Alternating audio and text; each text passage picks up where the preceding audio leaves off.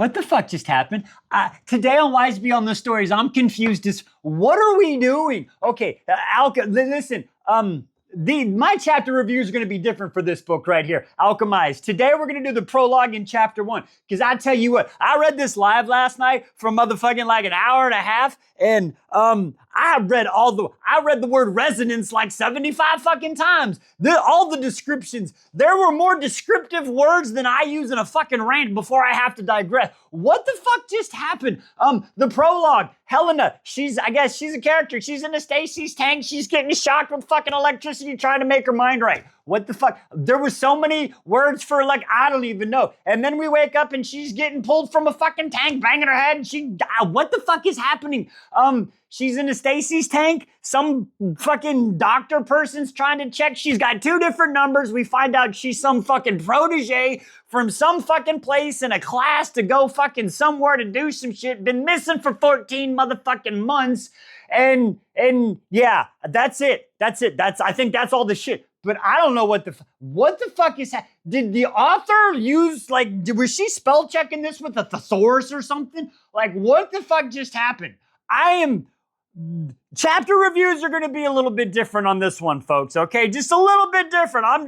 What the fuck is going on? Quick recap. She woke up in a Stacy's chamber, doesn't know how she's been there for 14 months. She can't use her alchemy magic because she's got manacles on. I think that's where we're at. I think. I don't know. Fuck me, this is gonna be an interesting read, y'all. Join me for the next one. What the fuck?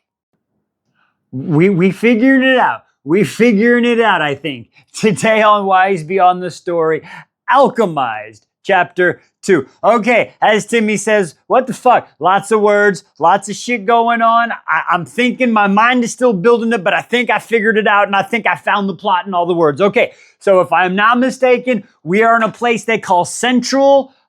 It's Alchemist Tower in the Holdfast, I believe, some shit like that, right? All right, and Helena, the main girl, right, the one that was in the Stacy's chamber, she now up in the motherfucking, like a dungeon and shit, right? And we meet Grace. Grace was from the Resistance, which is called the Imperial Flame, I believe. Apparently, they're all fucking schmed.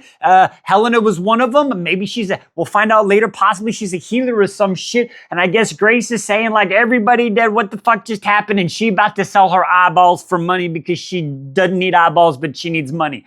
What the fuck is happening? They come and take her away because the high necromancy wants to watch her examination. So they take her to a room to do an examination. Lots of people here. I might get people fucking wrong on who's. Bear with me. It's all hit me in the face at once. That's what she said. Anyway, okay, digressing. So we got the high necromancer and we got Maddle. Maddle, I think, is the warden or some shit. And then we got some dude who's like a brain guy, I think. And they're like, what the fuck is going on? I'm like, I don't know what the fuck is happening.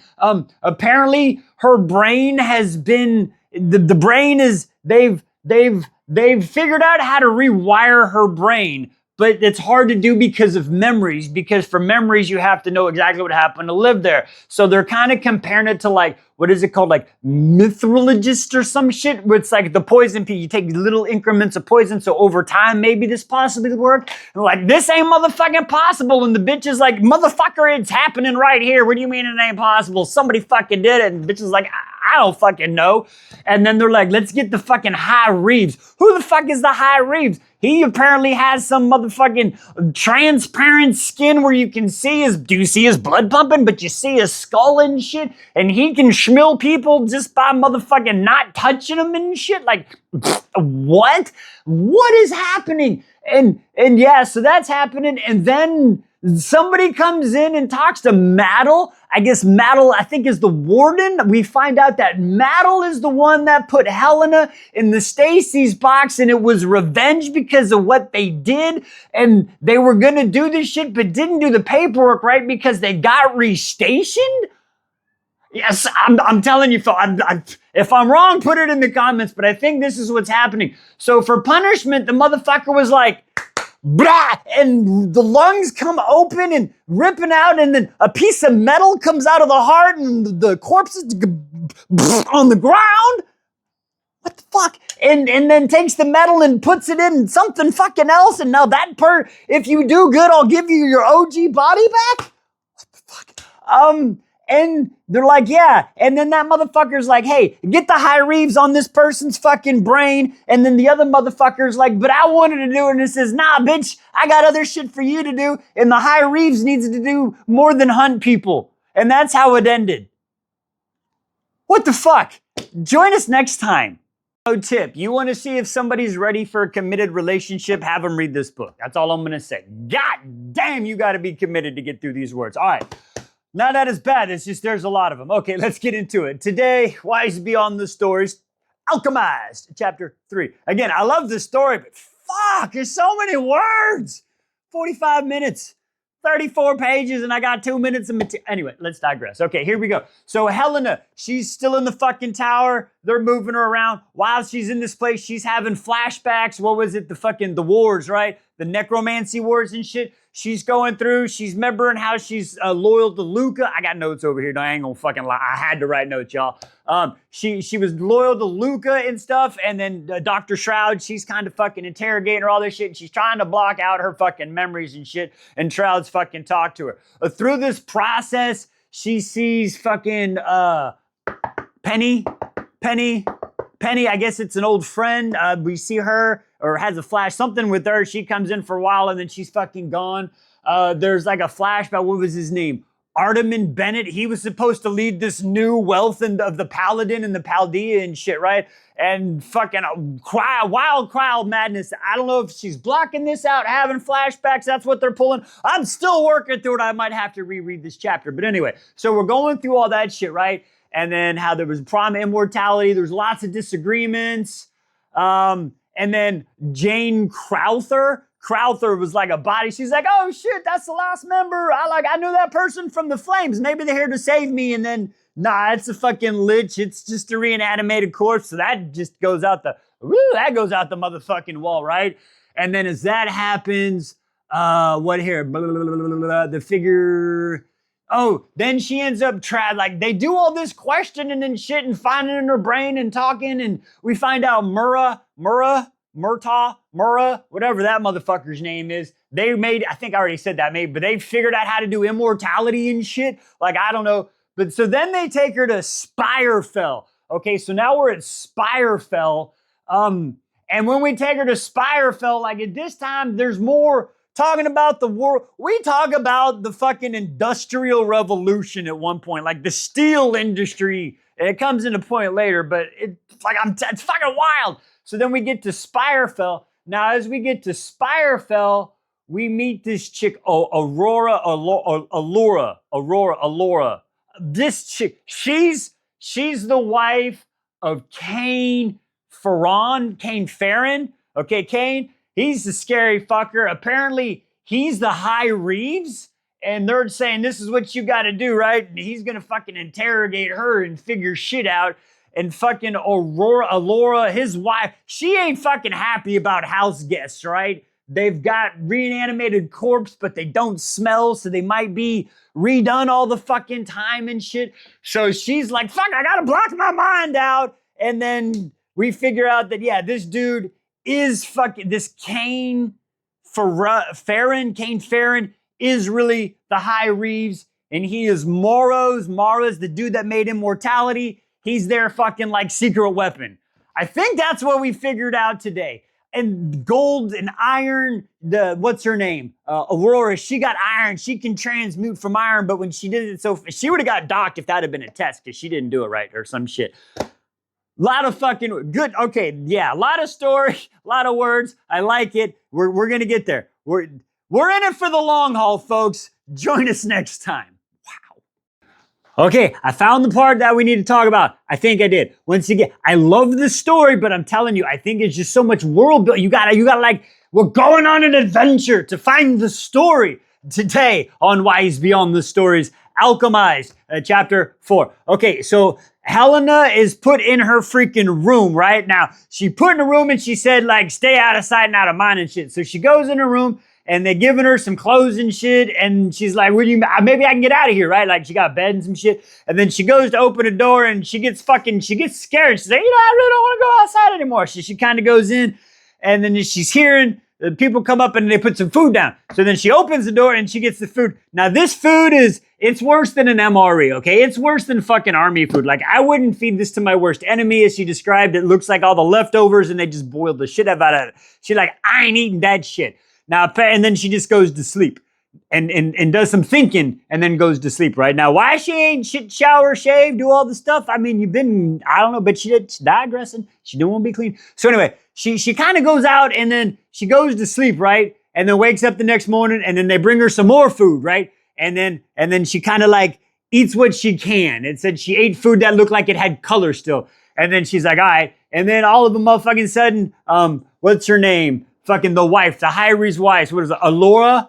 She comes in, and now as she's doing this and sees her, this bitch is wearing this like fancy dress with all this metal and iron like filigree and shit, right? And that causes her to kind of go into this memory of, wow, they must be from like new money because she's spending money before they have. And then we find out about the boom of the Industrial Revolution that the Reeves family, not the Reeves family, the Farron family fucking did because iron was so cheap, and the Iron Revolution with their families, right? You see what I'm saying? So they went over that history and then how we got here, and then the lady's, and she snaps out of it. She's like, bitch, you need to go fucking shower. And she's like, all right, cool. And then she goes and showers. And then she showers, and then she comes back, and then like, all right, let's go. And then they start walking down the hall, and then she's walking down the motherfucking hall, and then whoop, whoop, whoop, whoop, and shit starts fucking happening again. It's all wild, and she goes to touch a doorknob, and it like runs away, and she gets in the motherfucking door in the room and shit, and it's like, oh, whoop, whoop, whoop, whoop, whoop, and like, what the fuck is happening?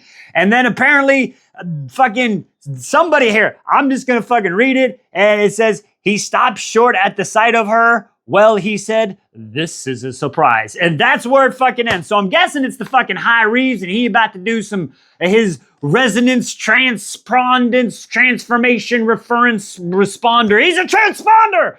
Join me next time. Okay, so we got the first session with Helena's transmutation. They're trying to get in her brain to figure out what the fuck's going on. Today on Wise Beyond the Stories, Alchemized, Chapter 5. Okay, like I said, they got Helena and the High Reeves, Karen, Kane Ferron.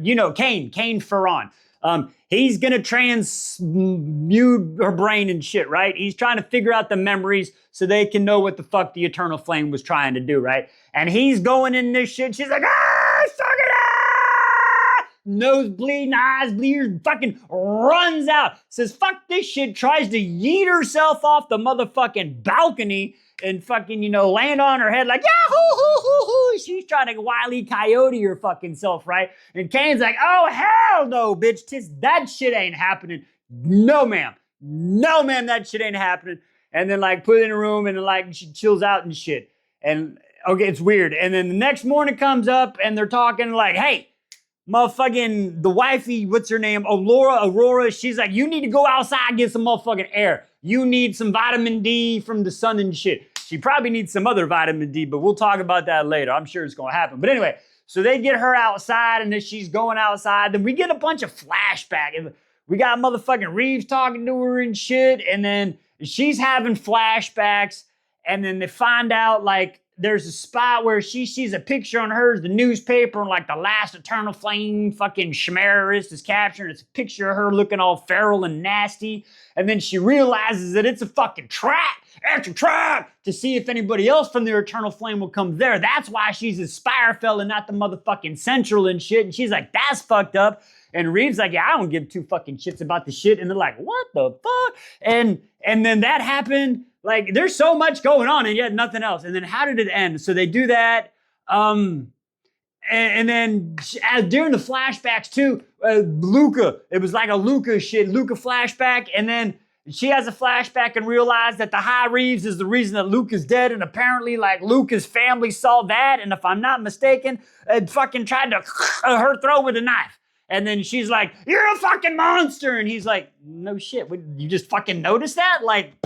Okay, I think we're starting to get through I think we're passing the world developing. We're getting into it. It's getting good. Join us next time.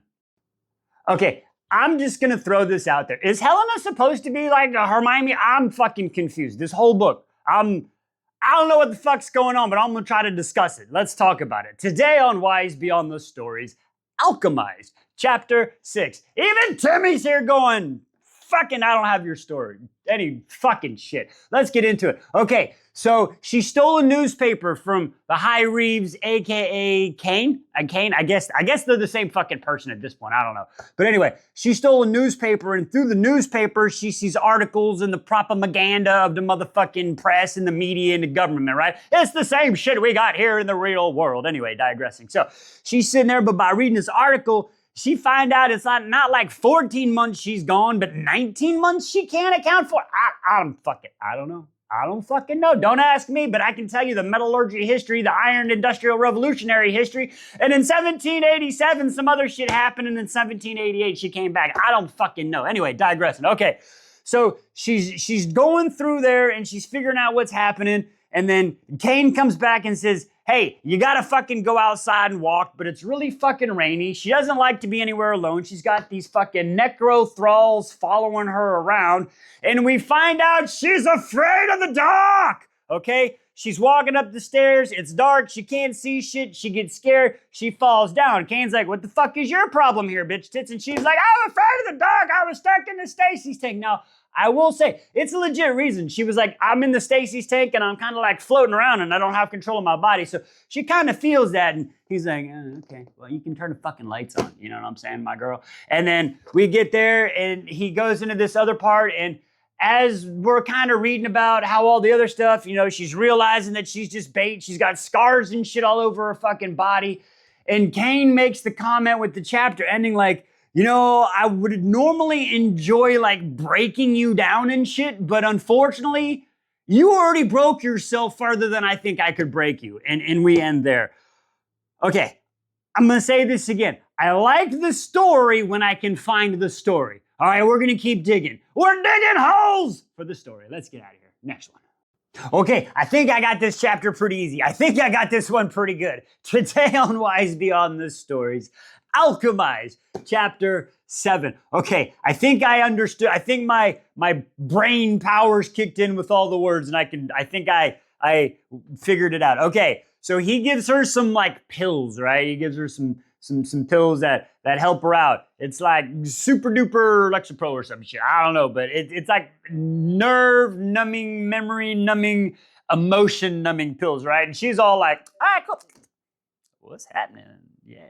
And then she just kind of chilling out, right? Now, after she has that, she's just like, she's feeling good. She's feeling fine. And they're walking around. And then she realizes that, and we look, he got eyeballs. Like, y'all heard of nanny cam? We got eyeball cam. Like, literally, he's reanimated eyeballs and put them all up in the corners of the room and shit. Like, I don't know if that's perfectly legal in some bedrooms. I don't know. What does he think this is, a Buc-ee's or something shit? Okay, sorry. Digress, and that's a Texas joke if you don't know. Anyway, okay, so she finds out that he's been reanimating eyeballs and shit to follow her. She's on the mind-numbing medication and shit. And then now, because she's like, you know what if I just went Yeetus Deletus over the banister and shit? So now he's fucking reworked the iron and made it all like a case. So she can't go Yeetus and Deletus in herself over the motherfucking edge and shit, right? So then we're doing all that, and then there's more talking, more walking outside, more descriptions, even more descriptions. There's some more descriptions of some things, and then we get described some more things. And then they have a conversation where she's like, hey, were you the one that killed Precipient Apollo? And he's like, well, you know, by official reports, they say, you know, blah, blah, blah, blah, blah. And then she keeps wapping and talking and shit. And then he finally is like, yeah, I did it. It was pretty cool. I went in and I didn't even touch him. I was just like, what? And like pulled this fucking, like some shit like that, right? And that's how it fucking ends. Like, I'm just going to make sure, because, yeah, that's how it ended. It was Principant, and he says, yeah, any other questions? He arched no. She said, look quietly, you've done enough. Okay, so that's how it was. We got a little bit of a flashback. We learned more of him, and she took some pills, and we got a little eyeball spy cam. All right, join me in the next chapter. Okay, seriously, gentlemen, if you want to know if you're ready for a fucking serious relationship, read this book. If you can get through this book, you are ready to sit down and have serious committed conversations with ladies. I mean that in all the world, because I tell you what, it is like 80% details and 20% story, and you got to get through it to get to the main part.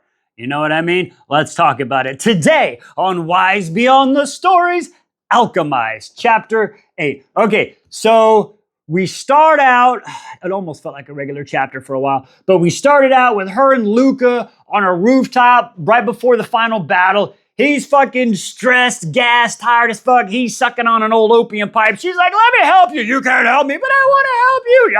And they're just fucking, it's kind of falling apart right now. I think everybody kind of sees what's happening. So that just doesn't fucking go good, right? And then in like the next 62 pages or whatever the fuck we read, we learn about history of the Cetus. I don't know why, but I call it Cletus. I add the L in there. I'm sorry. So if you hear me say Cletus, it means the Cetus. But if I'm not mistaken, these are the people that started the resonance in the history of the writing. Also, I need to make a resonance counter. I got to work on that shit because I said resonance at least 30 times in these 3 chapters. But anyway, digressing. So we learn about the Cetus and the history of that and the resonance. Also that at some point she made an agreement to be let into the rebellion, that she wouldn't have children, and then they were like, yeah, cool, but it wasn't good enough, so they still had to, like, you know, pull her insides out, and fucking Cain was like, yeah, you dumbass, whatever, just giving your body, like, there was that whole argument and stuff. So we find about the Cetus, and then we found out about his dad, Cain's dad. His name was like Arturus or some shit, and I thought he was like Schmeckle, but apparently he's one of the little lynch servants now. And to fucking show off his power, the old daddy's like, you need to do this. And he's like, shut up, dad. Fucking alchemizes the fuck out of some shit with the floor and shows how fucking powerful, scary he is. I think that's where we're at, folks. Oh yeah. And at some part in the last 3 chapters, we found out the house is sentient, but I don't remember where. Anyway, that's where we were at. That's where we have today. Join us next time, folks. 9. Freaking 9. It took 9 chapters until I finally read a chapter and I was like, hey, I know what's going on with having to pull out a machete and whack through all these words. It was pretty cool. Let's talk about it. Today on Wise Beyond the Story, Alchemized, chapter 9. Okay, so we start out and she's given a note that says transferences tomorrow. All right, it's been about a month. We realize that the transferences are probably going to come in about a month interval now, right? So she goes in and she does the transference. He transfers into her brain, except this time he's slower. He's a bit more meticulous. He's all up in there and shit. And then she kind of realizes on the way out, on the exit strategy of the brain, he doesn't just like bam and rush out there like a jackhammer, right? He just like, I'm gonna slowly withdraw. And then she's like, oh, okay. And then she kind of wakes up and then she hears, like, she doesn't know who's talking to her, and she sees this guy, and he's just, like, kind of caressing her face. He's like, you gonna be okay? And she's like, oh, who are you? And he's like, I am assigned your care. Motherfucker doesn't realize it's motherfucking Cain because she's so fucked up, because apparently the transferences, they're still giving her the seizures, okay? So they're talking about that. So they go through that. They're talking Shroud comes. They're like, all right, a month between the procedures of the transferentializations and shits. All right, we hit resonance like 3 more motherfucking times at a minimum on that chapter. And then it ends out, we find out winter's coming up, the winter's coming up, and Cain's like, hey, I'm about to give you some shit. This don't mean I like you. It's just an inconvenience, okay? And she said, what the fuck does that mean? And then the next day there's a knock on the door, and it is not who you think it is. It's not Brennan. He's not in this story, y'all, all right? It's a package. And she got some slippers and some gloves, because she be going outside walking and she got no feet and they got holes. She got feet, but she got no slippers. They got holes in the gloves with the manacles. So the manacles cover her hands and stuff so they don't beat. And then they cover her feet so she can walk outside. And it literally ends with, she was not a fool. She was not so foolish to miscalculate the kindness. So she understands that this wasn't like, hey, how you doing? It was like, you take this because I'm fucking tired of dealing with you saying it's cold. All right, that's where we are. Join me in the next one. That was one hell of a party and one hell of a chapter. Let's talk about it today on Wise Beyond the Stories, Alchemized, chapter 10. Okay, this was again, long. These are some beefy chapters with lots of descriptive words, but this one had a lot. The last 2 chapters have had a lot of good plot in them. Okay, let's talk about it. So first, she's sitting there walking around, and then we meet, Eric Lancaster. I don't know who the fuck this guy is. She don't know who the fuck this guy is. Apparently this guy knows who the fuck she is, though. I don't motherfucking know. Okay.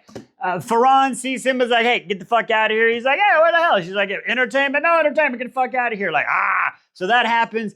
And then she goes back to her room and shit, right? And then all of a sudden, she comes out and apparently there's a solstice party going on, all right? There's a solstice party going on. So she's like, fuck it, I'm gonna go out. So she goes out the room and she's like hiding and shit, right? And then she sees motherfucking, what's her name? Alora, I can't remember. His wife, okay? Ferran's wife, that I find out in this chat. He doesn't seem to fucking like her, but we'll get into that. So anyway, she's fucking affairing with some dude in the motherfucking hallway and shit. She's like, oh, I gotta watch this, but if I watch this, he's gonna pull the memory out of my brain. That's gonna, fuck this shit, I'm out. So she takes off, goes up to like the 3rd floor. Notices this motherfucker's got safety nets, so she can't go, yeet us, delete us. Oh man, this motherfucker thinks everything, right? So then she's just kind of like watching this party and shit. And it's a New Year's party, and it's 5, 4, 3, 2, 1, and the bulge, yeah, Happy New Year. And then he kisses his wife, and this is the most fucking kiss ever, right? And as he's doing it, he sees her up there, and he's like, what's up, girl? And then they fucking smile, and the pictures are going off, and then he grabs a drink, and he's like my mouthwash and some shit. He doesn't like his wife, y'all. It's crazy. And then she watches the whole party, and then some dude was like, we're gonna execute some prisoners, yeah. And he's like, nah, you ain't fucking up my floor. And they're like, but, and he's like, fine. Snap, crackle, fucking pop. 5 people's necks. I'm just, bam. I'm quicker. I guarantee, listen, those 5 people were quicker than a prom dress or a freshman on prom night. Let me tell you what, that's how fast it was. Anyway, they're done. Night's over. Shit fucking happens, right? So then he comes in. They're talking, hey, do you like her? You know, blah, blah, blah. They're going, it goes, you know, you can get shit. What do you mean? He's like, yeah, you know, you can ask for shit. I can ask for shit? Yeah, you can ask for shit. What? So she tries it out. Can I get some scissors? The fucking ghouls are like, nah, book. Yeah, you can have books and newspaper after thinking. She's like, fuck, I can have this shit the whole time. So she sees the newspaper, and on page 1, it's a picture of him and his wife kissing at the party, right? Looking all happy, fancy, family style and shit. And then on the next fucking page, it's the High Reeve executing a motherfucker. He's the High Reeve too. He's happy on one page. He's Batman. What the fuck is going on? So we get there. There's some more history. Listen, there's a lot more history about cults, how the magic came, explosion. There's a lot of that shit that's going on in there. So you definitely got to read these chapters. I couldn't fucking explain every single thing. There's so much detail. And then at one point, she ends up walking down the fucking hallway, goes into this fucking room, like jumps in, slams the door, locks it, because she got the people, the thralls following her and shit. And it's some alchemy cage sprawl shit on the wall. If you knew, listen, I understand it, but I can't describe it because she uses so many words. So seriously, it's really fucking cool. So that's where we're at. And then as she's looking at all this shit in the motherfucking room and the alchemy with the cage, and fucking Ferran comes in behind her, and it's almost like, hello there. And he's like, what's up? Like, oh shit. He's just a scary, shadowy figure looking at her. And then we ended fucking there. So holy shit. Well, that's where we are. Join me for the next one. You know, I might eat my words on this one, but I have a strange feeling that the High Reeves, aka Kane, is nothing more than a big ass motherfucking softie at this. I might even throw this at that. I'm probably as wrong as I was on Skadra. He might be part of the fucking resistance. I don't know. Egg in the face wise, let's talk about it. Today on Wise Beyond the Stories, Alchemized, chapter 11. Okay, so we left off, and Helena, she was in the fucking crazy ass room with the cage and the hieroglyphics and the alchemy array and all all this different kind of motherfucking shit, right? And fucking Kane comes in there and they have a little chit chat, and he starts yelling at the lynches, and she's like, why are you yelling at them? And he's like, shut the fuck up, they're dead, it don't matter. Like, what the fuck? And then we're talking and shit, right? And then old wifey poo comes up. Aurelia, I can finally get her name right. Thank you for the help on that one, Belle. Anyway, so Aurelia, she's all like, what the fuck are you doing with this bitch? And he's like, shut the fuck up. I'm supposed to deal with it. That's my mission. And she's like, blah, blah, blah. And then we find out, he don't like her. He only married to her because he was like, I am in the military. Here's your wife. Yes, you'll be my wife. Let's go. He don't want to do shit. Like, the only way he's gonna fornicate and reappropriate with her is if they fucking put it in official writing and a general signs it, I swear to God. But anyway, so she's like, oh, okay, that's pretty interesting, right? And they fucking argue, and then they go back, and then he's telling her how with the freaking, if I don't do certain things, you're gonna think I like you and shit. And then we get some more of the history, and he brings up Luca. Why did you follow Luca? And she's like, well, you know, he was the best. He's like, oh, blind admiration. And she's like, no, I chose him. And he's like, if you only fucking knew, you simpleton. Like, what? What's going on here? Like, there's some, like, he knows some shit that we don't know, I think. But anyway, so they go there. And then after that, we go to, I swear, it was like 749 pages about a horse named Cobalt. If I read all those pages and Cobalt does not come in and save the motherfucking day or something, I'm gonna be pissed. Why did I read so much about the white stallion Cobalt and Luca's horse? But anyway, we had like 6 pages of him, Cobalt, and then we find out she finds a chantry, like a little what the fuck am I trying to think of? Altar to the mom, like a little thing of altar. Anyway. His mom's dead body apparently is all up in there and shit. And like her plaque is all clean, but everybody else is all dusty. He's a mama's boy. He's a mama. Do you see what I'm saying? We're finding out more about Cain right now. He's got some things on him. His mom's name's like Enid, or if I'm not mistaken. But we find out, and she was a kind, like, just doesn't, you see what I'm saying? And it's making me wonder about this guy. But anyway, that's where we're at right now. That's where we're at. Join me in the next one. You know, I'm starting to think that the author put so many big chapters, beefy, whatever the fuck I'm trying. I don't even know it, to make us feel like fucking Helena. You know what I'm saying? I think she wants us to feel as confused as Helena. That's why we're doing this shit, because I don't know what the fuck's happening, but I do. Anyway, let's talk about it. Today on Wise Beyond the Story, Alchemised, chapter 12. Timmy! Even Timmy's in the corner fucking, I don't know what to do! Anyway, okay, so let's get into this shit. So chapter 12, Timmy's pole dancing right now. All right, it's the 3rd session of transference, right? But before that happens, she's having a dream with fucking Lila. And Lila did something, and then she fucking wakes up, but she can't remember what it is. Listen, there's so many I names. It's like Lila, Eva, fucking a bunch of people. Anyway, so digressing. So it starts out with a dream of that, but she wakes up before she fucking gets the information that she wants, right? And then she's in the transference session, and Cain is all up in her brain and shit, looking and shit. And then she actually like fights him out of this one. Is like, oh yeah, and she moves him out with a mental wave of some shit, and he kind of fucking goes out there. And of course, she's tired as fuck, ralphing on the fucking ground, right? So she's tired as fuck, and then for some reason, being tired, she's like, I'm gonna go wander the fucking halls. I don't know. She sees fucking Aurelia, fucking booty ass bucket naked again with fucking Eric Lancaster. Like, she's having the fucking affair with Eric Lancaster and shit, right? And she's like, wait, what the fuck? But does it matter? Like, she could care less. She got yelled at in one video by her mama, I guess, that was saying you should have chosen your sister. And she's like, it's fucked up. I don't know. But she's spanking the Lancaster kid. I don't know what he's doing. I thought he might have been a spy for a second because he's like, don't you recognize it? I don't know what's happening, folks. We're just going to report what we read. Anyway, digressing. Okay, so then that happens. And then Shroud comes in to check on her after the 3rd fucking session, right? And Shroud's looking at her like, girl, you fucking stick figure, what are you eating? And she's like, I'm eating the motherfucking shit that they feed me. What is it? And she's like, oh, it's like some cores and some...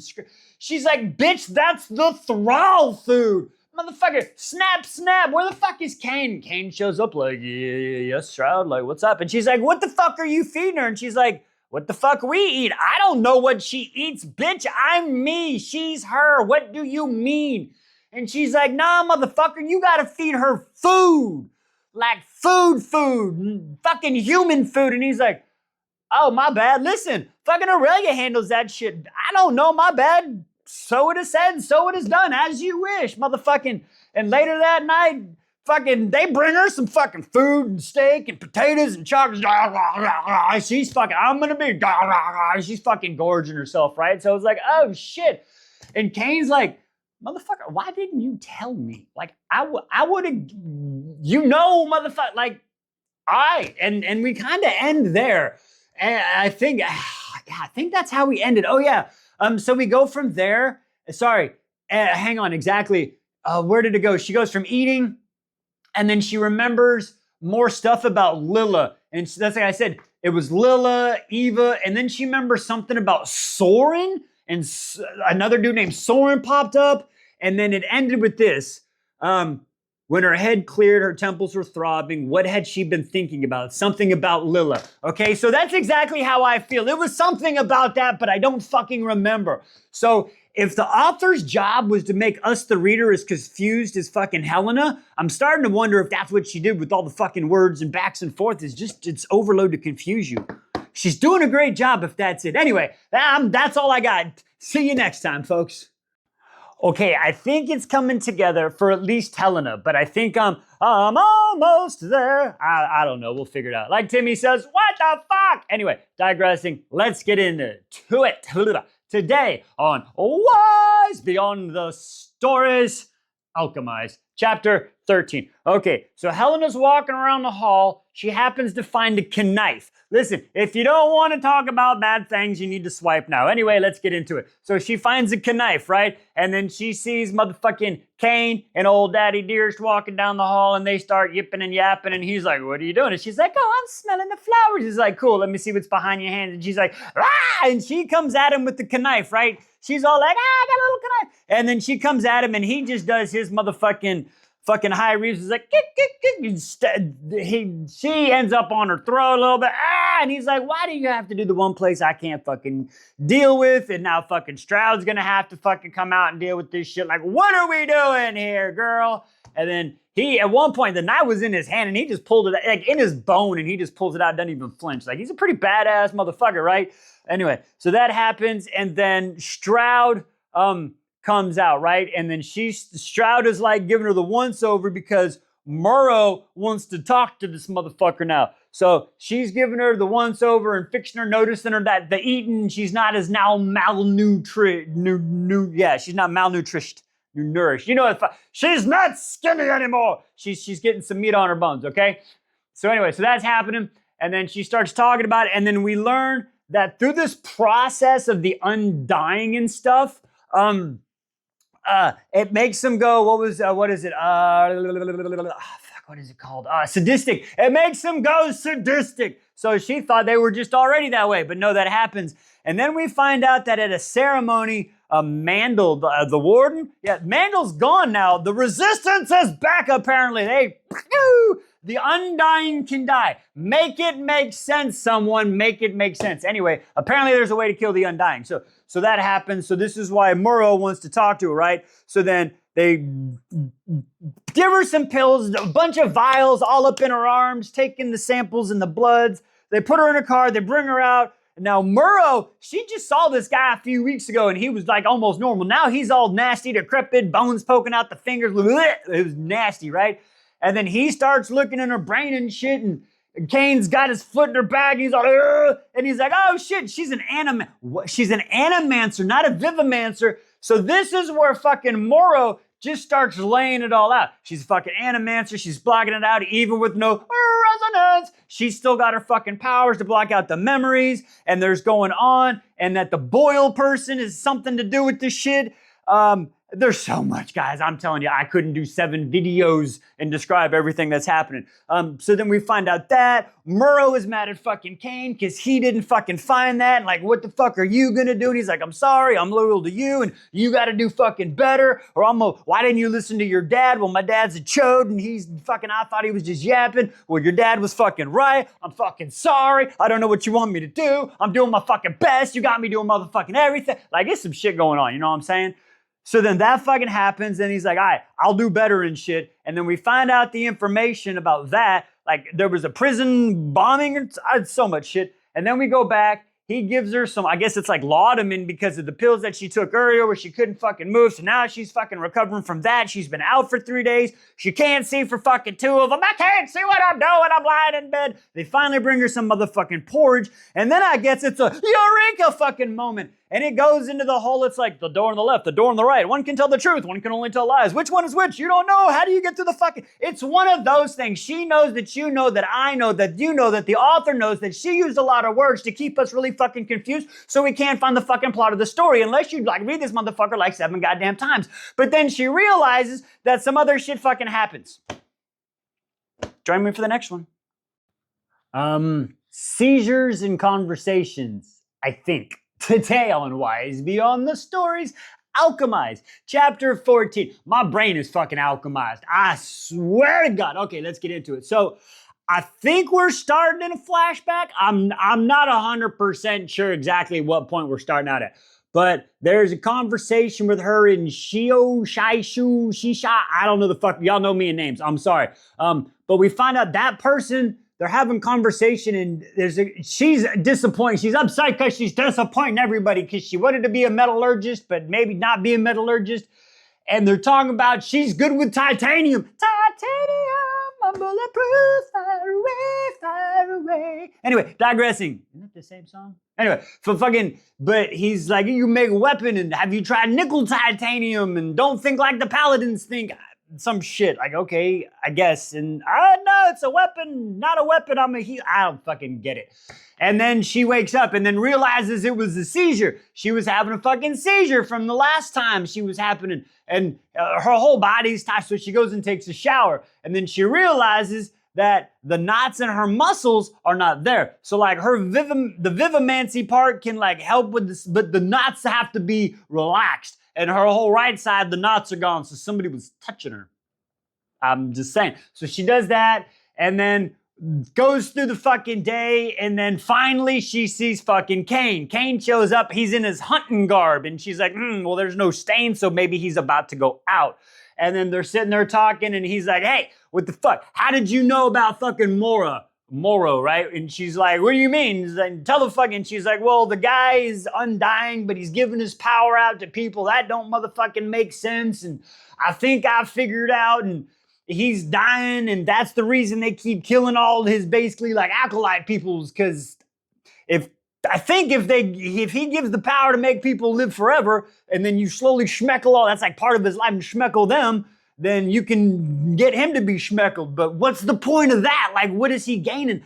I don't fucking know. I'm just repeating the words that I read, and they're probably wrong. But anyway, I think that's where we're at. And Cain ends it with, yeah, you're right, he's dying. So there we go, folks. I don't know. Join me in the next one. Okay, we have an official chode, and I'm gonna make a fucking prediction. Today on Wise Beyond the Stories, Alchemized, chapter 15. Okay, so really quick, we start out, there's another transference session, she's going through it, more motherfucking Caesars and shit, right? And she's going through the whole motherfucking, the bullshit after the transference. She's out for a few days. She wakes up, Aunt Flo's visiting. We find out they took her ability, but she can still bleed. Very, very unfortunate for her. I don't know if that's a good or bad thing. I don't have those parts, but I tell you what, that's gotta probably suck. Anyway, digressing. So that happens, and then we find out that, now remember, Ferran has been getting tortured. And as I was reading this part right here, I'm going to come up with a fucking prediction. I could be completely wrong, but I'm going to say this. So Ferran, okay, Cain, he's looking for the final guy in the resistance who's schmeckling all these undying, and it's fucking up the Moro guy. Yeah, it's him. He can't find the person because it's him. He's the resistance. They erased her memory of fucking Cain Ferran. Sorry, of doing all the shit. That's why they can't find him. That's my prediction on how this is gonna fucking go. If not, I threw it out there. Okay, but anyway, so that fucking happens and shit, right? And then there's a party. So we got a party. It's like it's a new fest and some shit. There's flowers brought up from the south, and she's listening in, and there's people talking. And then we talk about how Stroud's got this place in the motherfucking city where you can go in and you can alchemize the people and stuff. And he didn't like it.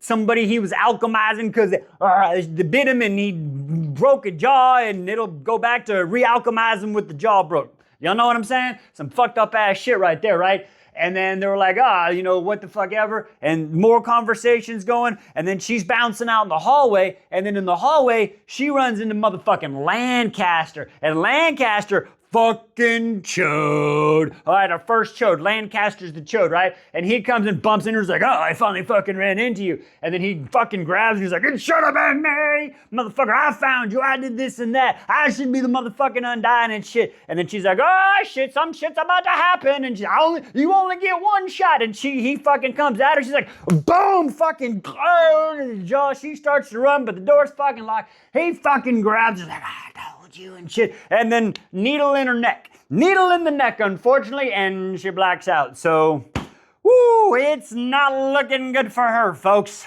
Join me in the next one. Well, that was an eventful chapter. What the fuck? Woo, okay. Chode extermination today on Wise Beyond the Story. Alchemized, chapter 16. Holy shitballs, Batman. Okay, so we left off motherfucking Eric Lancaster. He put a needle in her neck and started dragging her away. She's waking up. He's all fucking, I'm gonna get you. She's like, no. This motherfucker gets you here. What the hell? Fucking Ferran Kane shows up as like, oh, listen here, bitch tits. You done fucking. He made his insides become his outsides and said if you was in that outer hang. Whoa! Disembowelment at its finest, folks. Okay, so wow. Excuse me, that shit happens. He gets her picture, takes her back to room and is like, here, gives her some laudanum tea. Kind of like chills her the fuck out. She wakes up the next morning and shit. There's some more tea. He's like, hey, I gotta go into the city for a little while. Don't leave your fucking room, and locks the door, right? All right, laudanum tea. She wakes up the next fucking morning. Holy shitballs, Batman. Then that happens. Was there a memory flash in there? I don't fucking remember if there was a memory flash in there or something. But then the breakfast is coming. She's eating the breakfast. There's some more fucking tea. And all of a sudden there's a fucking knock at the goddamn door. And motherfucking knock. It's fucking Aurelia's little cunty bitch chode ass. You know what I'm saying? All right. And she's like got a newspaper like, what the fuck, bitch tits? How do you do it? And the fucking, Helena's like, what do you mean? She's like, get out. She slides all up out of bed like, what did I do? I'm sorry. I don't know what the fuck's happening. And motherfucking Aurelia just starts fucking, you know I'm the third sister. The first two didn't make it. Ashes in the garden. Motherfucker, I was made just for fucking Ferran because the family can only get so high and we can only do the fucking shit. And then we're fucking married, and on the married night, he leaves me in the motherfucking foyer, and I don't see this bitch ass for a month. Nobody fucking talked to me. I don't know what the fuck I'm doing. Now you come around this motherfucker here. It's all about you. She's bad. She mad she not the center of attention and shit, right? So she like, fuck it, I'm gonna go off on this shit. And she's like, you know what? He like eyeballs. You know what? He don't have no brown eyes. You got brown eyes. I'm gonna give him an eyeball. And she starts to try to eyeball.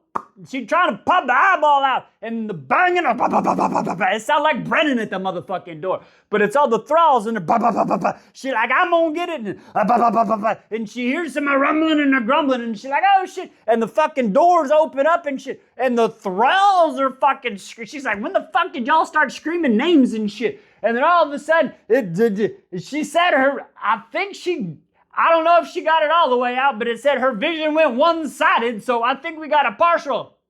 I don't fucking know. And then all of a sudden, the fucking sentient ass house is like, this shit ain't fucking happening to my girl, my guy. And fucking splashed her like a goddamn shish kebab is what, and then the fucking, and then we're done. Like, no fucking, that's how it is. Literally, it was fucking, ow, don't fucking turn the page. It says, wrapped tight wire, Helena, her bones breaking, and Aurelia went limp, her iron talon fingers splayed and contorted where they've been trying to push back against the bars. Everything stopped as quickly as it had come to life. The house sank back to stillness. Woo! Damn, I love me some sentient ass houses. Anyway, join us next time, folks. Fucking helmet.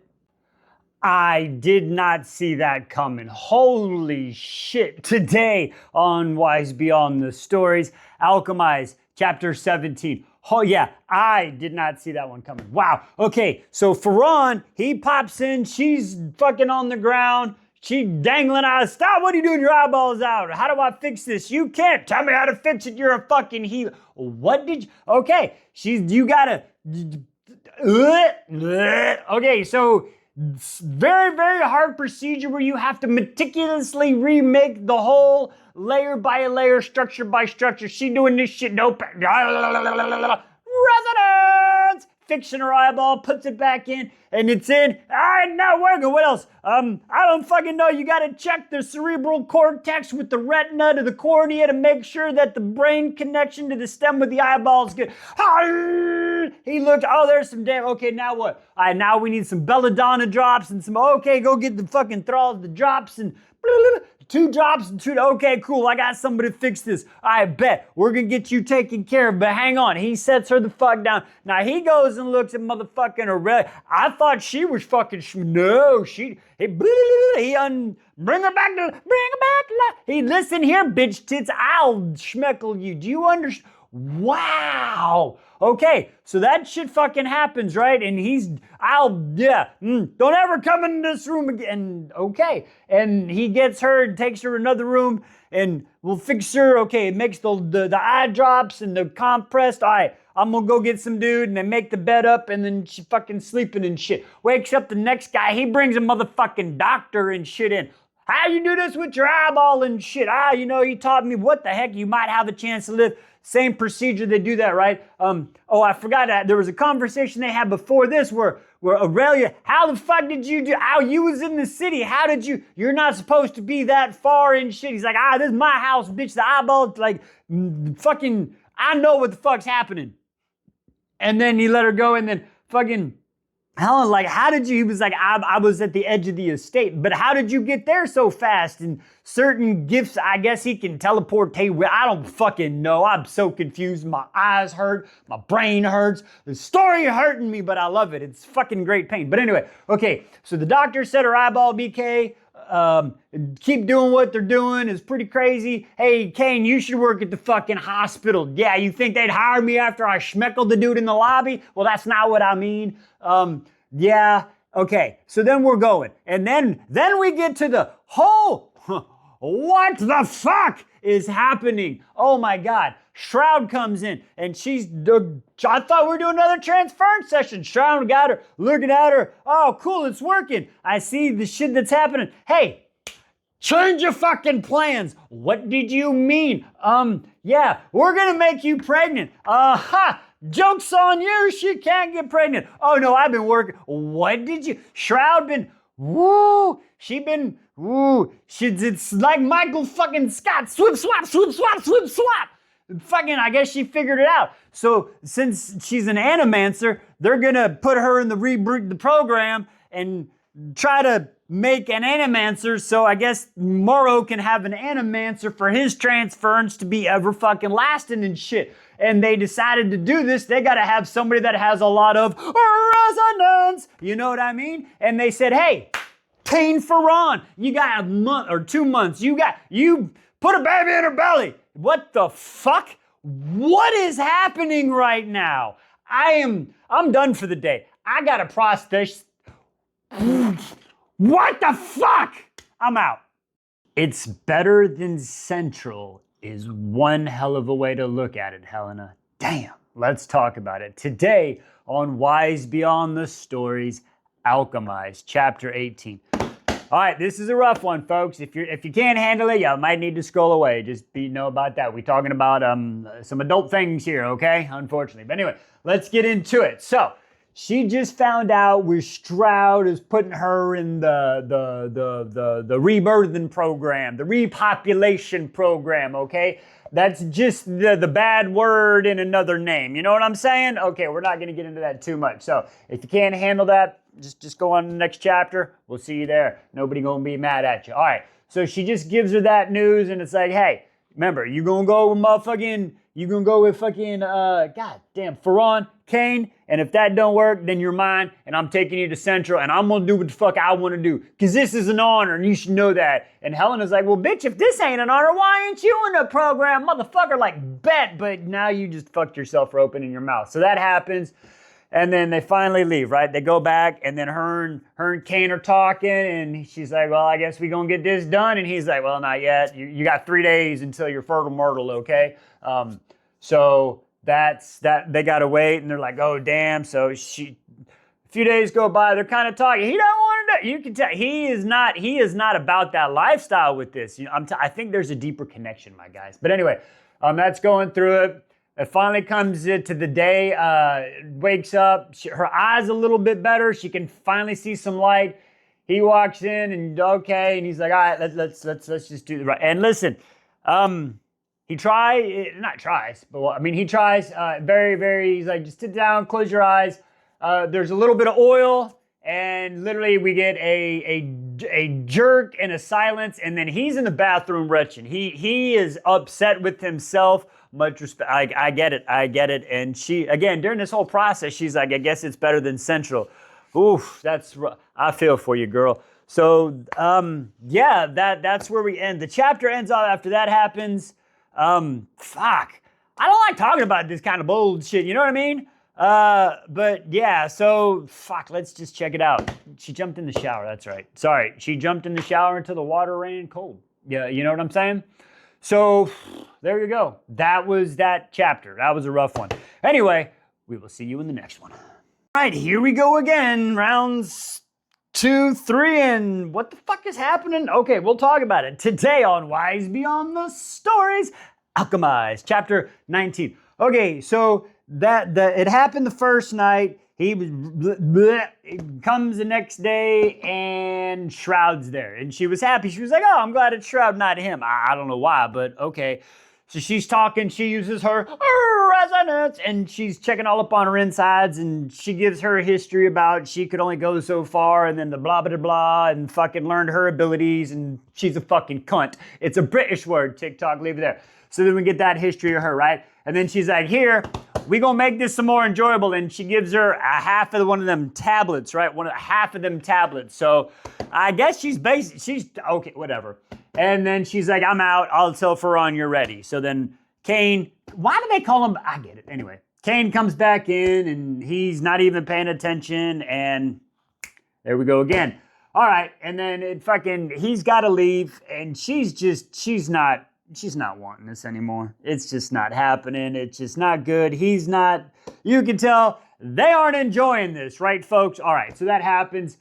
It turns to a holiday like Lumitha or some shit. Like it's where the moon and the goddess of the queen is super high up. And apparently, if you got like the alchemist powers and shit, when this happens, if you're like a little lowly alchemist, you get better powers. But if you got super-duper powers, you get like you're inebriated and shit. You know what I mean? Like Timmy says, what the fuck? Okay, so that's weird.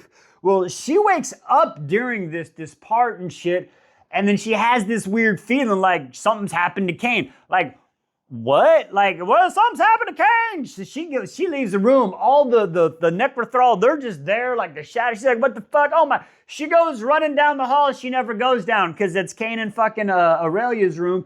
So she goes into Kane's room and it's fucking shadowy of fucking shadows. And she's like, what the fuck? And she sees him over at the motherfucking table and shit. And she walks over and he looks at her like, what the fuck? He all up on the moon drunkenness. The moon drunkenness. They drank that moon water my wife be making and shit. So they're on the moon water and he's also on the whiskey, I guess, because he really got to deal with it. And he kind of looks, I tell you what, backs her up against the wall. And I tell you what, it ends with the whole, his face was so close, the words brushing against her lips and his mouth crashed against hers. So the first few times they weren't wanting. I think this might be a wanting time. So we're going to get into it. Anyway, join us for the next one.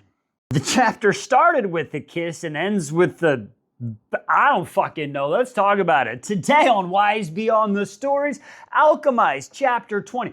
What the fuck? Even Timmy's lost for words. Okay, so we started out with she went into fucking Kane's room and he's moon drunk. He ripping open the clothes. Feral! I was like, oh shit, she kind of wanted it. And then all of a sudden, after a big old, she don't want it. He stopped, bounced out. She took off. And he's like, what the fuck ever. All right, cool. And she goes to her room, flashes and some bullshit trying to figure it out. she decides she's gonna go motherfucking psycho. Bam, bam, bam, starts bashing her head into them, bleeding. All of a sudden, he comes, what are you doing? She's like, I don't want to live anymore. What the fuck? You know that ain't gonna happen. He goes in, uses her powers, and fucking takes the pain away of her brain like more than she would. Like, it's, what the fuck is happening? Wow. Anyway, so that fucking happens. He leaves.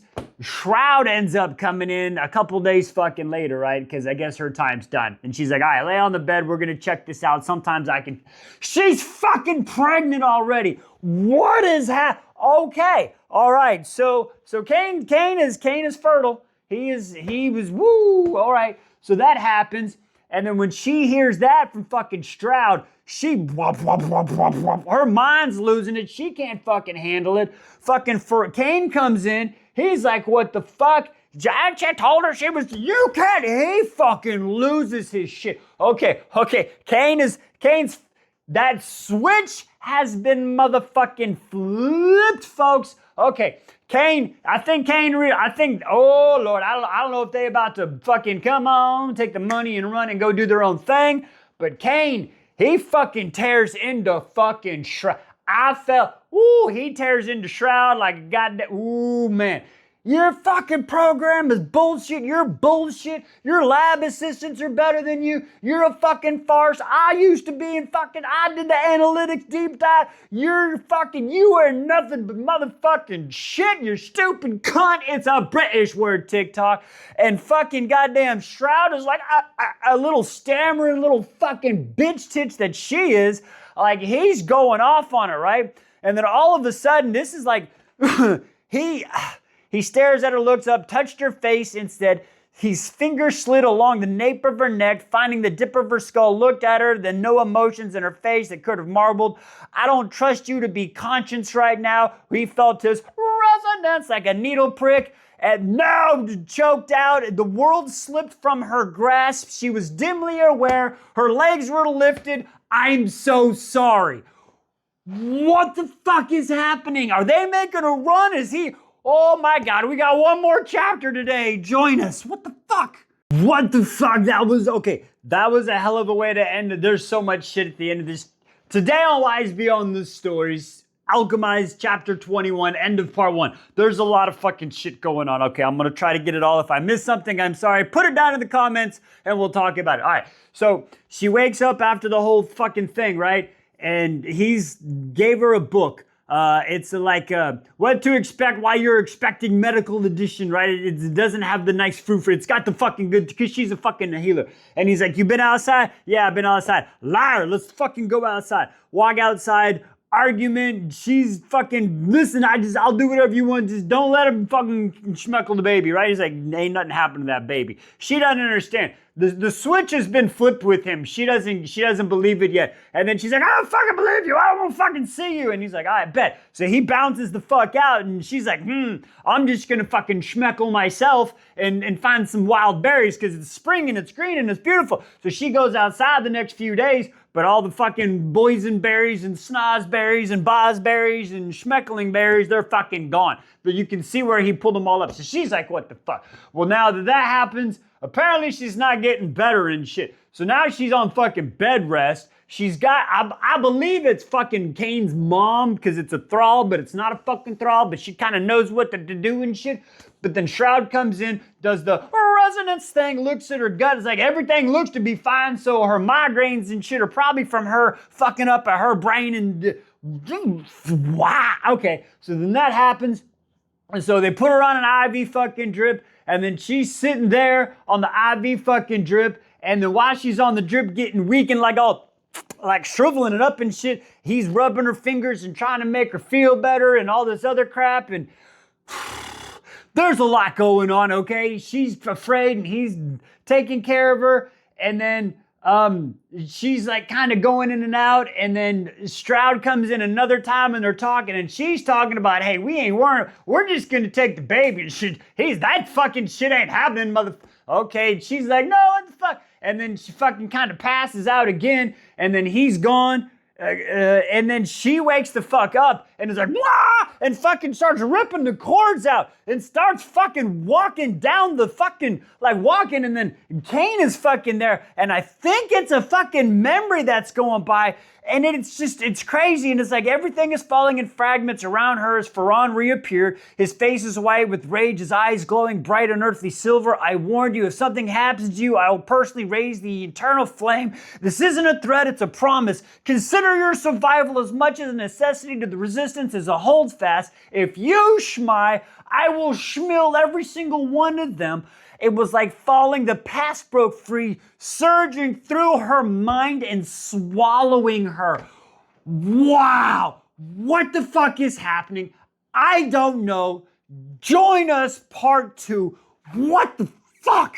Okay, listen here. I did not get all the way through part fucking 1 to want to get into this, and then you fucking back 4 years and what the fuck are you? The author's good with this fucking with the damn reader's emotions and confuse.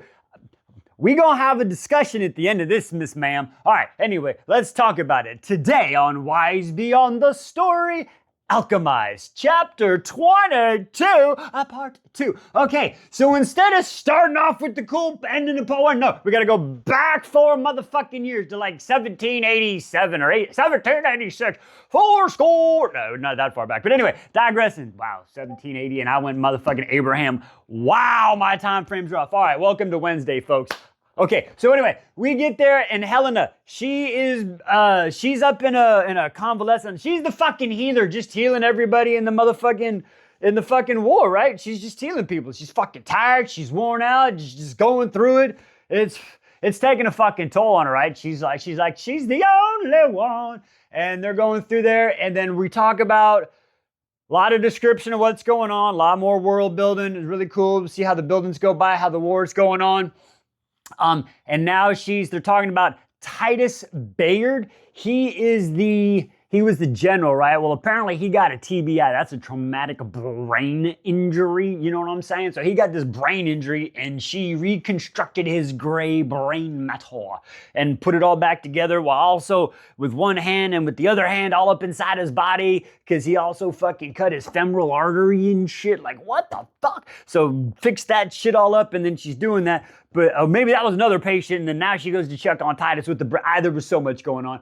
But then, listen, I'm not trying to be rude, but Titus isn't all there, right? He's not all there. He's having to reconstruct his brain. He's like, a ball of yarn, right? And they're talking, and then the wife comes out, Rhea, and listen, you're the only healer we got, and this, that, and the other, and they're talking about how tired she is, and oh shit, Timmy's down, sorry. So that's where we're really getting. We're getting a look at the war of where it's at, and this is kind of coming from her POV, and that's really where we start. And then, join me for the next one, because we got some shit to talk about. Bars get dropped. Anyway, digressing.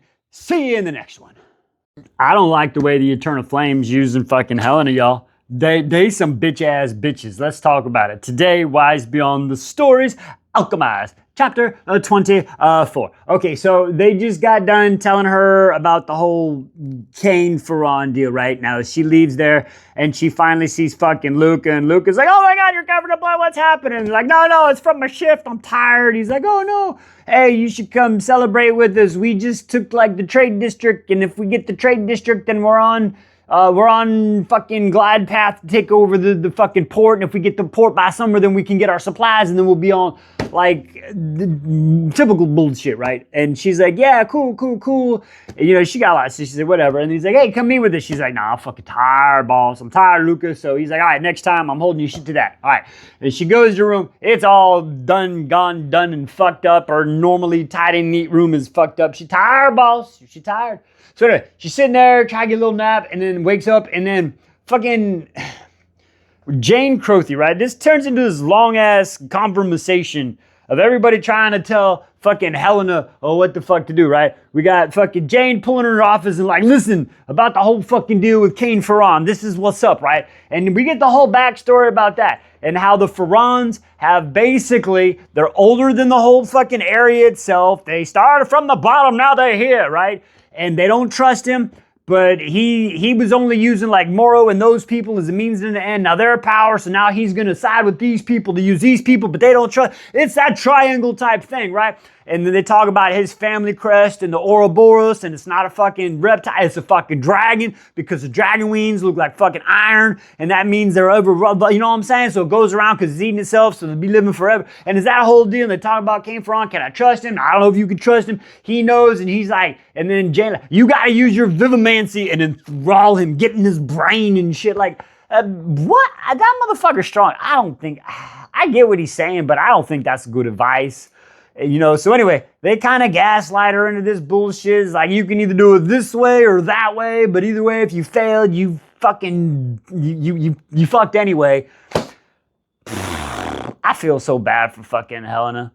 Like, dead ass. Like, see, after reading this and reading the first part, nobody cares. Nobody give two goddamn. I care about you, Helena. I fucking care. Like, the Eternal Flame, she's just a healer or a bargaining chip. They don't care. I don't even think Luca fucking cares about her at this point. I don't fucking like Luca, little bitch ass. I won't be a motherfucker. Hey, fuck him too. Like, fuck everybody in the Eternal Flame. Fuck everybody with fucking Mora. I am team Helena fucking Kane. Everybody else can fucking burn and die in this book. It's a book, TikTok. Anyway, I'm done. We'll see you next time, folks.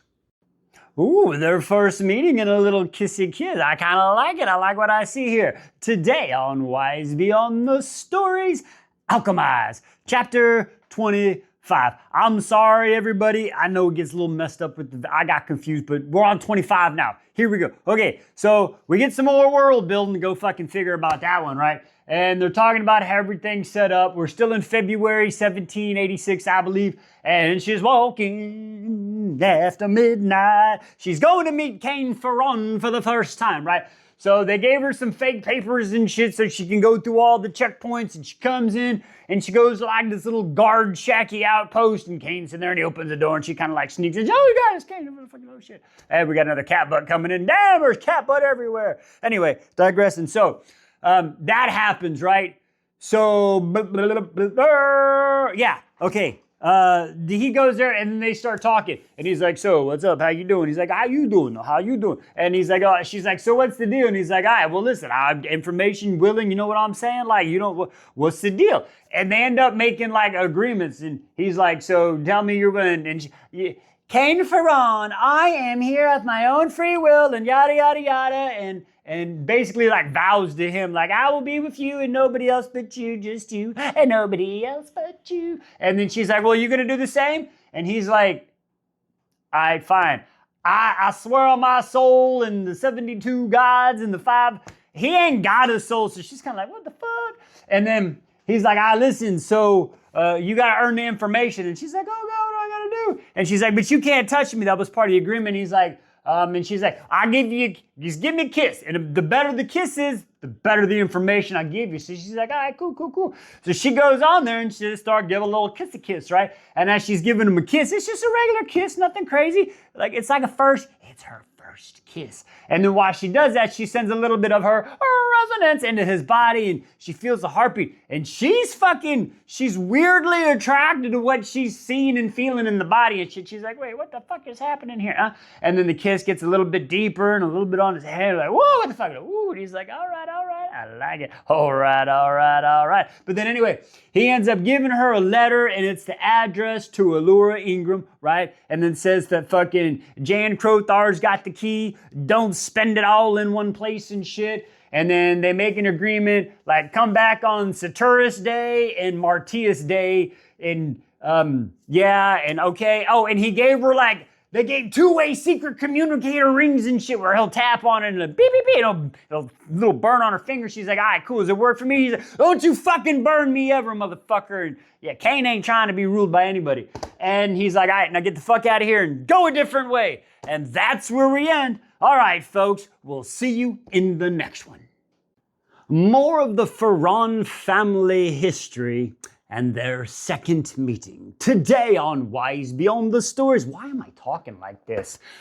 Alchemized, chapter 26. I don't know what the fuck is happening. All right, we're working through it, folks. All right, Anyway, so she comes back from the first meeting, right? And she's talking with old Jan Crothar and fucking Illa, right? I think that's it. Fucking, and they're talking about fucking Cain and what happened and all the bullshit. And then we get some more history about Cain and his dad and his mom, and one's an iron and one's a silver, and the noble metals don't meet, so they're not really alchemizationalized. It'll be allable, you know what I mean? That's happening there. And then, cause like she would have, like it was, yeah, she would have been married, she'd have been the higher power, but somehow it happened, and then the baby, she tried to have lots of babies. Doesn't happen. Unfortunately, a lot of those bad things happen. And then finally, Cain come around, but the dad got to use like vivomancy and shit, and they're like, you can't do that! And then they fucking go out to the fucking woods and shit, and then the vivomancy happens, and then the baby comes, but daddy's fucking like put at the stake for the bullshit, and then mama's not seen in public circles no more, and all of a sudden fucking Cain shows up, and they're like, yeah, Jan Crothar was at the fucking school like eyeballing him and shit until they sent him to do other shit. You know what I'm saying? That's, yeah, and they figured that, and she knew, yeah, his resident felt weird and shit. I don't know, when they was, so that's what they're talking about, okay? It's very weird. They're like, yeah, all right, we'll figure it out, and you got to go back, and then, hey, can you use your they're going to try to transmute. I don't know what the fuck they're transmuting. Residents, I don't know, but they wanted to transmute, but she's like, you different. Like, you want a test subject? She's like, no, motherfucker, I don't want a test subject. And why not? He's like, why not? I mean, test subject might work. I'm just saying. So they're like, yeah. All right, do your bullshit. And then we go to another meeting where she's going to meet. Oh, yeah, they ask you about the rings, too. And, yeah, don't use the rings. He'll be mad. And then we get the story about how it might have been mama's rings, too. But then anyway, and then she goes to the meeting. And while she's there at the meeting, she's all going to alkalize, metallurgist, magical shit, the fucking locking shit. And as she's trying to do that, he comes up behind her and goes, if I was a snake, I would have bitten you. You know what I mean? So then she's like, oh shit, I'm sorry. And then he starts like in her brain, like not like violent, but he like, shit, I thought you wouldn't touch me. He's like, I'm gonna touch you now. And he like puts his hand, I don't know exactly, it was on her neck. Yeah, I think it was on her neck. And then he starts digging, and she's like, why are you digging in my brain? And he's basically teaching her how to block memories and shit. Hello, foreshadowing like a motherfucker. You know what I'm saying? Anyway, so he's like, teaches her about the whole like, how it's only sounds and bits and pieces, and don't give out as much information as what's really there. You know what I'm saying? Like, don't show your cards, have a good poker face. Anyway, digresses. So that happens. And then he's like, yeah, we'll test you back in a few weeks. Oh, right before that too, I'm sorry, as he was digging in her brain, and shit, he sees her doing some alchemization potion making with the rings. He's like, wait, where the fuck is my rings and shit? And she's like, it's right there. I put like a potional spell on them so people can't see it, so I wear it, but it won't people like, hey, why are you wearing that motherfucker? You know what I'm saying? And he's like, wait, what? Oh, I see it. Okay. Wait a second. How does this happen? And she's like, this was like my PhD doctorate thesis, you know? Some people don't have them and claiming to be a doctor, but digressing. But anyway, so yeah, she was like, but it didn't do too good because once I get it too large, that's what she said, the refractions fucking make it not look right and shit. So we got to keep it small. So it works good on the ring. And he's like, don't fuck with the ring, motherfucker. And then he's like, yeah, all right. And then in a week, come back and we'll test you. And then we end there. All right, folks, we will see you in the next one. Thanks. The struggle continues. Damn it, everybody's struggling these days. Anyway, let's talk about it. Today on Wise Beyond the Stories, Alchemised, chapter 27. All right, so fucking Illa, I think that's that bitch's name, and fucking Jane Crothar, that asshole, they're kind of isolating her now, right? So they got her isolating and shit, and they're kind of talking about all the bullshit that's happening, and it's just not good for her and everything. And then at one point, they even come and they show how she's kind of replaceable, and they bring her 4 new healers that she's supposed to train and be in charge of, right? But they don't want to listen. They just want to do things their way, and they don't want to do research and just tell me what to do. And we find out one of them is Elaine Boyle. We heard that name all in the first part. So she's coming in the picture now. they stopped letting her go to the meetings and shit because, you know, they find out that motherfucking Cain be all, in your brain and shit. So they don't let her go to the meeting and all that. And then so she's like, I got nothing to do. Definitely can't be near Luca no more. So that makes her sad.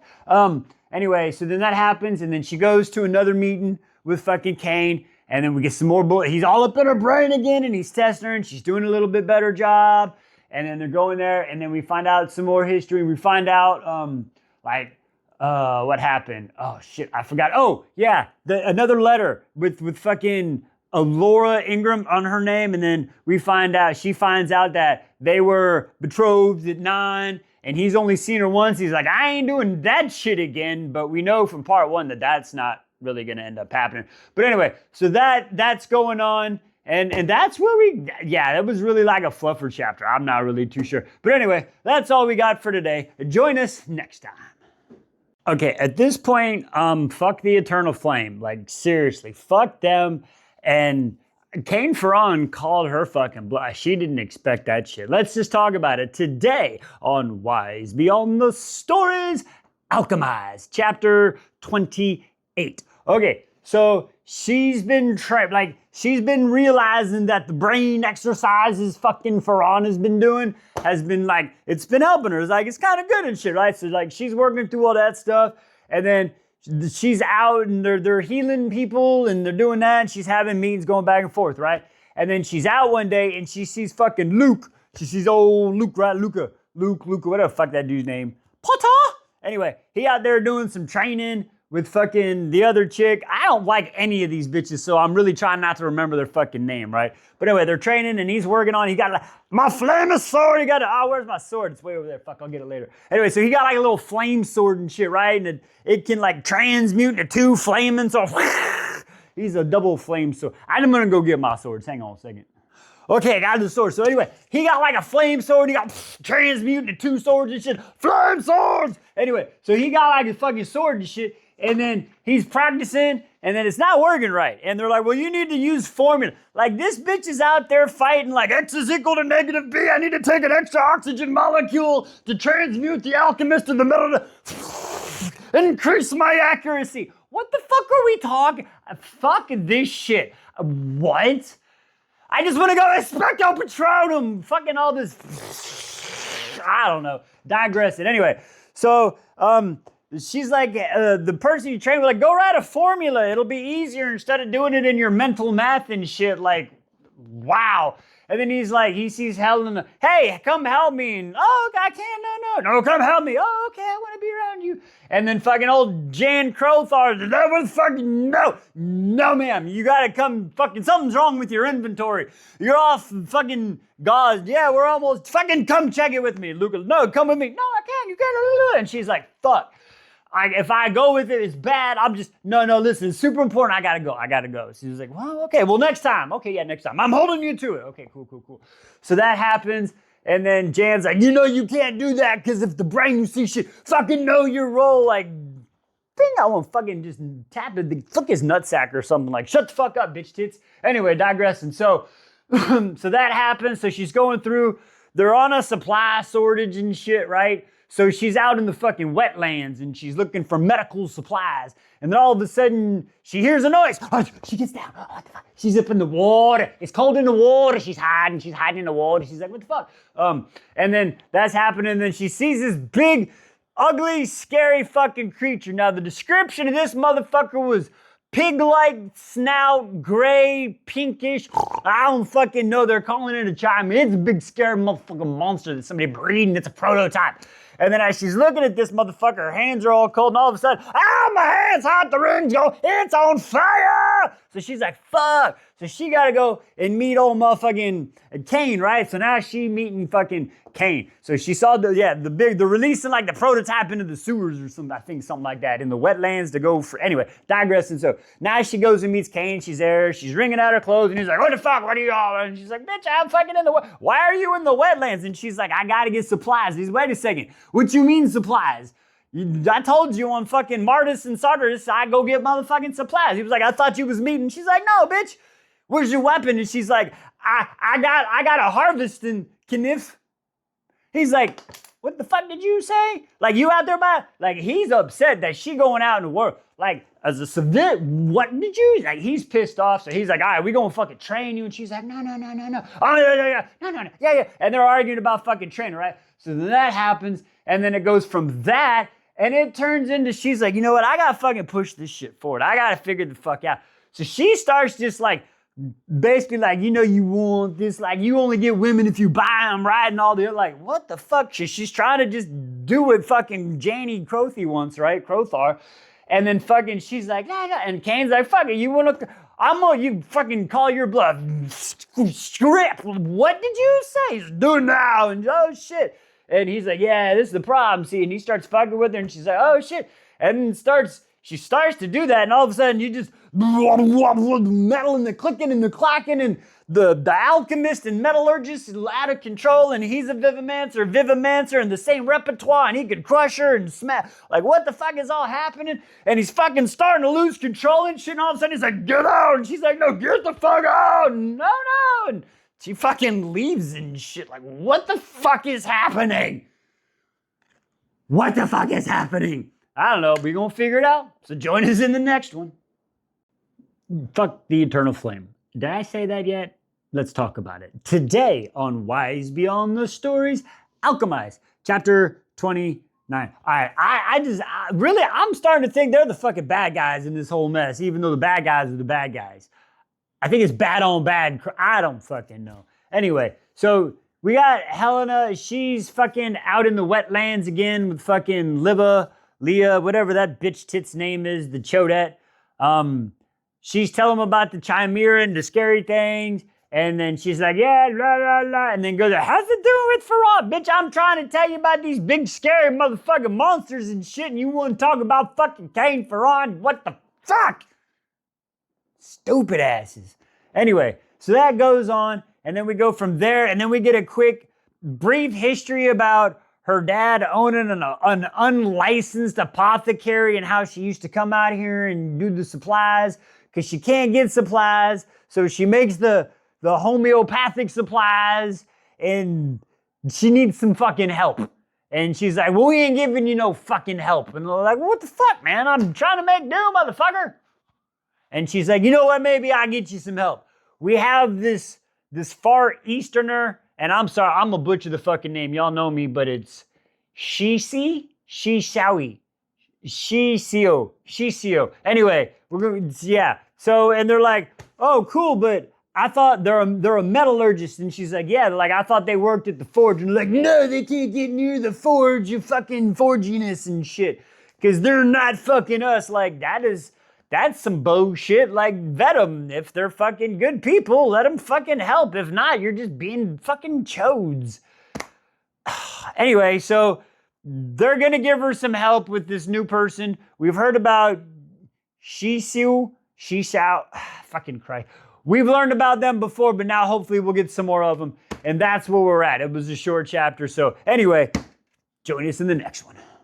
Meetings, healings, and reaching an agreement? I guess we'll fucking something like that. Today on Wise Beyond the Story, Alchemised, chapter 30. Okay, so she's going to her meeting with Ferran, right? And then she's sitting there waiting, and he's fucking late. He's been late a lot, like 10 minutes late, and she's about to leave, and then finally he shows up, and she's like, look, I got me a little knife. And he's looking at the knife, and he's all metallurgic, and it's like, you know how to use this? No. Well, you gotta fucking learn about that shit, right? And then, yeah, so they have that, and then she leaves and then comes back another time and he's fucking late again. And it's a little bit like, this happens a few times, right? Where he shows up late. Like he just shows up whenever fuck he wants to because he's never late. And then finally, she's about to leave one time and he shows up, but there's blood.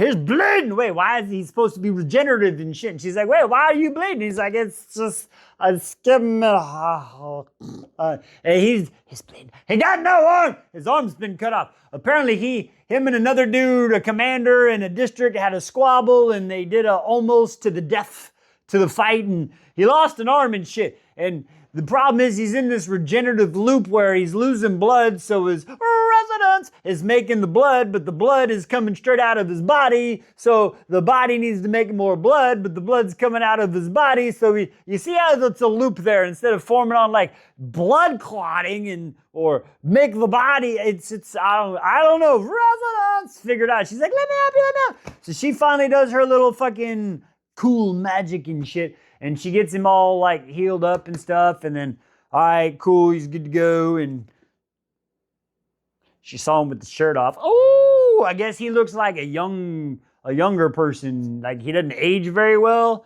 And he's got a young body. So that's kind of weird, I guess. I don't know how I feel about that.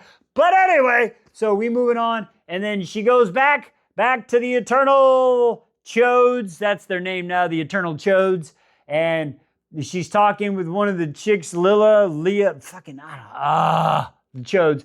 And the chick is like, hey, I kind of, you okay? How you doing? And she's like, I'll be good. I'm just doing what I can. And she's like, hey, I heard we're short of supplies, the apothecary stuff. And she's like, so, I'm doing my part. I know I'm not a fighter. I have been told that many times. And she's like, nah, listen, and I kind of get her point of view, and she said this before. I just forgot to mention it, honestly. Where like being in the medical part is kind of, it could be conceived as harder than being on the battlefield, and I can see that. I mean, it's stressful, yes. More emotional, yes. Absolutely, because again, it's you see the destruction of what happens on the battlefield. So I can absolutely see that point of view. And she's like, but I get eye to eye, and they're working there. And that's where we end off. So she healed him, and then now her and the Eternal Chodes kind of see eye to eye, and we're there. I don't know, we're having through it. Sorry, folks, I'm doing my best. We're working through a lot of stuff here. But anyway, join us next time. That's one of the weirdest ass whoopings I don't know. Let's figure it out. Today on Wise Beyond the Stories, Alchemised, chapter 31. Like, Tim, what the fuck is happening?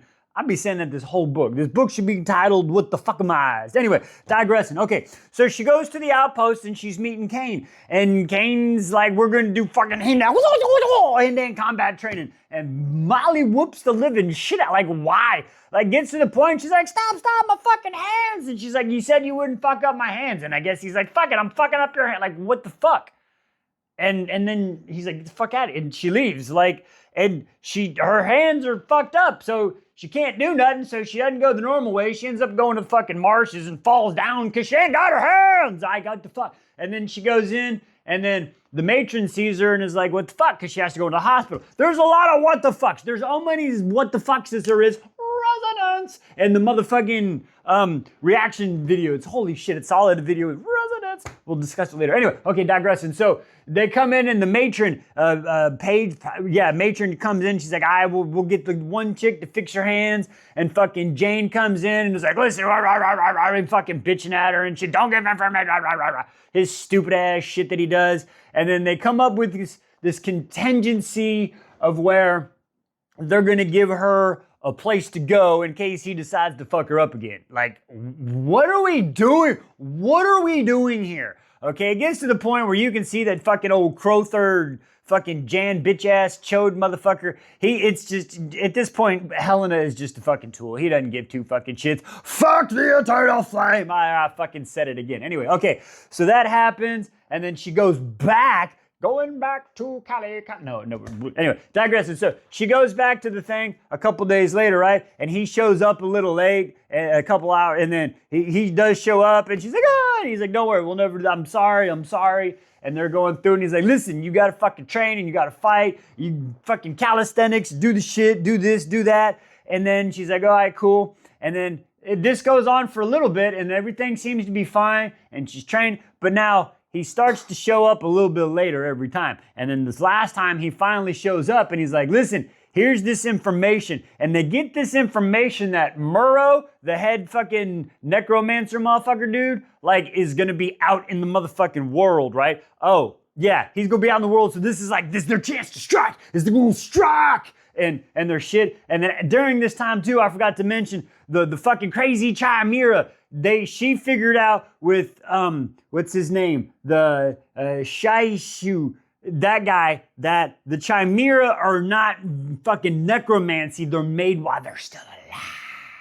Fucking crazy, right? But they don't last very long. So they're doing that. But then as Cain gives her the information that Murrow is going to be in this certain area and he's going to be out, this is the motherfucking time to strike. And he's like, hey, we might not be seeing each other. No, like, what is happening here? And then she's like, well, what does that mean? And like, he literally ends it. Like, hang on, let me just load up, fucking check. He ends it right here. And it says, I think we might as well plan to skip the next few weeks. I don't expect to make it. Now, we'll talk about it in the next one. See you then. Well, she didn't see that coming, and now I think she got a little bit too close. Let's talk about it today. Wise beyond the story, Alchemised, chapter 32. Okay, so they set up the whole plan with the information from Cain about attacking the district, but for fucking Morrow, right? Now it's successful. A lot of casualties though. She's working her ass off in the hospital so much that matron Pace, it's Pace is her name, is like, take 4 fucking days off and don't come back. Okay, so she does that. Now while she on her timeout, she goes and gets some supplies and she's like, you know what? Let me go check on fucking Cain, see if he's in the outpost. So she goes to the outpost and that motherfucker, he all like, he's fucked up from the floor up and not in a good way, folks. He got some apparatus that is attached to his back and titanium fused to his bones and shit that's putting poison in, that's slowly schmilling him.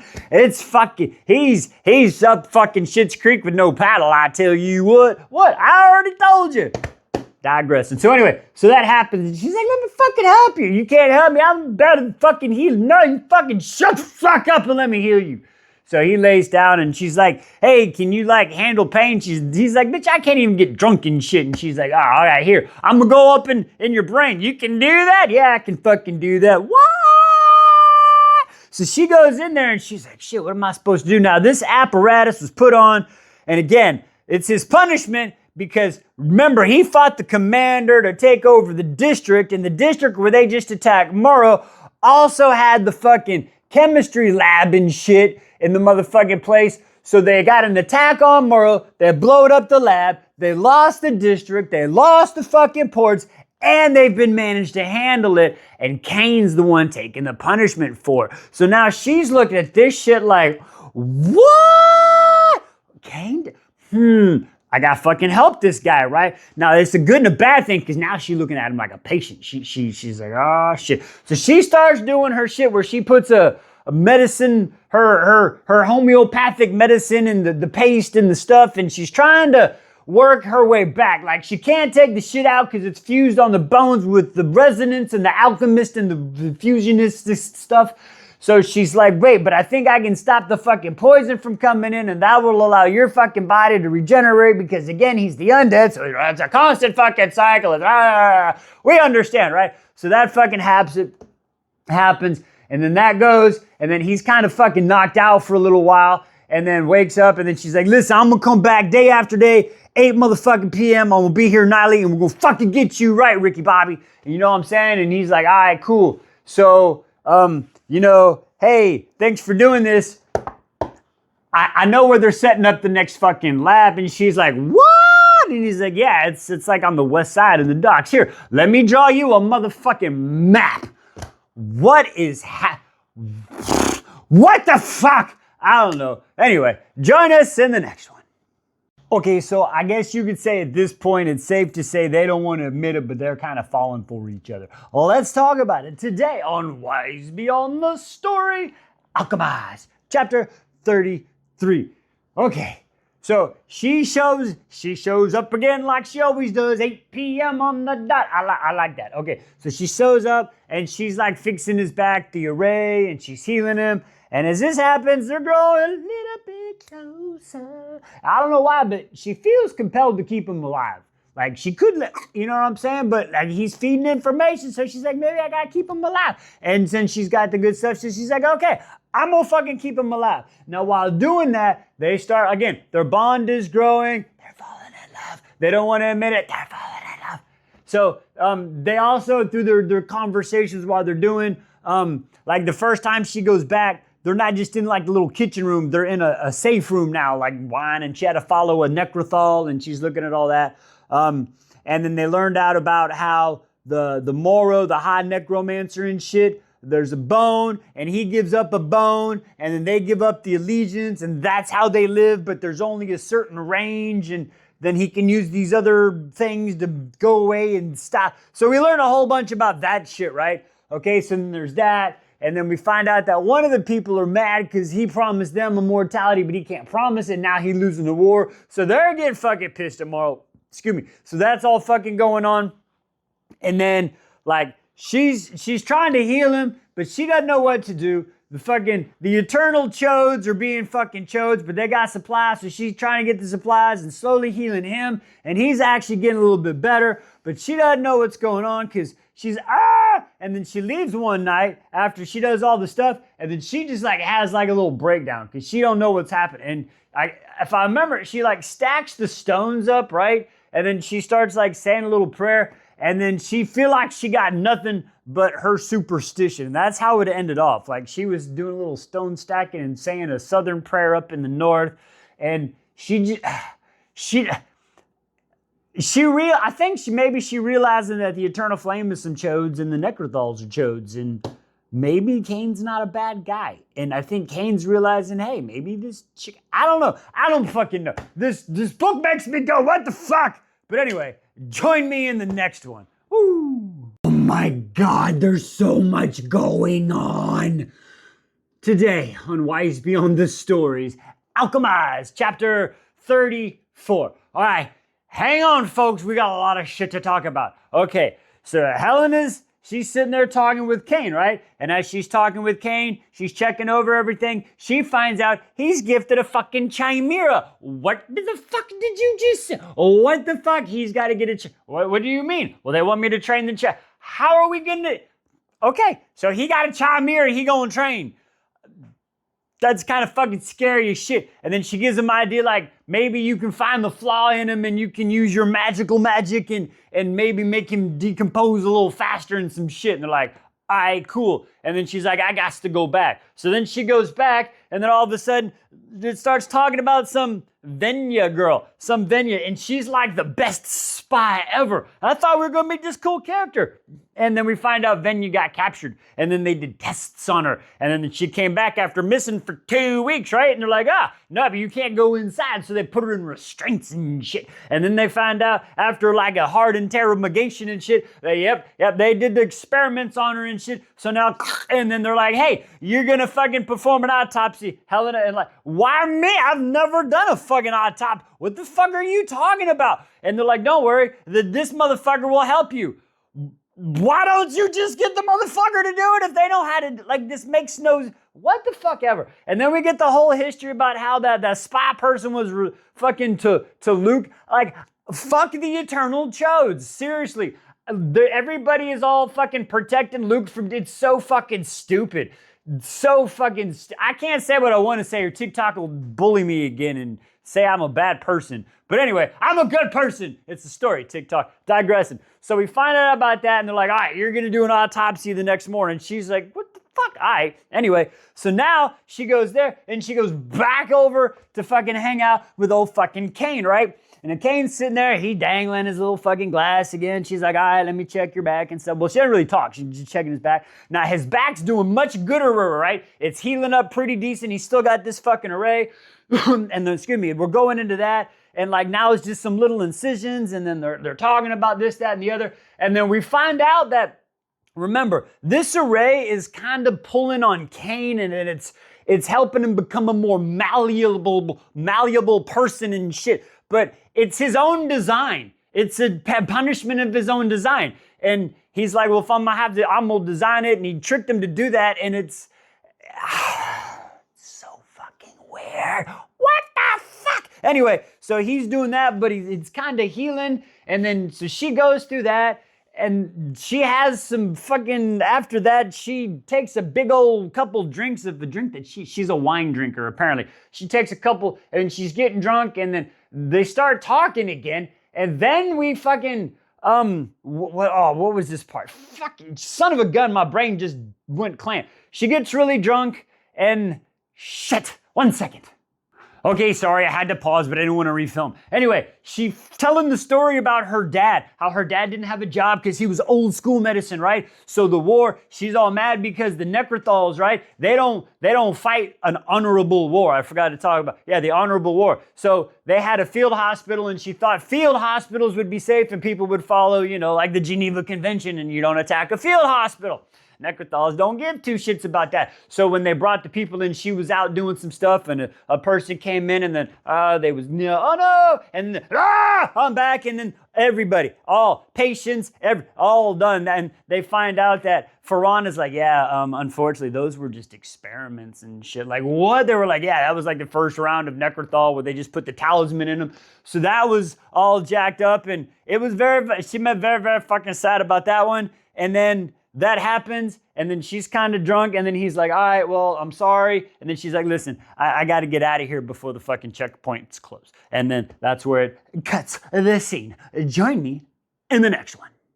Just another chapter proving the eternal flame or a bunch of Omega chodes. Today on Wise Beyond the Stories, Alchemized, chapter 35. Okay, so we start out, she waking up with a hangover from hell. Told you she shouldn't have done it. Hindsight's 2020. But anyway, she transmutes her body to make the headache go away, and she wakes up and she goes to perform the autopsy on Gitrich, whatever the fuck that spy that they did, right? So she goes and they do all that, and then she performs the autopsy, and they're like, what's happening? And they're like, apparently they kind of like Wolverined her or something. They injected metal in all over her body, hoping to suppress her resonance. You know what I'm saying?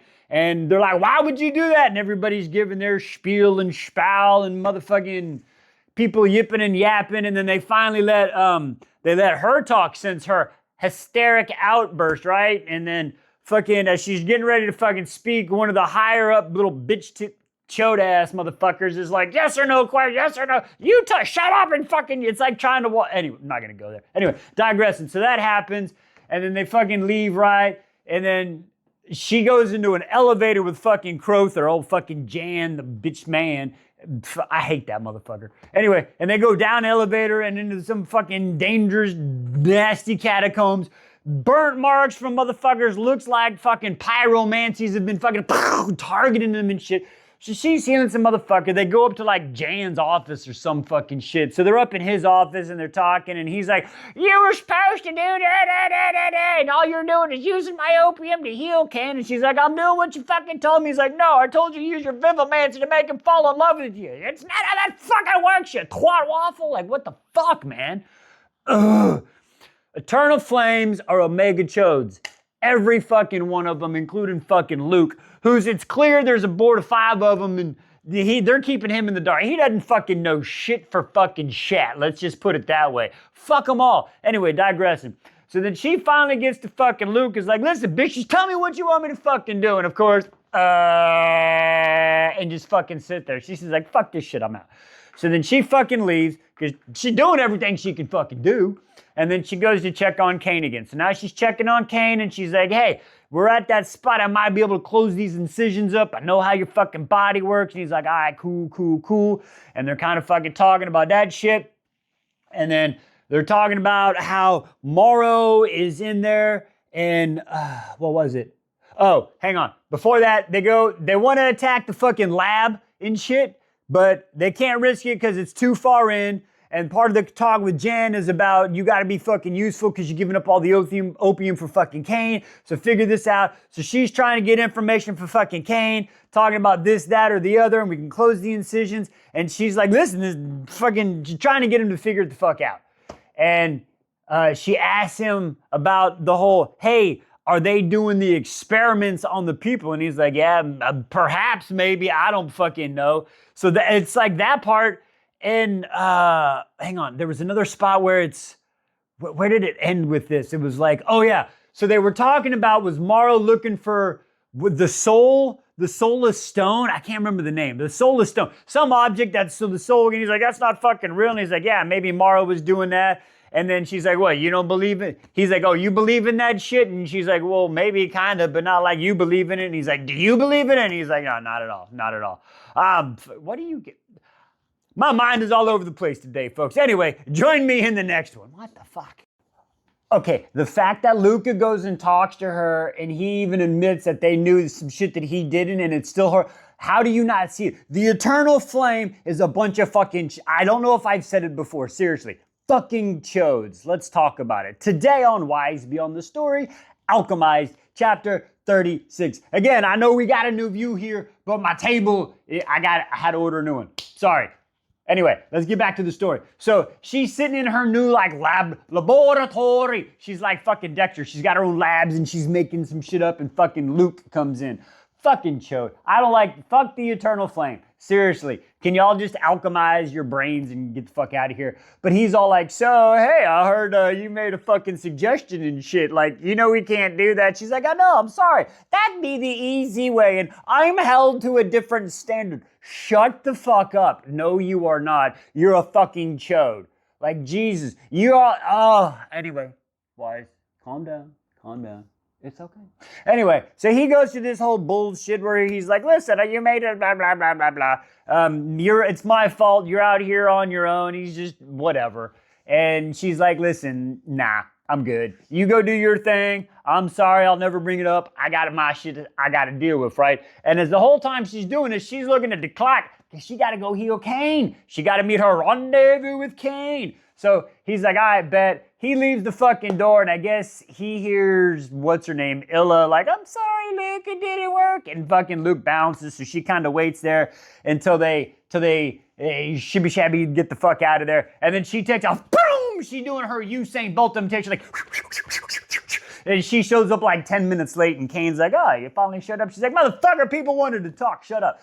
So she does that. And then he a little tipsy on the saucy, you know what I mean? He been taking a few back. He's had 1 or 20 bottles, okay? He's a little sloshy-dosty. So she's like, all right, let's do this. So he gets all up in the chair, and she starts using her healing magic and vivomancy, and she's trying to work on the incisions so that the array on his back can heal and he can move around, and then it won't rip and tear, and then he won't have to waste his resonance on that bullshit, right? So he's working on that, and it's almost like a tap-out session in tattooing. Like, she's fucking like, ah, and he's like, ah, and she's like, ah, and he's like, ah, and he's like, ah, and she's like, ah. Almost kind of like he constipated, I guess is what I look like right there. But anyway, he's finally like, okay, I need a break. So she's like, okay, cool, whew. So she wiping it, he goes to get some more, and they finally go through the whole process. He's probably gone through like 8 bottles in this whole process right now, right? So that happens, and then they're done. She wiping her brow, he drinking, and she's like, all right, well, and he's like, say, why don't you stay, have a drink with me? And she's like, nah, I don't need a drink. He's like, just one fucking drink. No drink, one fucking drink. And they're like, all right, cool, bet, yeah, let's have a drink. So they sit down and have a drink, and that's really where the chapter ends. If I'm not mistaken, that's all it was. There wasn't really much on that one. Let me double verify all that. Yeah, she pressed the fingers beneath the decanter and lifted up and watched as she had a drink. So they had a drink. That's about it. Anyway, join us in the next one. Whoa, things getting a little hot and heavy on this one. Let's talk about it. Woo, Kane dropping bars. Today on Wise Beyond the Stories, Alchemized, chapter 37. Okay, so she just had that drink, and they're passing the decanter back and forth. That's some crazy shit. But anyway, she drinks the liquid, and listen, she's a cheap date, okay? I tell you what, back in the day, she's a 1 or 2 drink type girl. I just tell you that. So that happens, and listen, they start having some conversation. Kane got bars, dog. I'm not lying. That dude's dropping bars. You are a rose in a graveyard. What? If you break that down and think about it, guy, I'm telling you. And then he's like, just imagine what you could be if you were, bars. Anyway, so that happens. There's a little bit of, they get a little close, get a little heaving. He's like, hey, take down your hair for me. Why don't you just take down your hair? And listen, I get it. For somebody that a nurse, she got her hair all up, can't be in the way. That's like a to have your hair down. That's got to be a very personal thing. You know what I'm saying? So she lets it down in the braids and then pulls it out, and it is this luxurious locks. Like she's got some beautimous fucking hair, right? And he's just like, oh shit, like instant brickification. You know what I'm saying? He's like, God damn. He kind of grabbed and he pulled, boys, I'm telling you, these books are a cheat code if you read them. Anyway, digressing. So he pulls her in and they're spinning her around and and he's like, you know what? Pump the brakes, bitch tits. I got to control myself because he's at one of these points where he knows if it goes past it, he's not going to control himself and he's got to stay in control. So he's like, stop. We gonna stop, Edgelord 9000. That's some bullshit. They both need to go home and just fucking fix that shit. I tell you what. But anyway, digressing. He stops and says, you better get on to stepping because woo! I can't control myself. And we're gonna end there. And join us in the next one. I don't even know how to fucking end it after that. That's one way to get some information out of a prisoner. Holy crap. Let's talk about it today on Wise Beyond the Stories, Alchemised, chapter 38. Okay, so this one starts out, Helena, she woke up, remember, she fell asleep with fucking Cain. They was both inebriated, and they fell asleep, but when she woke up, they was cuddling on the couch. How's that happen? I don't know. Their bodies are pulled to each other. So anyway, so she wakes up. She's like, oh shit, and he's like, where you going? And she's hungover. She's all resonance in her mind, trying to make her headache not so bad. And he's like, I bet later. And she bounces and she's calling up them dinosaurs on the way home. And then she gets to the gate, and then somebody's there like, where the fuck you been? Like, I was out getting supplies and shit. And they're like, why's your hair down? Oh, birds are in my hair. And oh, okay, whatever. So that shit happens, and then she go back, and she's stocked in the stock room. Okay, before that, she took a shower, super duper hot, burning the skin hot, but she just sits there. Okay, the symbolism, y'all get it? Okay, we're not going to talk about that too much. Anyway, now she's down stock in the stock room, and some chick she don't know, I forgot her name, of course, is like, hey, fucking Jan Chodthi wants to talk to you with the, fucking whatever, like, who are you? I'm this, and whatever, okay, yeah. I bet dismissed, and she finishes stocking, and then she goes down to the elevator, and he takes her down, and then they go, and they got this person in the torturing room, right? And they're doing the torture and stuff. And basically at this point, she's like, you know what? Fuck this shit. I'm gonna figure it out and I'll do what I gotta do to figure out I gotta figure this shit out with fucking Cain. And she had this vision in her eyes. So Jane, Crothy, and fucking Ivy, they're doing their pyromancy, trying to extract the information in a rather painful way, and then she comes in and heals, and then rewind, flip flop, do it again and again and again. And then there's a conversation between Helena and Ivy, and she's like, I could probably use my vivimancy and just pull this. She's like, no, I like the fucking weirdos. I like to inflict pain on people. You're fucking weird and shit. But anyway, I digress. So that happens. And then they finally get the information out of it. They're like, all right, we're done with fucking this one. Like, okay, that's where we're at. What the fuck, for real? Okay, join us in the next one. We almost lost Helena there. Let's fucking talk about it today on Wise Beyond the Stories, Alchemized, chapter 30 freaking, what chapter was that? 39. Sorry, that was chapter 39. Okay, so yeah, so God damn it, she's tired as fuck because General Balthazar Blackthorn or some shit, right? He's a real fucker. They try to take over the land again, and then after the battle, when all his people was he was about to lose the fight and stuff, he set all his Necrothals on fire, and she been fixing a lot of people, okay? So she extra super duper tired and shit. So now she decides to go out because it's time for her to go her rendezvous and shit, right? So she's going out to do a rendezvous, and then some Necrothals come up, and they kind of start surrounding her. She's like, wait, what the fuck? This is not supposed to be happening like this. And then they kind of come after her, and she's and she's trying to fight him off, but she ain't got enough resonance to fucking fight him off. So she stabby. And one of them puts a fucking, like a metal spike. It goes to stab her, but it hits her fucking cat. Screams, she's in pain. And she manages to fight them all the fuck off, right? And then she walks through, she gets out, and then she's like, shit, my fucking leg, I ain't got no magic. I don't know what, help, I don't know what to do. I need an adult. And then fucking Cain manages to come over and is like, what the fuck? Like, what are you doing, bitch?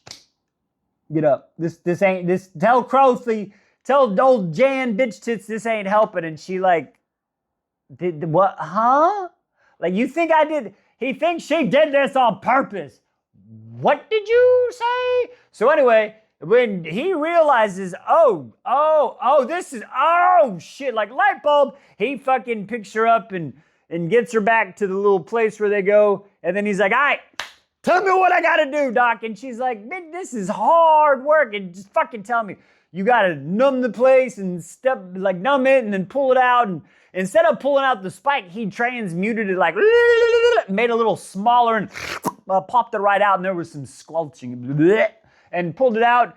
And he managed to do a pretty decent job of healing her and shit. So I guess he got it all healed up and literally, yeah, she was healed up and they were sitting there. And then this is kind of how it ended. It's pretty crazy, right? So she looked back, expecting to find Ferran behind her. Oh, wait, I can't do it. Before she could say anything, she heard a mechanism inside the door move, and the door clicked open. She looked back, expecting to find Ferran there, but he was still sitting across the room. Who the fuck just showed? Somebody's showing up in his gun. What is happening? Join me in the next one. What kind of training? Cain, Ferran, Necromancy, vitality type training. Today on Wise Beyond the Stories, Alchemised, chapter 40. All right, we made some good progress today, but fuck, this story gets me confused sometimes. What the fuck? I'm telling you, Timmy, we figuring it out though. So, Cain's like, we gonna train you some. And she's like, all right. Oh wait, before that, fuck, what happened? Yeah, shit ain't going good. The Necrothals and shit, they're on orders to fucking attack anybody who doesn't have the right papers. So he trying to train her so if he not around, she can protect him herself and shit, right? So that's where we're at. Okay, so now they're in there and he's like, all right, we're going to train you. And he's talking to her a little bit before the training, and he's talking about the vitality and the penance that she's having to pay. And he like listened to the story of her mom and shit. And her whole life, she thought like her mom and dad like croaked because of her and shit. Like it was her power pull. That's not what happened. That's not how this works, girlfriend. No. So Cain giving her some insight right here. And he shows her how like he grabs her hand and sends his resonance in there to take the vitality, but it's a push, it's a pull, push, it only happens a certain way. So then he's like, all right, now you try it and okay. And he's like, now here, try it on this fucking Necrothal thing. And he's like, go in there, reach in and pull out its fucking insides, its resonance and shit. Like, and she's like, wait, what? And he's like, yeah. She's like, I'm Vivimancer. He's like, yeah, Vivimancers can, but Animancers can. That's fucking you. Now, duh. So she's like, all right, cool. And he's like, there you go. Look at you, motherfucker, flopping to the ground. Little flop-a-doodle, poor 40-year-old man that was now a Necrothal. But hey, she learned some shit. And yeah, so we're seeing a new side of Cain. We're seeing a new side of her. So she learns about the power. She learned that her mom's and dad's death wasn't her. I got to make sure how this ended. That's right. Oh, that's right. So she learned that, and then I'll just fucking read it to you because it's fucking hilarious. So she realized that her mom's death, it wasn't her. She thought her whole life it was her fault, but it wasn't her. She learned about that, like she fucking up by giving up her vitality for fucking people and shit, right? And then it ends with, he says, you're trying to train your shit. And she's like, you're going to get killed if you don't lean in to how to defend yourself. It's the only way to survive. Well, whatever it is, you're a terrible teacher. And she said as she slammed the door behind her. How is he a terrible teacher? He just taught you something you didn't fucking know, and he just took a weight off your shoulders. It sounds like you were a little bit angry at the wrong person right now, Helena. I think you need to take some time and reflect, and we'll just join this situation tomorrow. Join us then. I know I've said it before, but I'm gonna keep fucking saying it. Fuck the Eternal Flame. I hate these fucking chodes. Today on Wise Beyond the Stories, Alchemised, chapter 41. Okay, let's get into it. So basically, this chapter right here is interactions between fucking Cain and fucking Helena. I'm sorry, these motherfuckers piss me off, right? He training her. He's doing some more training, trying to get her to use her magic. He's teaching her how to survive, how to escape and shit. She kind of fucking realizes but doesn't at the same time, right? She got a little dinky knife. He wants her to have a better knife, something like a bestowed knife. And there was even a line where he's like, I thought that was part of it. You join the religion with asinine rules and you get a cool fucking ceremonial knife. And like, yeah, and that's like, it's like a resonance weapon and it's supposed to be easier for them to use and shit, but she ain't got it because she's not a priority. So he's like, fuck that shit. And then he's like, give me some of your alloy resonance and shit. I guess he gonna make her one. And then, so they have that conversation and he's all pissed, right? And then she leaves and on the way home, she kind of walking home and she's walking in the rain, just walking in the rain. And she's just walking in the rose garden, and bam, like almost hits a fucking wall. She's just out of it, right? And then she goes in and then we get a scene of her freaking debriefings with fucking the bitch tits. Fuck the Eternal Chodes, like dead ass. The Eternal Chodes are like fucking hemorrhoids. They just never go away and they just fucking suck. You know what I mean? Fucking suck. Chodroids, that's what they are. Anyway, digressing, sorry. Motherfuckers. So she's giving the debriefing and she feel icky about it because she got to tell their fucking personal conversations to Cain and about Cain. And she's even like, they're the yin and the yang. They are literally the opposites, but if together, they could be powerful. I'm just saying. But so they have that, and then she's having that conversation, and the chick's like, I didn't think you did so good. And she's like, yeah, I'm doing my part. And you can just see how they are fucking using her. I didn't think you'd do this good, Marino. Shut the fucking Eternal Chodes. I hate them. And hate's a strong fucking word. I fucking hate them. But anyway, join us in the next one. Fucking chodes. Helena a better person than me because I don't know if I'd have saved her. I'm just saying, I don't know if I'd have done it. Let's talk about it today on Wise Beyond the Stories, Alchemized, chapter 42. Jackie Robinson, we love you. Anyway, digressing. Okay, so this starts out with her talking to Shisho, her little assistant in the lab, right? And she's like, hey, can you help me with the bestow weapon? He's like, I help you, but we got to do a test and I need a favor. And she's like, what's up? He's like, I want to test the blood from the one person that you, what do you say? Yeah, the blood got some metal alloys that nobody could test it. I want to test it. She's like, all right, cool, bet. So what's up? So he comes the next day and brings like this metal alloy test. And it's, I swear we heard this before. Nickel titanium. She needs to use nickel. We heard that like in part, I swear we heard that in part 1. But anyway, okay, digressing. So she's like, but no, I want to use steel. Like, I don't fucking, Anyway, so he talks her into putting steel on the thing, and then she goes and tells fucking Jan and the other fucking chode from the Eternal Flame. They're like, oh, we want to see what fucking Cain can do. So then they go she gives a letter to Cain, and Cain's like, I bet. And I guess he makes her like I'm not really sure if he gave her the weapon at this point or not. I think he did. But anyway, so then he's doing some training with her, right? And he's trying to get her to do like this fucking like 7-hit combo where she can fucking start on the Achilles, like whoosh Achilles and whoosh up to here and then whoosh up to here and then whoosh up to here and then whoosh and then fucking rip out their fucking talisman in the heart and shit. Some crazy shit. So step-by-step method of instruction for that shit, right? So they're working on that. And then she goes back and she's going through, she's making these bitches an SOP for what happens when she's gone. Like, it is so fucked up. She is giving everything to the Eternal Chodes and they're using her. I fucking hate it for her. I hated her. I don't like it for her. But anyway, as she's sitting here like reminiscing and shit, all of a sudden, the alarms go off. They're fucking Luke's little bitch. I fucking hate this guy. Anyway, they're holding me back. I get it, he's a little upset. I guess he's fucking hurt. They got fucking Lila or Lala or whatever one of the fucking chicks is.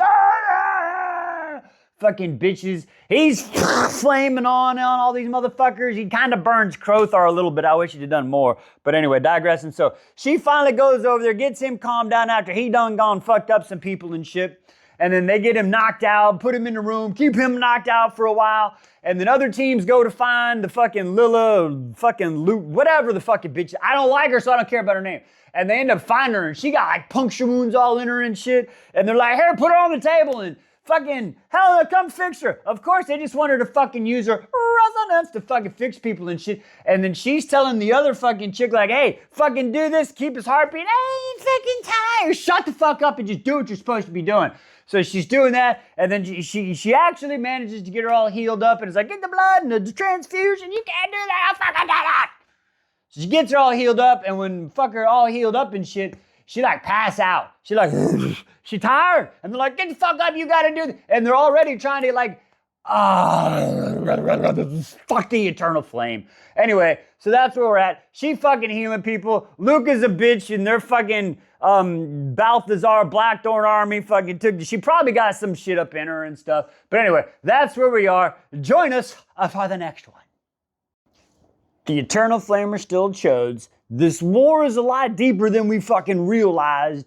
And Helena might be realizing she got some feelings for fucking Cain. Let's talk about it. Today on Wise Beyond the Stories, Alchemised, chapter 43. Okay, so she gets woken up like 3 days later after fucking saving everybody's fucking life from bullshit, right? And fucking she wakes up, it's like 3 days later, and she walks out, and Luke is, oh guys, you died, my father. Fucking Luke is feeling all sorry for himself, and they have this like fucking, I don't know, you're a fucking symbol of the I don't want to be a symbol. Then you're like, it's so fucking stupid. It is just so fucking stupid. The Eternal Flames are a bunch of chodes. They're like, you got to be the symbol of resistance. You can't make stupid decisions. She gave her life for you. You put people in fucking risk. If you can't handle being the fucking Prince of Pit, then what? Like, it's so fucking stupid. So they go through that whole bullshit, right? And then they fucking leave. And then we find out her lab assistant, well, it's actually his lab now because they're just degrading her for whatever reason. So it's now Shu's lab. So Shu is fucking doing the shit, and he's like, hey, I figured out, what? I figured out what's in the metal. Yeah. So it's I'm gonna fuck this. I hate words sometimes, but it's a special metal that's only found in the Far East. It's called Molinchi, I believe. Molanchi. And it's a special metal that's already inert, and it does, I don't fucking understand how this metallurgy shit works, all right? But it's special power, and only somebody of royal blood in the seal can use it. And they're finding this in the fucking, so that means that the emperor had to give it to the motherfucking Morrow. So do you see how deep the story gets? It's international. So that fucking happens, and she's like, wait, what the fuck is happening going on? So they put it in the notes as like other shit because they don't know who they can trust. So they're doing that, and then she goes and talks to fucking Crothar, and now she's having second thoughts if she should have hailed fucking Crothar's tendon that was gone and other fucking bullshit like, oh my God. And then he, of course, he's like, hey, I never know Vivomancy. I guess this has healed you, Vivomancy. Yeah, of course you fucking like it now when it benefits you, but nah, every fucking chode. Anyway, digressing, so then that happens, and then she goes and talks to Cain. And as she's fucking talking to Cain, she realizes that Cain's a little bit different, so she starts, did you change? Because, how long you, all the other bullshit, and then talks about the array and all that stuff. And like it's so weird because she sees that Cain is not how he used to be. You know what I'm saying? But she doesn't fucking stand it. So as like I don't get it. She's kind of fucking, I think she's getting feelings for him basically because she's like, why are you doing this? And he doesn't really give an answer. And then she's like, hey, just do me a favor and don't fucking schmie on me. And he's like, well, since you asked. And that's where that chapter ends. So join me in the next one. It's December-ish time frame. I don't know if it's Christmas or whatever the fucking holiday they be celebrating there. It's around that time. Let's fucking talk about the shit that happens. Today on Wise Beyond the Stories, Alchemized, chapter 40, what was that? 44. Sock's in my lap, so I'm not really moving. She gonna move now. Watch this. So anyway, so she's sitting there, and it's the wintertime, and the battles are going back and forth. They're very fucking slow. People are dying. Okay, she's gone. All right, so people are getting all fucked up, and she's doing this shit, right? Now, they're going through that, and they're struggling through that bullshit. She's still waiting for her special knives and shit. So she goes out to the outpost one day, and she's out there, and they're doing the training, and she notices he all a little fucked up. He a little tired of it all. So she walked over. He got a stab wound. He got a little stabby wound. Whoa, went off camera. He got a little stabby wound and shit. So she looks over, he passed out, and she performs a procedure. But she has to do it old school, like with scalpel, because the magic, and she starts pulling metal and shit. Like she put her finger, I feel the metal. So she scalpels it all out, puts a little bit for him, for her. And then he wakes, like she gets it out, and as she's doing it, it's healing a little bit. Thanks, Dad, for the old school method. That was cool. And then he wakes up, almost fucking schmeckles are like, oh, what are you doing? She's like, fucking stop, I was healing you. And he's like, oh, shit, my bad. Like, what the fuck, Moreno? And then, like, he goes on to this whole spiel, like, he's opening her eyes, like, you know, they're fucking using you, fucking bullshit, you fucking stupid. Like, he goes on to that whole spiel, right? And then she goes back, and it's almost Christmas, and she's talking about how she wants to get Luca a fucking present, and she used to do that, and she only ever gave him one successful present, and it was a map of the places that they'd go. Fuck the eternal flame, girl. Seriously, I can't say that enough. But anyway, so that happens, and then she ends up saying, fuck it, they're probably not gonna let me see him anyway and shit. And then she goes back out to the outpost, and he's there, and then start talking, and he goes into this whole spiel about, like, it might have been before. I'm getting my timelines fucked up. But anyway, he goes into spiel about religion and how people didn't believe everything because the old ways, there's like 8 gods, but there was 8 alloys and metals, but then they found a new metal, but they didn't want to call it a metal. They wanted to call it an alloy or some bullshit.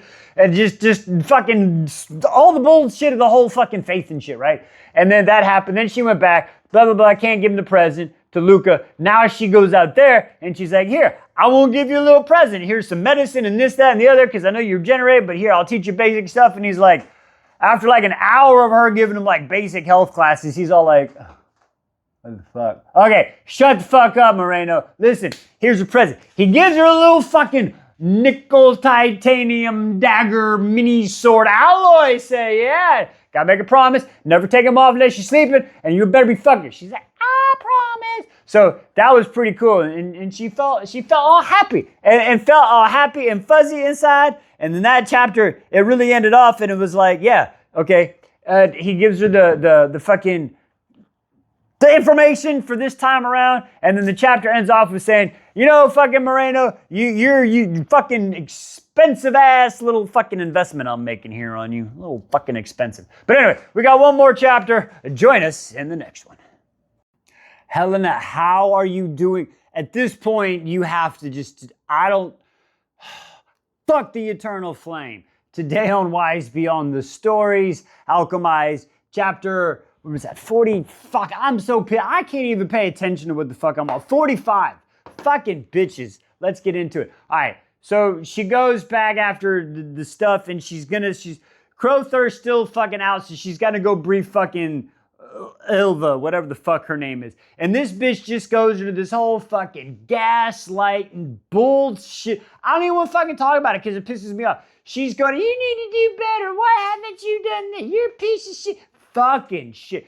Just, oh my God. And then basically she's like, you're falling for I'm too pissed to talk about it. Seriously. Basically it comes down to this. She's like, you're a piece of shit, you're not good enough, and I don't fucking think you were ever capable of being this fucking mission, and you're fucking, the stone, too. Like, she's putting her own, this bitch. So remember the necklace she gave, the amulet that had the fucking sunstone? That's part of maybe the stone of the heavens. I'm not really quite sure, but fucking live a bitch, stupid fucking chode bitch, is all talking like, you fucking used the stone on Ferran to heal him? Yeah, that's what Crothar told me to do. That's what I was supposed to do. You should have apparently that was part of maybe the healing stone. And why didn't you tell her? Because you didn't know what the fuck he was. But I was told to keep fucking him alive, so I did. But you're pissed because it's fucking, you see what I'm saying? That's where we're at right now. finally she's like, fuck it, I want you to schmeckle him. And she's like, no, I can prove that he's a fucking good guy. No, you can't. She's like, fine, you got 1 month, you better bring fucking Cain on his knees or otherwise fucking we're done. And fuck this shit. Fuck the eternal chodal flames. That's all they are. Join us next time. Fucking bitches. It's solstice and Helena realizes, fuck the eternal flame. Today on Wise Beyond the Stories, Alchemized, chapter 46. Thanks, Lego Wise, for that badass intro. Okay, let's get into it. So it's like their Christmas time. It's their solstice, right? So she working in a hospital, Helena, and she on her shift, and her shift done, and she like, fuck it, I don't want to deal with the bullshit. I just work another shift. So she goes to the desk to ask if she can work a shift, and they're like, no, go to fucking Christmas party. And she's like, fuck. So she ends up going, right? And she sees all the people happy, and she's like, fuck this shit, I don't want to be here. So she fucking leaves. Now when she leaves, old fucking girl Penny, they come and she talking to her. Now Penny, she trying to do the right thing, but Penny an idiot. She all like, you know, I understand, like this is all good because we held out our beliefs and our faith, and this is our reward for our faith and shit. And you were the final test when you wanted to make necrothals and shit, and that's why we're winning the war, because our faith. And she's like, bitch, this ain't far, but whatever. What the fuck ever. And then she tries to leave, and then Penny's like, no, come hang out with me, right? And she's like, fuck. And then she ends up sitting on the couch next to fucking douchey Luke and shit, and all those fucking people. And he's like, why aren't you happy? And she's like, in her mind, she's like, bitch, y'all want me to kill Cain in like a month and shit. Like, fuck this shit.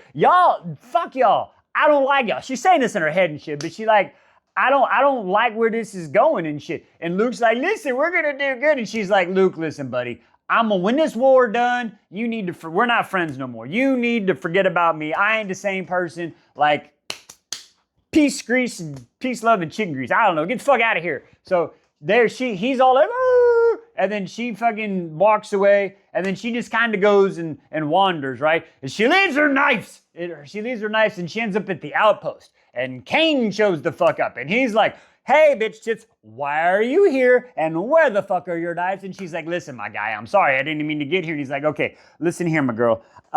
You can't just show up like this, like it's a real risk. And then she starts fucking like, fuck.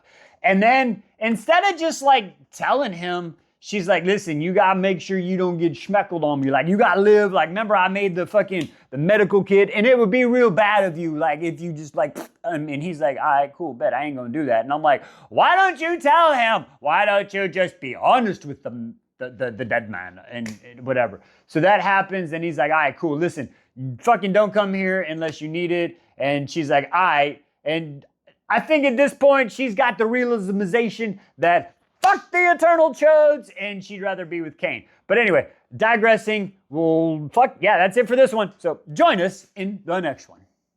The truth will set Cain free. Holy shit, that was a big one, folks. That's what she said. Today on Wise Beyond the Story, Alchemized, chapter 47. Wow, okay. Cain might be more human than half of us. Fuck, let's talk about it. So anyway, we start out, it's after solstice, and he's training her. He's teaching her the rules of fighting, you know what I mean? Like, hey, there's no honor in fighting, gotta fight dirty. He's walking her over and over. She ain't getting it, dropping her weapons. It's fucking legit fucking lessons, right? All right, so we're working through that.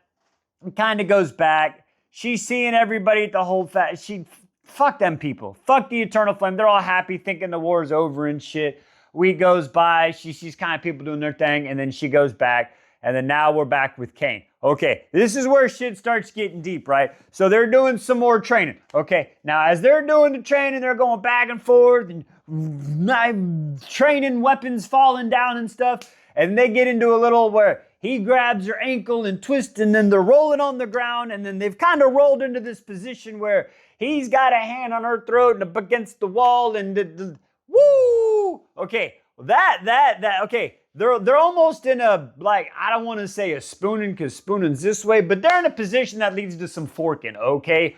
Wow. So it's just one of those in the moment, hot and heavy, some passion, the close times together, and it leads to woo. But I tell you what, we find out that this was her first time. She still had her special card. Wow. Cain realizes that, kind of like, what the fuck? I didn't know. I'm sorry. He's freaking the fuck out. Apparently in this world, when that happens, if they have the special card and you take that, like, you supposed to be married. That's how him and his mom, and not him and his mom, his dad and his mom ended up getting married because that's such a negation. So he's like, oh shit, I'm sorry. She's like, I didn't know. And then that leads to this conversation where we find out why the fuck this is happening. Like, Cain did this to avenge his mom. And he's like, well, how'd it happen to your mom? Well, she had a heart attack. But she's like, that's fucking nuts. And then we find out the whole story.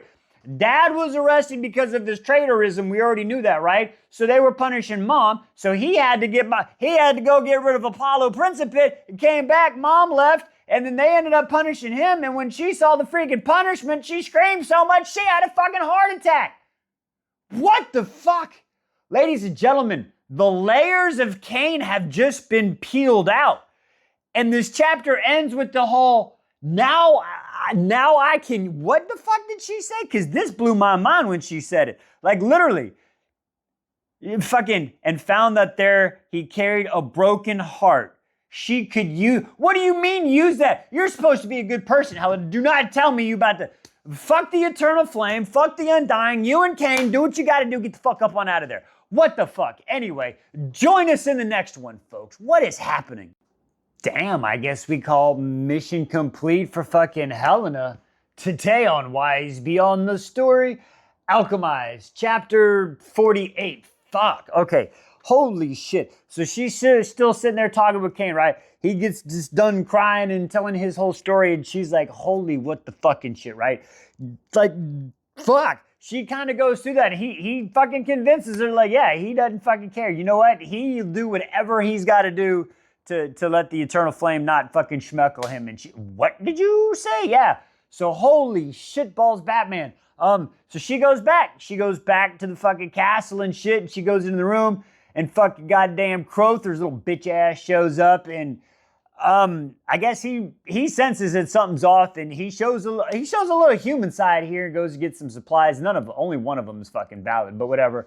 And he's like, all right, what happened, Moreno? What happened? And so she fucking says, I did the mission. He's like, did he hurt you? No. And then he's like, tries to connect with her and shit, and we hear a little bit of his story. And I was only the person that thought I would do whatever it takes. Shut the fuck up, you bitch.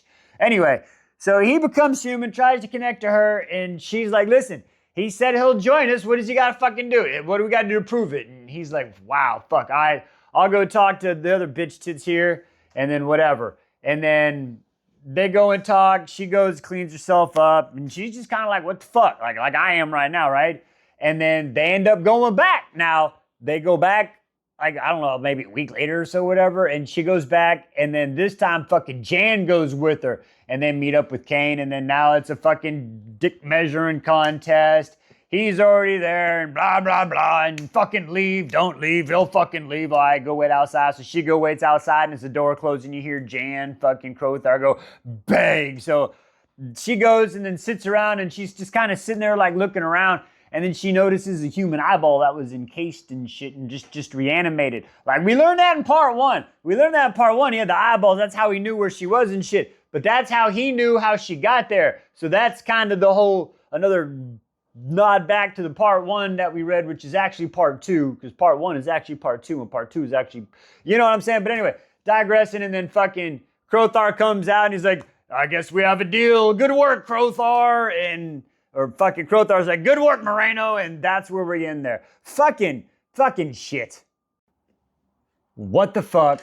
That shit escalated quickly. What the hell is going on? Let's talk about it.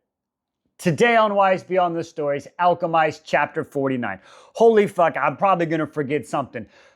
Fuck. Somehow there was an attack. The twins are fucked up. Luca's missing. People are all fucked up.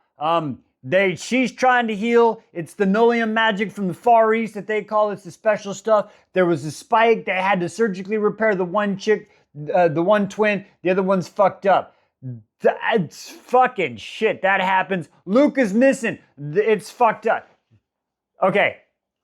They're meeting. Everybody's in a meeting. They're trying to figure out what to do. They want her to tell Kane to figure what the fuck out, to figure out what the fuck Luca is and what the fuck is happening. She goes to tell Kane, find out Kane doesn't know shit about fucking no not or nothing. So he's like, fuck, I'll figure it out. And she's like, hey, and listen, that relationship.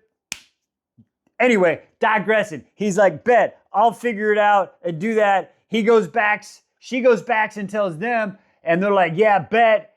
And then all of a sudden, she's working on some people, and then motherfucker comes up and is like, I need you to do something, but you can't fucking tell. You got promised to agree, and then you can't back out. Like, what the fuck? Don't do it. But she says, what the fuck? Why not? Ends up doing it. Finds out fucking Purnell, the little orderly chick, fucking her and some other motherfucker. They're gonna go find Luca. Crowther's hands are all fucking fingerprints are all over this shit. They're gonna go to some secret dungeon. I think this is where we're about to start getting into the third part, which is the final part, which is gonna lead us to what we read in the first part. Some secret fucking prison that he's supposed to be at, and the plan is to get there, get him, and get the fuck out. And she's like, what the fuck? You know what? Fuck it, why not? At this point, Kane is just gonna be a distraction. They're gonna do this. They got no fucking plan. I don't know what the fuck happened. That was a long-ass chapter. Fucking shitballs. Join us in the next one.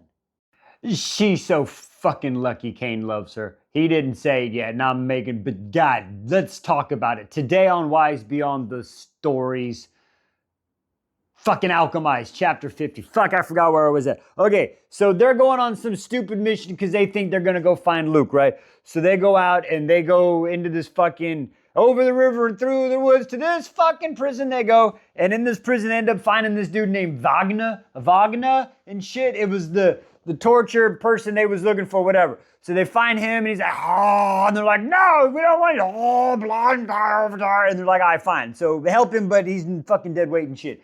So they do that. And then they find fucking Luca. They find fucking Luca. And Luca is in the prison. He all fucked up. So she's all kind of fucking healing him and shit and gets him like, come on, we gotta fucking go. And then it turns into a fucking, there's fucking Necrothals, there's Chimera, and fucking Balorus Blackthorn, the motherfucker. He fucking shows up.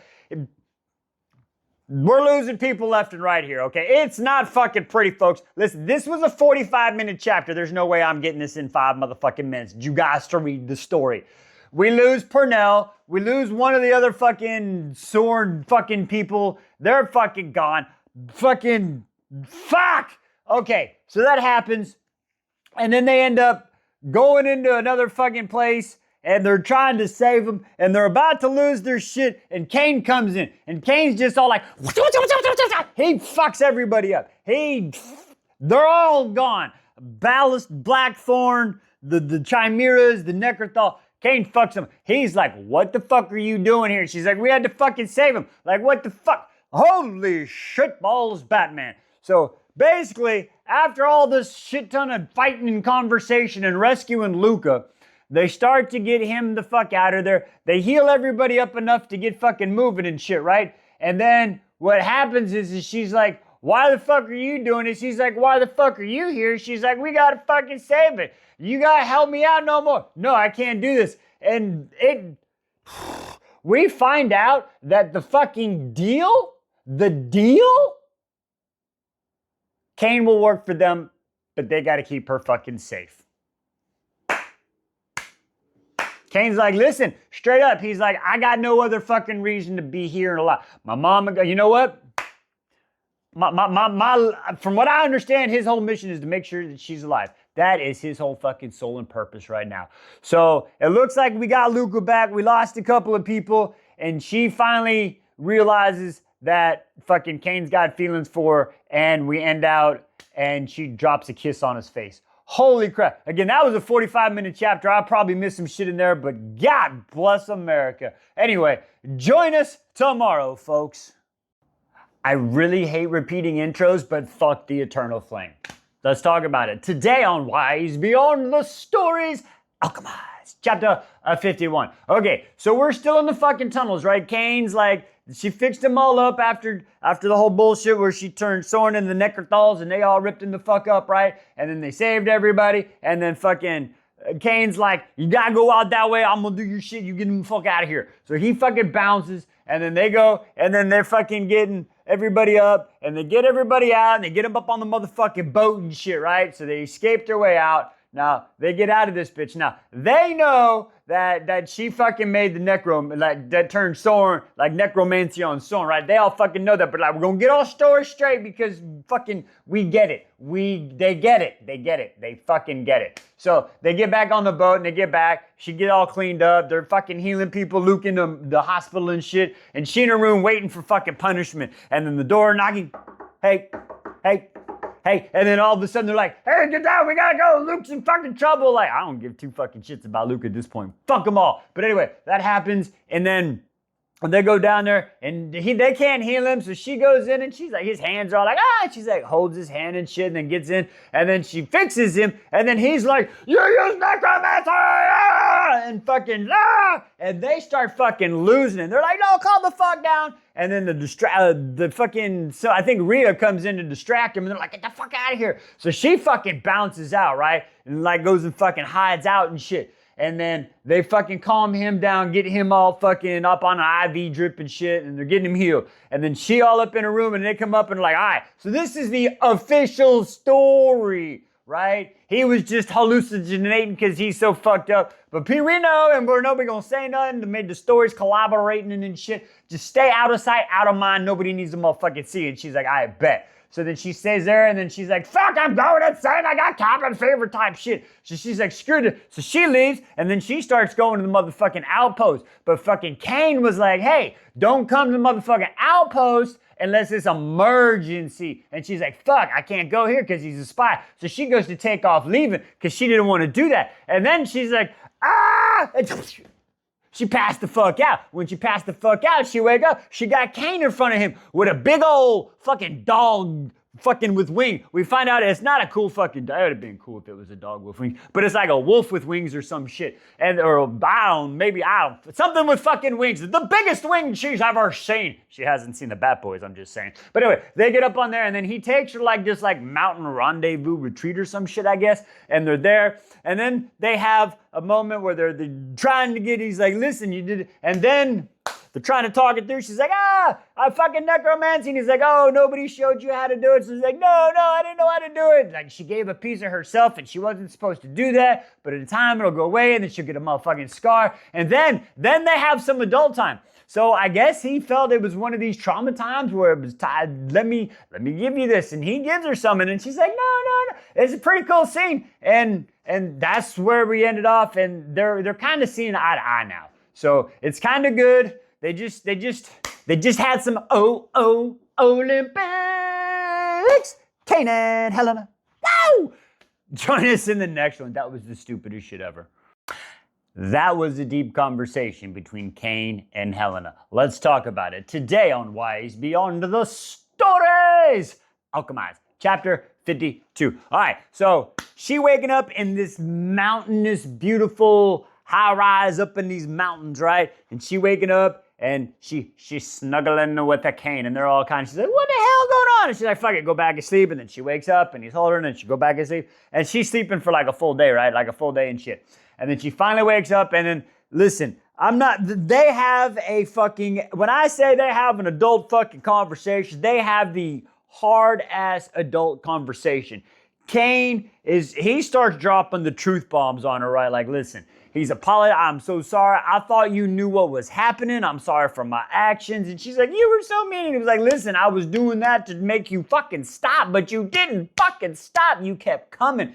Like, he's trying to get her, like, you're such a good person. Like, he's trying to have that conversation. She's like, oh my God, I was you. And he's like, yes, they're using you. They treat fucking work horses better than fucking you right now. Like, you understand they're about to turn you into glue and shit. Like, he's trying to get her to see this. And she's like, how? Like, you don't understand. How does this man see it? And then she does it. And then finally he's like, listen, we're the same. She starts to get that. He's done the same. And like, she starts looking at his past. She's like, why are we here? I figured, and he's like, listen, I can't live in town because that's where my mom was fucking schmordered, and I can't live over here because that's where shit was fucking happened. And then so I gotta come here to fucking escape. Like, you were lonely, I was lonely. Like, you understand? I see you. Like, you see, you and I, we are one and the same. And she starts to fucking get that. And she's like, fuck. All of a sudden, she's like, wait a minute. Maybe I kind of like this guy and shit. Maybe we can, you know, I don't know. Maybe it's going to work out. And then he's like, hey, I need you, like, why don't you get some rest? And she's like, no, I got to fucking get back. No, what do you mean I got to get back? I've been gone for a day. They're going to be wondering where the fuck I'm at. He's like, stay, have a bath. She's like, Kane, I have some food. Kane. And finally he's like, girl, please just, why won't you stay? I'm down on my knees. And then she's like, listen. I'm gonna quote her on this one because I like it. I like it like that. I like it like that. She says, she reached out, her fingers brushing back his hair. Don't worry. I'm always going to come back to you. Did she finally realize that she like him? I don't know. Join us in the next one, folks. After all the bullshit she just went through, I see why she misses Kane. Let's talk about it. Today on Wise Beyond the Stories, Alchemised, chapter, what was that, 53? I think that was 53. That was 53. Okay, let's get into it. So she not wake up. Kane's gonna take her home, right? Now, Kane, remember how he got a chimera? That was the crazy wolf thing with wings. She finds out it's a chimera and shit. And then she finds out that Kane been kind of practicing his healing on the chimera because Bennett, who made the chimera, he just kind of slapping his shit together. So it doesn't, that's why they so ornery. Not because they're medulla oblongata, because their pieces don't fit together. And they hurt, they're in pain. So anyway, so they fly down, and then she's like, I'm gonna miss you. He's like, I'm gonna miss you too. And then they bounce. So she comes up to the gate, right? And she goes in, the guards are like, fucking Crowthar's looking for you. And she's like, ugh. So she goes and sees this fucking chode-ass bitch. And then he's like, where the fuck have you been? She's like, motherfucker, you know where I've been. Why are we playing these stupid fucking games? And he's like, listen, you blah, blah, blah, blah, blah. And she's like, motherfucker, it was your plan to send me in for Luca. He's like, what the fuck do you mean it was my plan? She's like, wait, that wasn't your plan? Like, no, motherfucker. And she's like, wait, what? And then Ivy comes in. Now, Ivy was Purnell's twin sister. Like, yeah. And then So apparently, Purnell got all the information from her sister Ivy, and that's why she went. But Purnell made a deal, and Ivy tries to attack Purnell, firewall and on radio. She's a bad person, fucking neutralized. Like, what the fuck? She's like, is it that serious? He's like, fuck it, I don't trust nobody. It's some bullshit. And then he fucking Crowther bans fucking Helena from ever leaving unless it is to just fucking keep Kane in fucking line. Ever. Like, it's some bullshit. And then she's like, all right, whatever. And then she go in, and then we find out she gets put in she go back up to room, and now they needed to question fucking Wagner, the fucking guy, right? So they go down and they question him, and they got a translator, and she's asking all the questions, and they find out how Morrow does all the fucking, he takes the soul from one, infuses it with the bone, puts it in another motherfucking one, and I think and then puts it in his body. And it's the whole fucking spiel on how he's fucking doing that, and they're like, wait, what the fuck? That's some crazy ass shit. So then we get all that motherfucking bullshit, and then we come back and we find out how they changed the motherfucking rules, right? Now, she's healing motherfucking Penny, and Penny's still on her religious stuff like, oh, you shouldn't have done that. You should have trusted in soul. Like, shut the fuck up. Your faith means shit right now. Like, don't you fucking understand? Like, anyway, digressing. So that shit happens, and then she's like, listen, this shit don't motherfucking matter no more, right? It don't fucking, none of that bullshit matter. None of this shit matters. They made Elaine Boyle the head. They made her a new head healer now in a whole position. And then she talking to she, and then she trying to go to the outpost because they're trying to metallurge some other bullshit.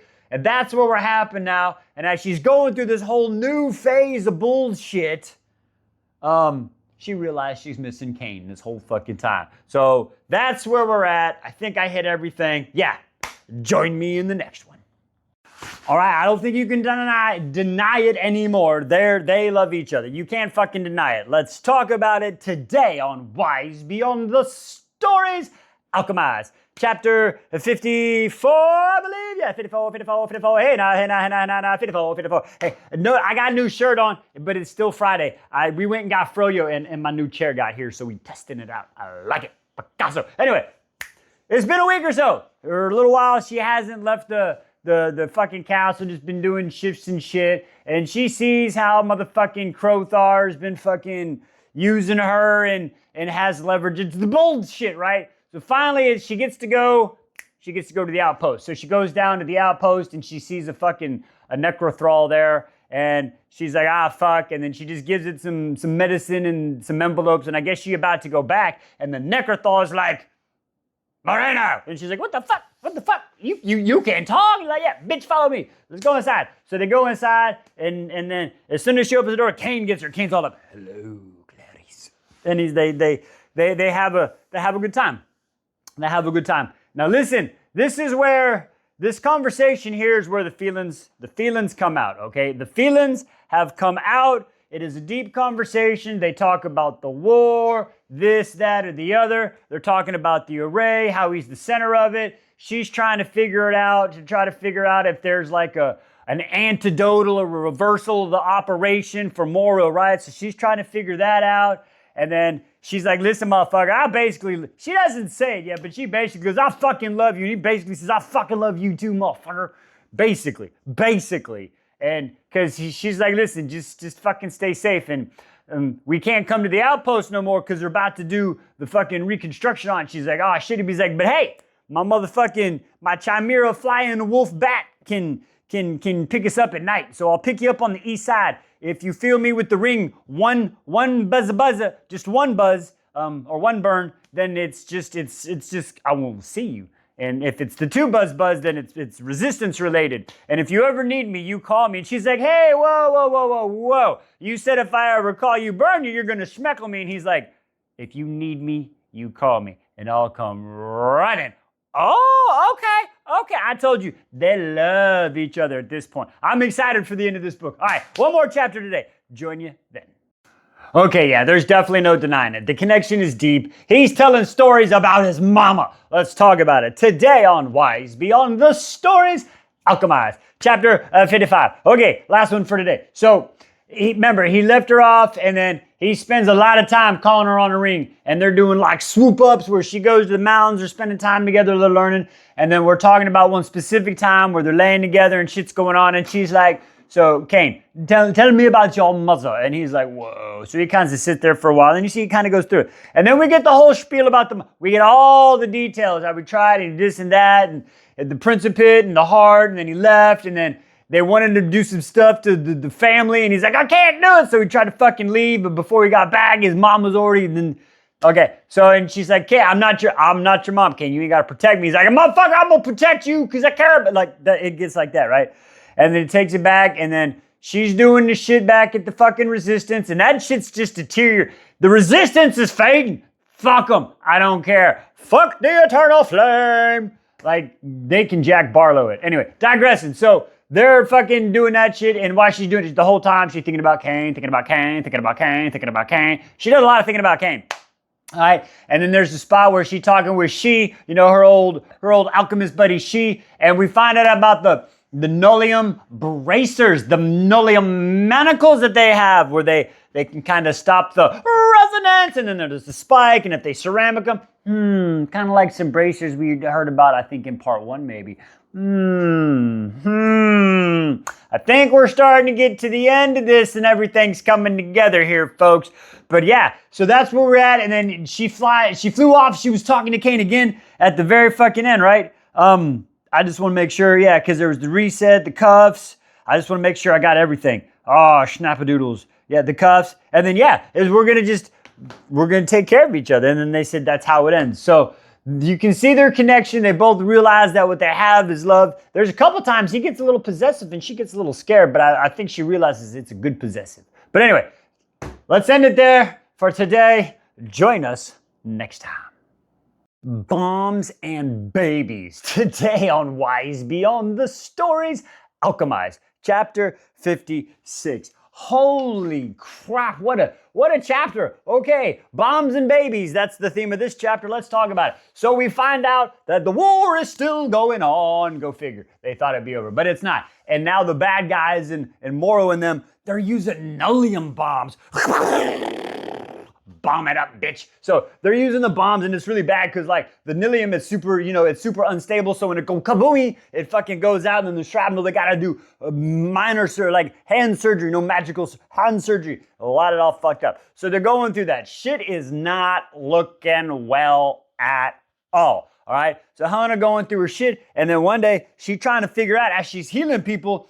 She remembers the story about fucking Morrow and the fucking array and how it's got 9 points. Why is it nothing has 9 points? 9, not 9 points. Like 5, 6, 7, 8, about 9 points? That's kind of weird. So she's laying in bed one night like, oh, no, why doesn't this fucking work? I can't figure it out. So she's sitting there doing that, and all of a sudden she's like, they transfer the, maybe I can put like, maybe if I use my resonance, I can take the last bit of their life right before they go and I can put it into something. So she tries a few objects, and like a sandstone breaks, a metal box caught on fire, and then all of a sudden she's like, a fucking obsidian. Obsidian apparently is like black salt of the world. It just fucking does everything. Anyway, so she gets some obsidian, and then she's like, hum num shiba, hum num shiba, hum num shiba. And she manages to like what she thinks, I believe, is the soul, and it puts it inside the little fucking thing. And she's like, oh cool, I'm gonna go look at this. And then she runs to her fucking laboratory and shit like she's fucking Dexter, and fucking Lila's bitch ass is in there. Hi Lila, what are you doing? And she's like, we got an issue. She's like, what's up? She's like, so I'm fucking preggo. What did you say? So yeah, apparently she preggo. Apparently it's fucking douchey Lukey's fucking baby. And she's like, what the fuck? So they come up with this plan like, okay, what are our options? You get rid of the baby, or you can have the baby, or what if the baby doesn't make it? And they're going through this. We just got to tell Luke. No, we can't tell Luke. He's too far. Why does nobody want to tell fucking Luke shit? So they even said Luke can fucking do whatever the fuck he wants because he's the top man. But his fucking generals and his council don't give him motherfucking information because they're afraid it's going to break the hierarchy. Apparently there is no fucking hierarchy because they're keeping information from the motherfucker. Corrupt ass bitches. But anyway, I digress. So basically it's like, all right, listen, she wants her to keep her mouth closed about the baby until they find out that the baby's going to take, and then she can figure that out. We find out Luke like doesn't want a baby just to be the heir, like he really wants to be a dad and stuff, so that's pretty cool. Oh, and then we find out the real fucking kicker is this Lila bitch. Yeah, she's a Vivimancer the whole time too. Oh shit, Timmy fucking looking at his shit. She's a Vivimancer, fucking Soren new, and that's how she came back with no fucking bruises and all the, what? These motherfuckers be, join us in the next one, we gonna figure this out. Okay, so it starts out as me being mad at Pace, to being okay with Pace, to being mad at Pace, to I had kind of an epiphany. Let's fucking talk about it. Today, Wise Beyond the Story. Alchemised, chapter 57. Okay, excuse me. So, she's doing this thing where they're trying to make Lila look like she got bog cough and shit, right? It's not that cough, it's another cough. And as she's doing that, she uses her resonance vivimancy and shit to make it look like she got it while Patron Mace is doing the shit, right? Because she prego. So they're trying to lock her up because that puts her in quarantine like she got the COVID or some shit. So they do that. And then she's trying to find information about how to, like, she's trying to find that book, What to Expect When You're Expecting, but she can't find it in the library. And Pace got the shit in her office. So she goes into her office and then she kind of just checks it out. And Pace is like, do you need that? And she's like, no, I don't need it. And Pace is like, are you sure you can be pregnant? And I'm sitting here going like, what the fuck? And Pace says some fucking out of pocket shit. Like, I was like, what the fuck? Like, was your mama good? Like, what the fuck kind of bullshit you saying? And then, cause she's like trying to question like if she's pregnant or not. She's like, I'm not fucking pregnant. They took my reproductive organs, you bitches. And Pace is like, oh wait, my bad. I didn't fucking know. So I got, you see what I'm saying? So I might have blew my top at Pace in the reactions a little bit, but because the way she was, but then she didn't, fuck the eternal flame. But anyway, digressing. So that happens. And then she's like, listen, just take the book. I get it. I'm sorry. I didn't know about, they didn't tell me. And then as she's leaving and she's like, hey, tell Ivy, make sure she takes care of. She's like, wait, how you fucking, not Ivy, but Lila, how did you know? And she's like, Bitch, I've been a nurse longer than you've been alive. Like, I know motherfucking shit. Plus, the rash you gave her, that doesn't happen for a while. It was too prevalent. So that's how. So you tell her to take care. She's like, oh shit. So then we go there, right? And then we talk about how the war is going on and they're doing some more shit and fucking loop-de-doo. She's being a little fucking lead the charge. And they take over this factory, right? Or like this warehouse, and they find a bunch of tanks and tubey stuff with people inside and shit. And they fucking walk up in there, and they manage to capture Mandel, the fucking warden, remember from part 1? So they capture that, and fucking old Crothar, he brought fucking Helena along, and she's replacing Ivy to do his fucking torture and shit, to fucking interrogation and shit. So there's some bullshit. Mandel's calling him fucking traitor, traitor, blah, blah, blah. And she fucking puts her hand up on her head. She starts getting in her brain. And they find out about the process of what they're doing and the bodies. And, what did she say? How they were bringing the people in. Fuck, I kind of forgot all this shit. Son of a bitch. Okay, so yeah, so she's doing the Mandel. And then she's not feeling good. Fuck. All right, I had to pause right there. I'm not gonna lie, I had to look at. So yeah, she gets all the information about Mandela, how they fucking put them in the tanks, they electroshock them to keep their muscles and stuff, right? Now, finally, after a bunch of that shit, fucking old Crothar's little bitch chode ass is finally like, oh, okay, we're good there and shit, right? And then Mandel's pissed that they called her a fucking, calls her a traitor, and the chapter ends. But during this chapter, I had a motherfucking premonition and shit. Because remember, she did the little fucking invisibility thing, and she made her ring, the little communication ring, invisible. If she barely recognizes that, she should still have that shit on unless they fucking like found it like when they did her. So technically she should still be wearing that ring, right? Right? Okay, anyway, we'll figure it out. Join us in the next one. 30 bombs and something's not right, but it forces Helena to become a leader. I kind of like it. Let's talk about it today on Wise Beyond the Stories, Alchemized, chapter 58. Okay, let's get into it. So fucking douchey Luke is he's going out and capturing territories that make no motherfucking strategical sense, and it's just stupid. So that's happening, and as the bad people, the Undying, they're fighting back, they started using fucking nullium dirty bombs and shit, and they're doing airburst bombs. So now it's and the shit, and you breathe it in the lungs, and once then you're really completely fucked because they can't do it, right? So they do that, and then all of a sudden, boom, it's a fucking dirty bomb attack. Everybody's freaking out. So they're trying to do this, and then this motherfucker comes up and he's like, hey, look, motherfucking orders, you gotta go to the field hospital. And she's like, but I'm not supposed to leave the castle. Like, I don't know, get the motherfucking lorry. We got to go. So they put her in the lorry and zoom, they fucking travel her down to some field hospital like her family, motherfucker. That's kind of sketchy as fuck right there. Like, why is this happening again? So she go out there and they got no run of water. They ain't got people already lost their resonance because the nullium is inside their lungs and shit. The fucking, a bridge fell down. There's a whole fucking unit trapped inside them and shit. She's trying to figure the shit out. And then fucking Althorn, some dude she didn't even realize that knew who she fucking was. It's like, what the fuck are you doing here? And she's like, I was on fucking orders. And he's like, oh, hell fuck no. You're not supposed to be here. Get your ass back to the castle. She's like, what the fuck do you mean? Y'all got me like Michael Scott here. Swip swap, here, there. I don't know what the fuck to do. And the dude's like, but you need to go to fuck back. And she's like, but I gotta help the people. He's like, go to fuck back. And then she's like, well, you gotta come with me. Cause he won't wear a motherfucking mask. He's like, I don't like that motherfucking shit. Instead, he gonna breathe in the nastiness. It's not a smart fucking thing. Anyway, I digress. And then he's like, no, take your ass back. I'm gonna go get my people. I kind of respect him for that. So he fucking takes off, and then she's like, oh shit, we gotta go. And then all of a sudden, they're like, the bad people are coming and we gotta escape. So she is fucking, okay, she comes up with a plan and she finds the crumpled up orders that says she's in charge, right? I don't know if it's real orders or not, but they start stacking people, the dead bodies in the lorry, because they gotta get rid of the dead bodies, because otherwise the Necrothals take them over, like you're giving them more weapons and shit. So they stack the dead bodies in the bottom, and they put the injured on top, and then they put a fucking nurse in each one, and then they're trying to send the fucking lorries back there. They're shipping the dead bodies back, and then all of a sudden, another fucking lorry, as people are almost done, comes fucking pulling in like, pulls a fucking J-hook like Fast and the Furious, stops, the door opens, and boom! There's a big fucking blast, and I have no idea what fucking happens, so join us in the next one. 'Twas another bomb. Today on Wise Beyond the Story, Alchemised, chapter 59. Okay, so the Lord was coming in and then badoosh, another fucking bomb went off. And then it's like a scene from Saving Private Ryan or fucking D-Day, right? She's all, ears are ringing. She got shrapnel in her chest and shit. She's like, I can't pull it out or I'll bleed out and shit. So she's fucking walking around trying to heal everybody. She's trying to save everybody. The Necrothralls are taking over. She's like, ah! She got a piece of fucking obsidian in her pocket. She goes, oh shit, she cut her fucking hand. Yuck, yuck. She fucking up some Necrothralls with this obsidian. I did notice that. That was pretty interesting right there. But anyway, so that motherfucking happens and all of a sudden she fucking, she goes to pass out and then, here he comes to save the day. Cain shows the fuck up. All right, excuse me.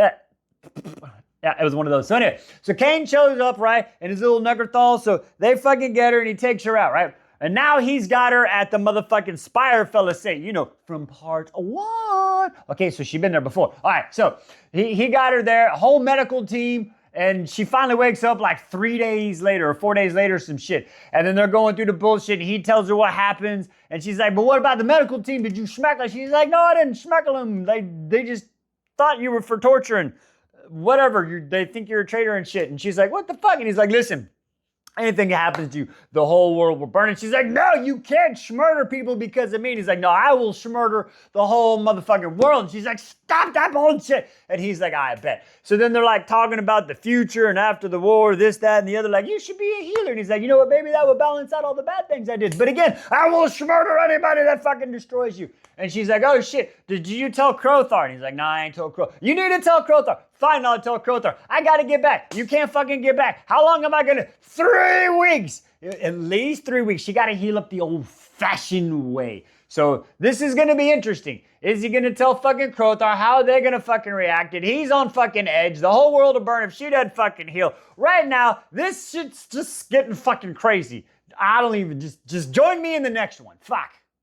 Okay, she found a weapon to stop him, but it's now a big threat to fucking Cain at the same time. She's in a conundrum. Anyway, let's talk about it today on Wise Beyond the Stories, Alchemized, chapter 60. All right, so she's healing up, right? Cain's got her healing up and shit. She reading books when Cain's not there. The motherfucking, the little animated person that used to be his wife's mate is there helping him out, giving her books, like butterfly books one time, and then another book about they can't read very good. So she just bring her books, and then her and Cain are fucking talking and doing some shit. She's like, listen, she gotta go back, and she's talking about her scar, and she's not happy about it. He's like, I like your scar, you're beautiful. Anyway, so she's going through that, right? And then she's like, I gotta go back. And he's like, no, you can't. I gotta go fucking back. Okay, well, fine, we'll go back. So after like 3 weeks or so, or a month or something, he fucking flies her back. It's very painful, the scar down her chest and shit. And she gets back. And of course, they throw her in a fucking cell because they think she's been fucking schmed for like over a month and shit.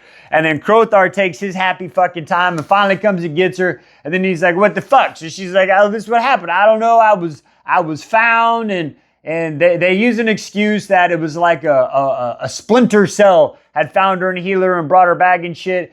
And then they're looking at her and then the matron's like, man, this work is fucking good. Like, who did this work? Nice job, Cain. Good job.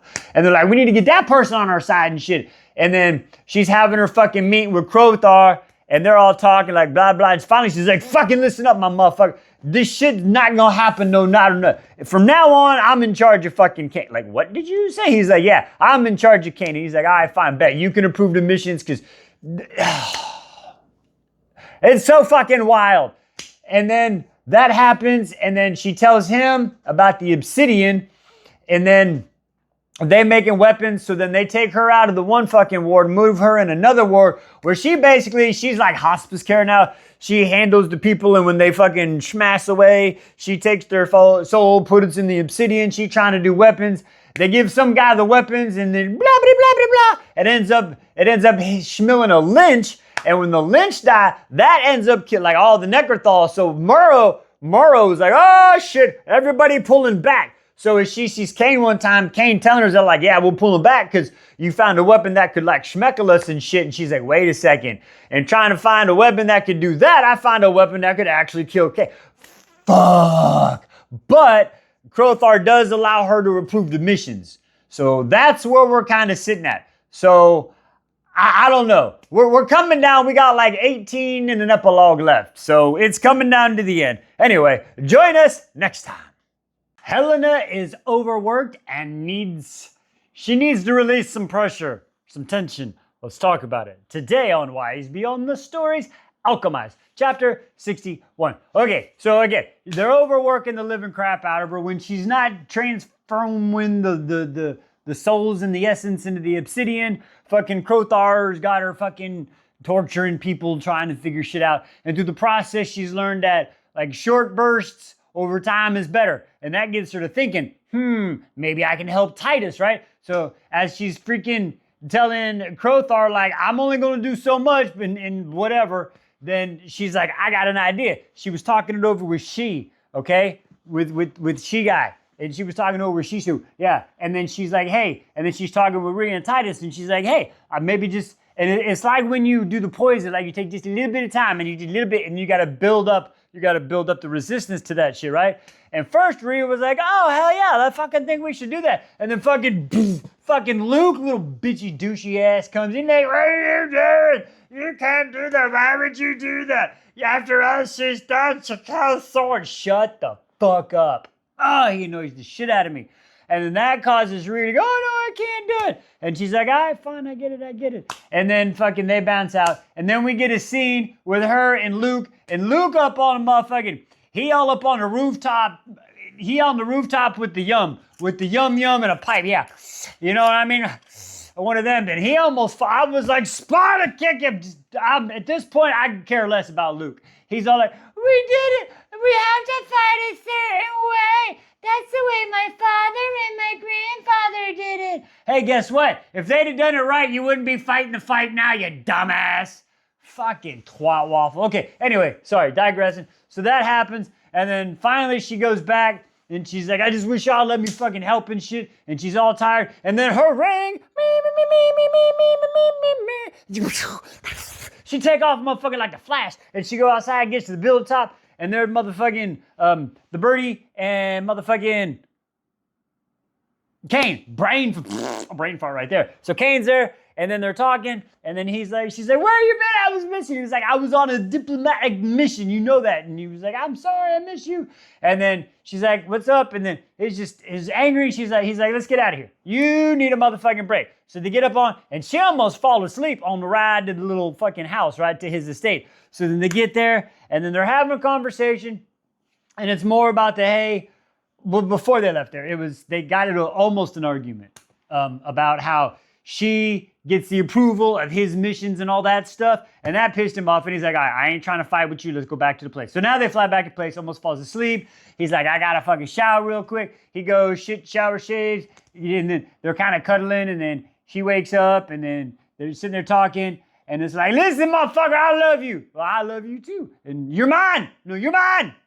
Always. We're always you're mine. And that's how it ends. So hopefully they're gonna spend some good time, release some tension. That's what needs to happen. I don't know. But join us in the next one.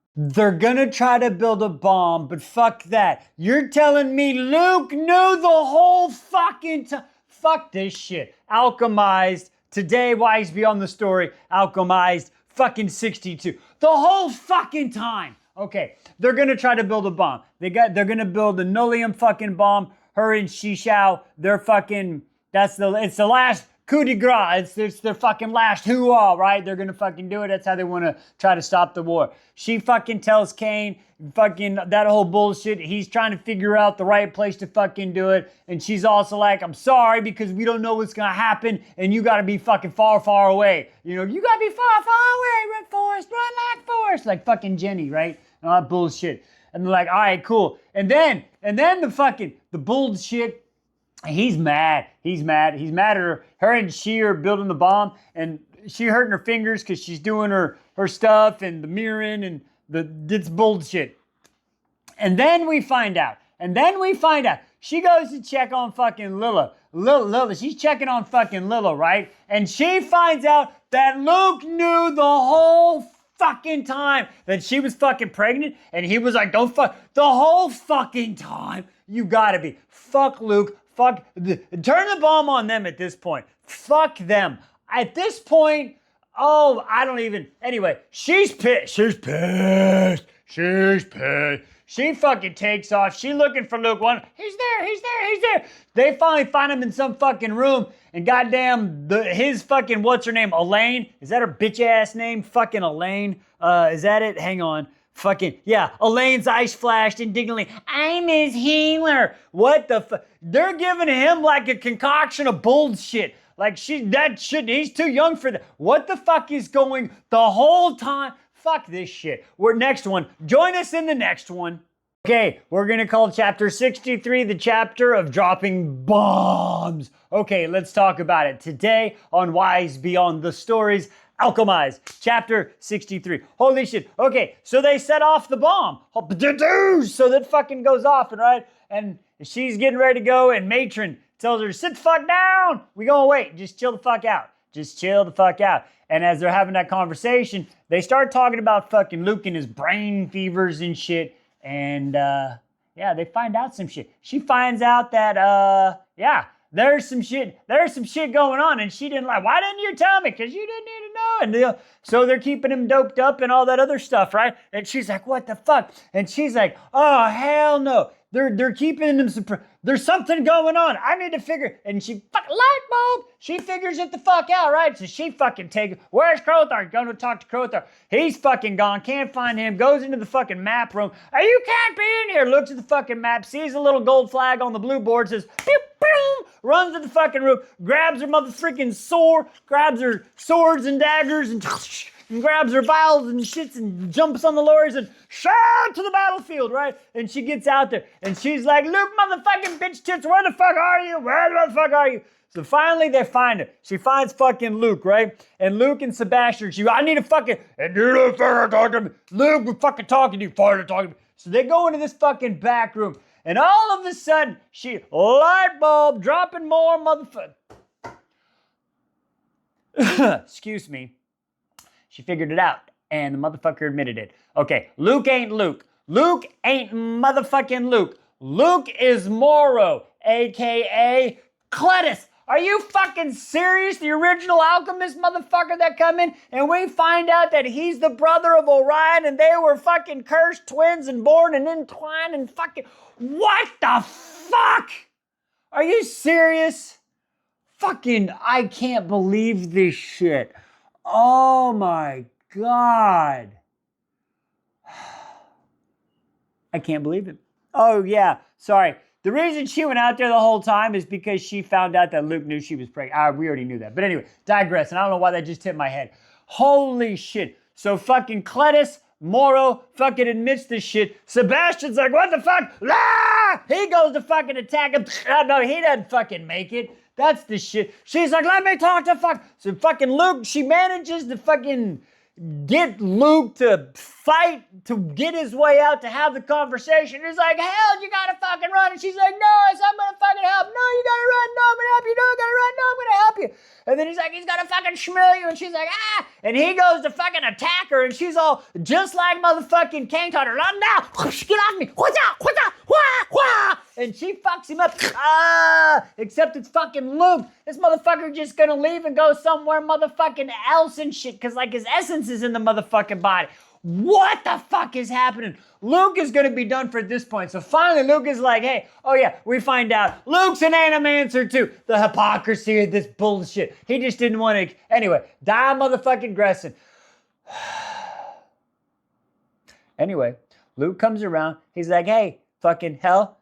Necromancy this motherfucker up. We got to walk the fuck out of here. She's like, you want me to do what? He's like, yeah, you got to fucking do it. So she's like, all right. So she fucking necromances Sebastian up because he was fucking, you know what I'm saying? So they get up, puts the uniform and the fucking armor on him, and they walk the fuck out. The people see him, and he's like, hey, hold the motherfucking line, hold the fort. We're going to need this. We're going to need that. Us three, we're going back to motherfucking headquarters. But sir, that's my fucking orders. And they managed to get outside around the corner, 2 light posts, to fucking the left turn at Albuquerque. Luke's done. His legs are out. He can't do it. He's done. Onion rings. Hell, take care of my baby. What the fuck? Join us in the next one. Holy shit, the war is over and it didn't go the way they wanted. Let's talk about it tonight on Wise Beyond the Stories. Alchemised, chapter 64. Okay, that was a long one. That's what she said. Okay, so she just dropped off fucking Luke. You know, Luke, douchey Luke, he's dead. He gone now. Bye, Felicia. He gone. And Sebastian's with him, but he's reanimated, right? So she's like, ah, shit. So she's fucking trying to sneak around because she got to figure out how to get out. And all of a sudden, oh, fucking shit, Batman. It's Kane. It's Kane. He's like, I've been looking for you. She's like, oh, shit, you scared me. What the fuck? And she explains what the fuck's going on. And he explains to what the fuck's going on. Like, y'all lost the fucking war. They've taken your headquarters. Dunyan rings. We're fucking Dunyan rings. We got to get the fuck out of here. And she's like, no, I can't get the fuck out of here. He's like, no, we got to get the fuck out of here. We got to go. And she's like, I got to go get fucking Lilith. He's like, you ain't got to get shit, motherfucker. They gone. And she's like, no, listen, we got to fucking go. And he's like, okay, what do we got to do? And she's like, I'll only go if you go get Lilith. And he's like, she's fine, whatever. Okay, you promise? And she's like, yeah, promise. Lying ass.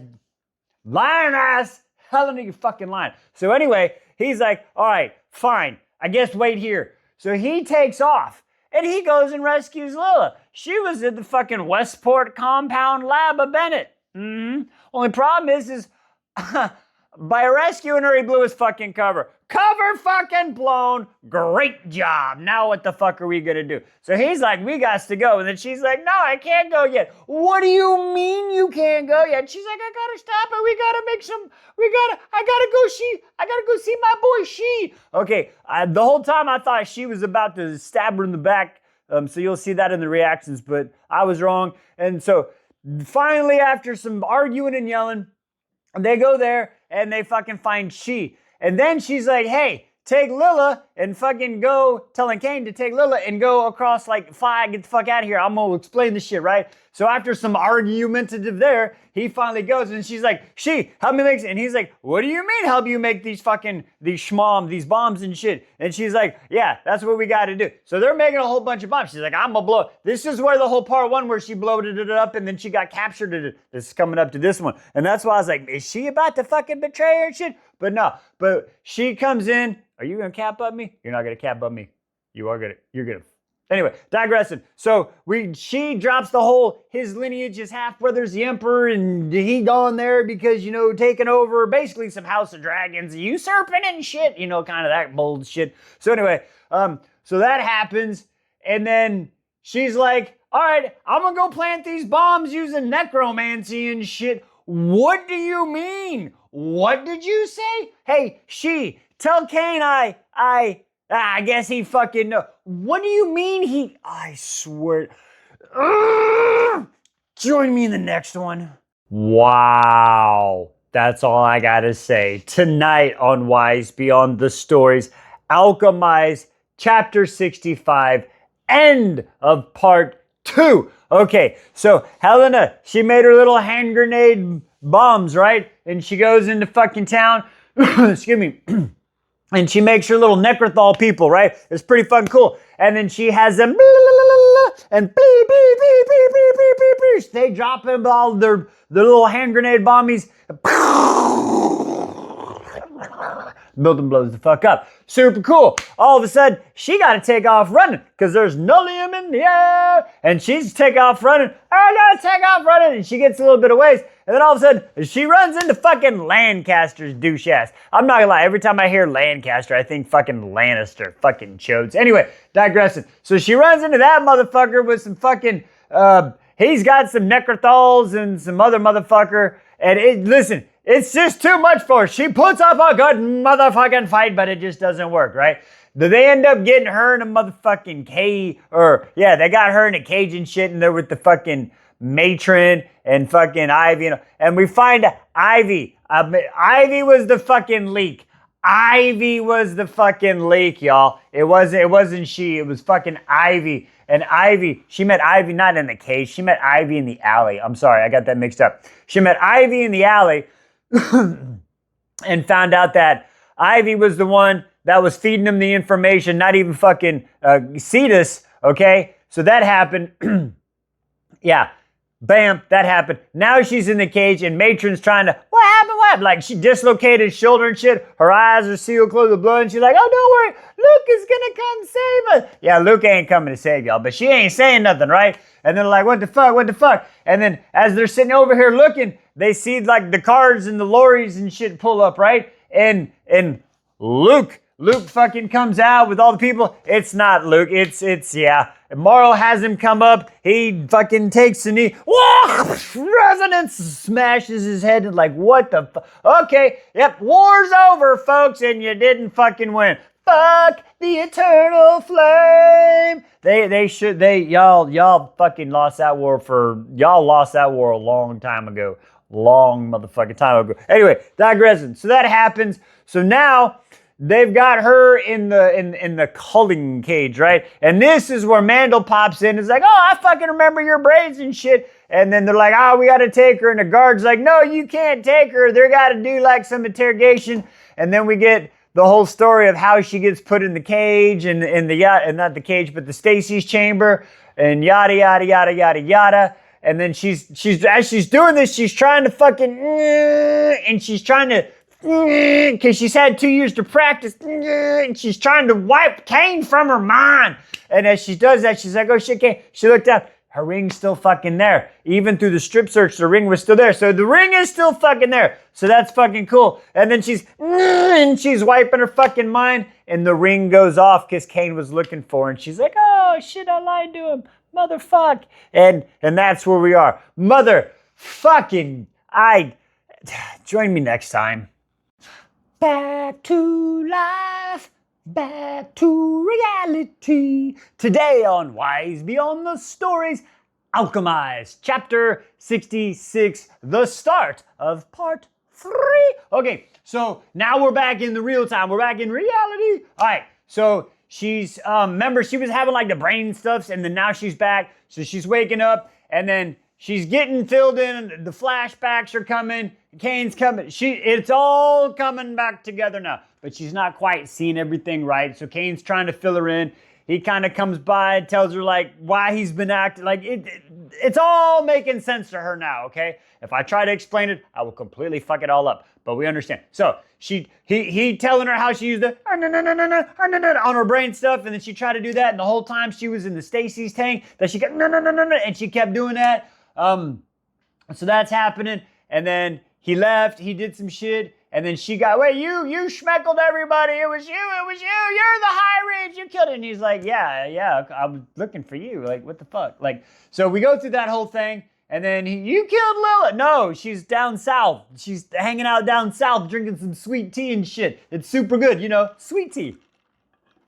And so he's like, listen, we got to get you better. We're going to meet you down there at the halfway point, right? Like at the crossroads. I see you at the crossroads so you won't be lonely. Sorry.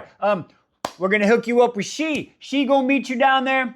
And then she going to take you down with Lila. And she's like, oh, hell yeah. And they're like, you're going to join me, right? And he's just like, he doesn't really answer. And then they're kind of sitting there and she's like, well, fuck, if I don't say something, he going to leave. And then she's like, so how you doing? Because he's just like staring out into the darkness, right? And then she's like, so you gonna come down there with me? And he's like, yeah, I'm gonna come down there with you, all right? It's like literally, and this is how it says, his lips are quietly, he said, if that's what you want, it felt like a lie.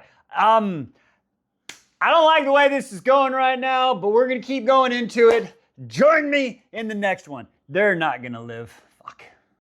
A realization has set in and it all makes sense. Today on Wise Beyond the Stories, Alchemised, Chapter 67. All right, so she's been sitting there trying to go through, and as it comes to her mind, the fogginess is going away, right? It's not coming away in my mind, but in her mind, it definitely is. All right, so it's going better. She sees Kane coming down like all tuxedo and looking all debonair and shit. And she's like, what's up? He's like, I gotta go do some royalty bullshit, some diplomatic bullshit. And he's like, come on, let's take you a tour around the house. And she's like, what about fucking your douchey wife? And he's like, she's in the fucking city, so don't. So he's like, yeah. All right, so they get her there, like takes her kind of like the library, and then he bounces. And then everything it starts to come back to her. She fucking remembers it, okay?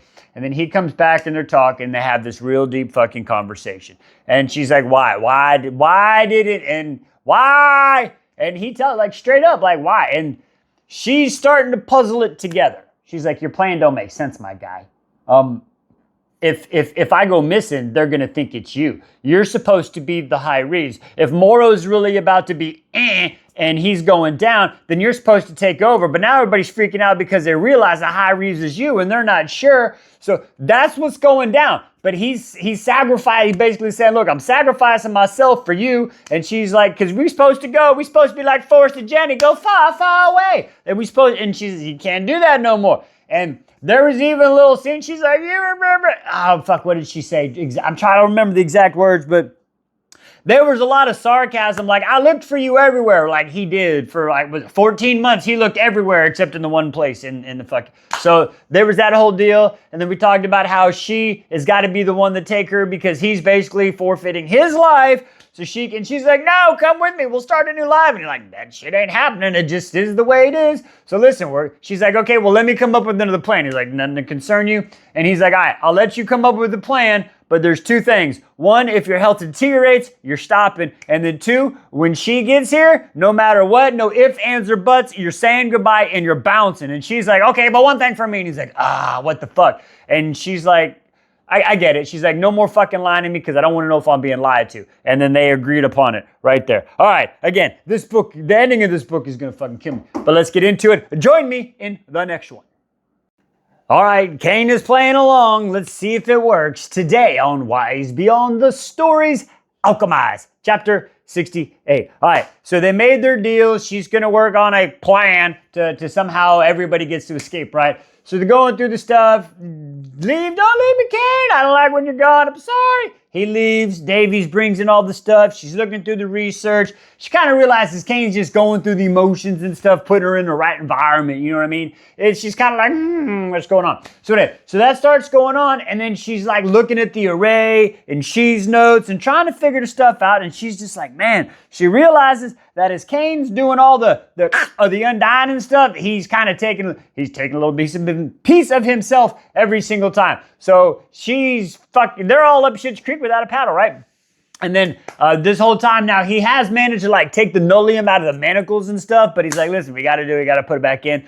So she's going through that. They're working on some fucking plans. They're trying to figure it out. They're doing this, and all of a sudden, we find out, motherfucking, what's her name? Stroud. Stroud's coming back up, right? Oh, wait, before Stroud comes up, they have this conversation where he's talking about ending what's going on with her in the belly, okay? You know what I'm saying? I'm not trying to be all graphical about that one. And she's like, wait, I didn't know that was part of the plan. He's like, I didn't think you want a bastard with me. And she's like, hell yeah, I'd be worried about like the eye color, hair color. And he's like, yeah, but everybody will know that I was the one. And you know what I'm saying? And she's like, that shit ain't happening. That's the way I took it. So it was there. And then he's like, listen, I said I fucking love you and I'm always going to fucking love you. And then she finally breaks down that whole exterior, and then they're doing that, and then we get a few days of them really trying to search for a plan. And then he comes in, he's like, hey, Shroud's on the way back. They got to put the nullium in there. And then Shroud's like, oh, hello, let's look at you. And she starts looking. She's like, all right, looking healthy. You need to eat some more and get some exercise.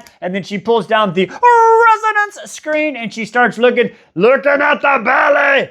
It's a girl. She gonna have a girl. Fuck, what does this mean? I don't know. I'm scared, but join us in the next one. Shit. Helena's not giving up, and fucking Kane's like, you gotta fucking just accept reality. Let's fucking talk about it. Today on Wise Beyond the Story, Alchemized, chapter 69. Okay, so they find out it's a girl, and Shroud is like, all right, keep her fucking exercising, get her to do some foot. They're a little upset that it's a girl and not a boy, and it's just a temporary setback, and they're going to keep working on it. And he's like, what the fuck? So she ends up bouncing, right? So then they're talking, and as her and Kane are talking, all of a sudden she comes out in the middle of nowhere and is like, hey, I want to have some smecks. And he's like, what the fuck are you? No, you are not healthy enough for that shit. And she's like, listen, the last time, we were both kind of in that, you know what I'm saying? And since my mind's not coming back, I would like to really have a time where I remember that. And he's like, what the fuck. And then he leaves for a few days, but as a few days living and shit, he kind of comes back, things are a little hot and heavy. So now they start going into it, and he's like, hey, if at any time you just tell me to stop, I'll stop. And then it keeps going, gets hot and heavy, and all of a sudden she's like, stop. And he stops. And then she's like, okay, cool. I know he's going to stop. Okay, she's like, no, we're good, keep going. So then they get that. So they're kind of going through that, right? And then we go up to this shit, and then we find out that fucking...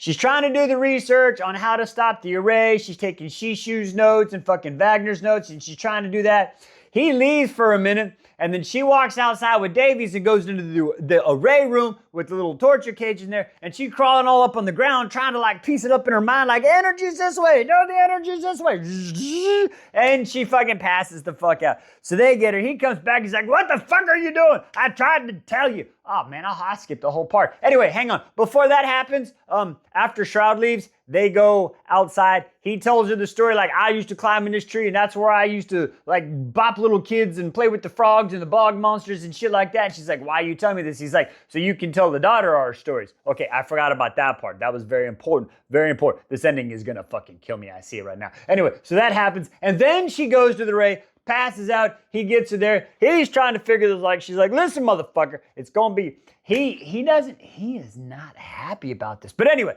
and it's just so fucking rough. But anyway, so they're going through that. He's like, listen, you can work on the array, but you're not leaving the room no more without fucking me anymore, right? So you can't leave the room. So she's like on the ground, little papers and trying to figure the fuck out. She thinks she can do it. We got just a few days left. He comes in, he's like, hey, we got to get up. We got to throw a fucking party. Why are we throwing a party? Because I got to try to convince everybody that everything's going good. Like, fucking crap. There's so much going on. All right, join us in the next one.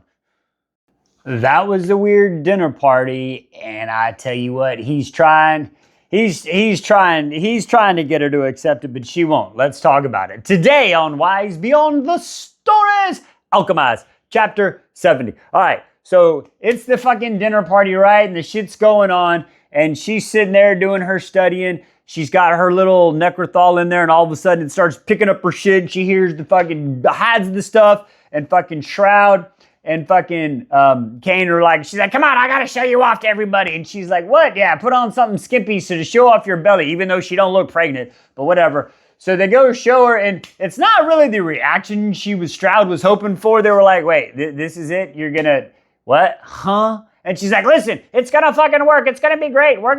She has the baby, we'll accelerate the growth, and then we're gonna transfer the mind of the great high necromancer into the baby. They're like, what the fuck? And then Kane's finally like, accept it, all right. And she's like, whoa. They're like, oh my God. And he's like, get the fuck out. I'm tired of the bullshit. And they're like, what the fuck? You weren't supposed to scare them into submission. He's like, that's all they fucking understand is fear and power, you dumbass. And then it goes into the whole bullshit where the fucking... She starts questioning him like, why isn't she scared of you? And he's like, well, you got fucking my wife to blame on that. Oh, yeah. She also explained how, like, how'd she get, fucking Allura was like, how'd she get pregnant? Your fucking husband did it. He won't sleep with me but you. So she's all pissed. And he's like, thanks for fucking up my goddamn home life and world, Shroud. Fucking anyway. So they kick everybody out. And then him and Helena, they have some more talking, do some more walking in the maze. They're getting a little bit closer. She's trying to figure the array out. She's like, I think I figured it out. If I use the transflux capacitor and flip the flebs of the do, and then I reverse the change polarities of the spectrum analyzer to the cross modification of the titanium and nickel or resonance, I think I might just have a chance. And he's like, nah, that shit ain't gonna work. And she's like, okay, well, let me just start over. Maybe I can do this. Maybe I can do that. And he's like, hell, my girl, babe, I love you. Please stop. We don't have much time. This is not how I want to remember you. And she's like, okay, I'm just gonna get to work. And he's like, fuck it. This is what I got. This is what I got to work with, right? And then all of a sudden they're like, she's like, looks up at him, and then she starts like getting up onto him and stuff. And then they start having some very, very sensual. It's not the Olympics. They're making love on this one, okay? And she was like, I wish we had more time for this because they took it from us. They took it that we loved each other. And that's what it fucking hurts. All right, there's our 5. We're going to get another 5 in today, but we got to do the reactions. Join us next time.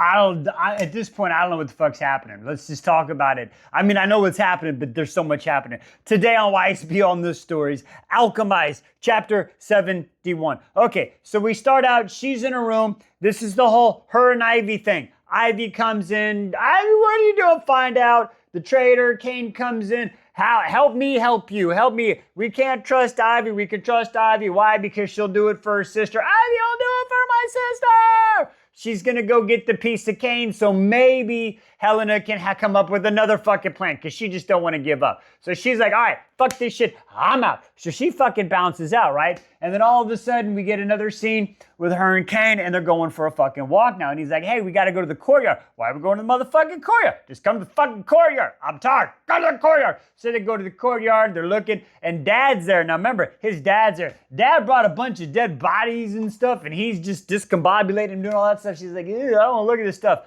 But then when they're walking back, all of a sudden, here comes old wifey Allura. Hello, Allura. She's like, where the fuck is Cain? And she's like, what the fuck? Cain, what do you want? I told you not to talk to my prisoner. But you always with her. Nah. And she starts fucking yapping. And then Dad comes around the corner. He's like, what the fuck? And they start going at it. Dad's like, you piece of shit, son. You can't do that. That's why you're ba-da-ba-da-da-da-da-da-da. And Allura, she runs her mouth. She's like, yeah, I'm just like your mother, and I couldn't fix you either. And Dad says, nope, skadoodle that, whack-a-doodle.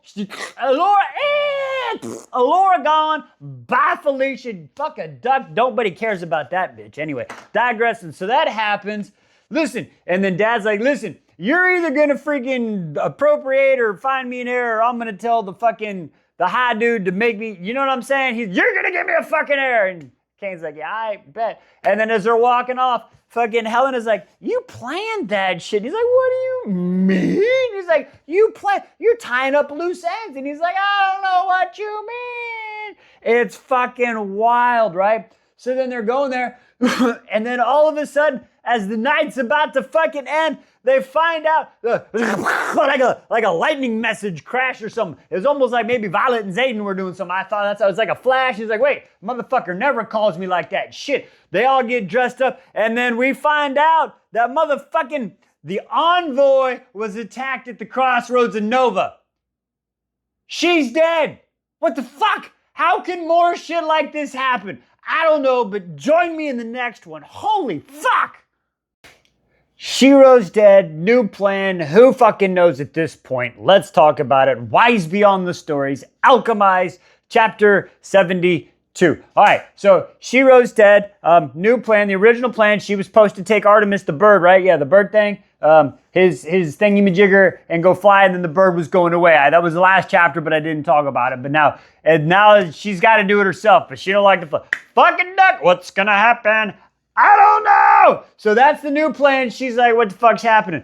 All of a sudden, they're sitting there, and then Shroud comes back, and he's like, hurry up, hide the shit, Shroud's coming. So Shroud comes, looking at her and shit. All right, she's doing a little pregnancy thing, doing better. Shroud's mad because she wants to take her to the gestational lab, and he's like, fuck that shit, she's my prisoner. That ain't fucking happening. So they go through that. And then all of a sudden, he got to leave for a little while, and she's working through her things. And then he comes back a couple days later, and he's all fucked up. She's like, what the fuck? He's like, well, I just had to do some shit. Find out after the whole he was done. Those, would you like to form an alliance? The other people not in Paladinia, they formed an alliance. So somehow Morrow said, make an example of everybody, told him to schmeckle a bunch of prisoners. So he schmeckles a bunch of prisoners, and the other people said, that's going to make us join together. So Morrow decides to punish him. So she's at the house one night, and it's raining and shit, and she looks outside.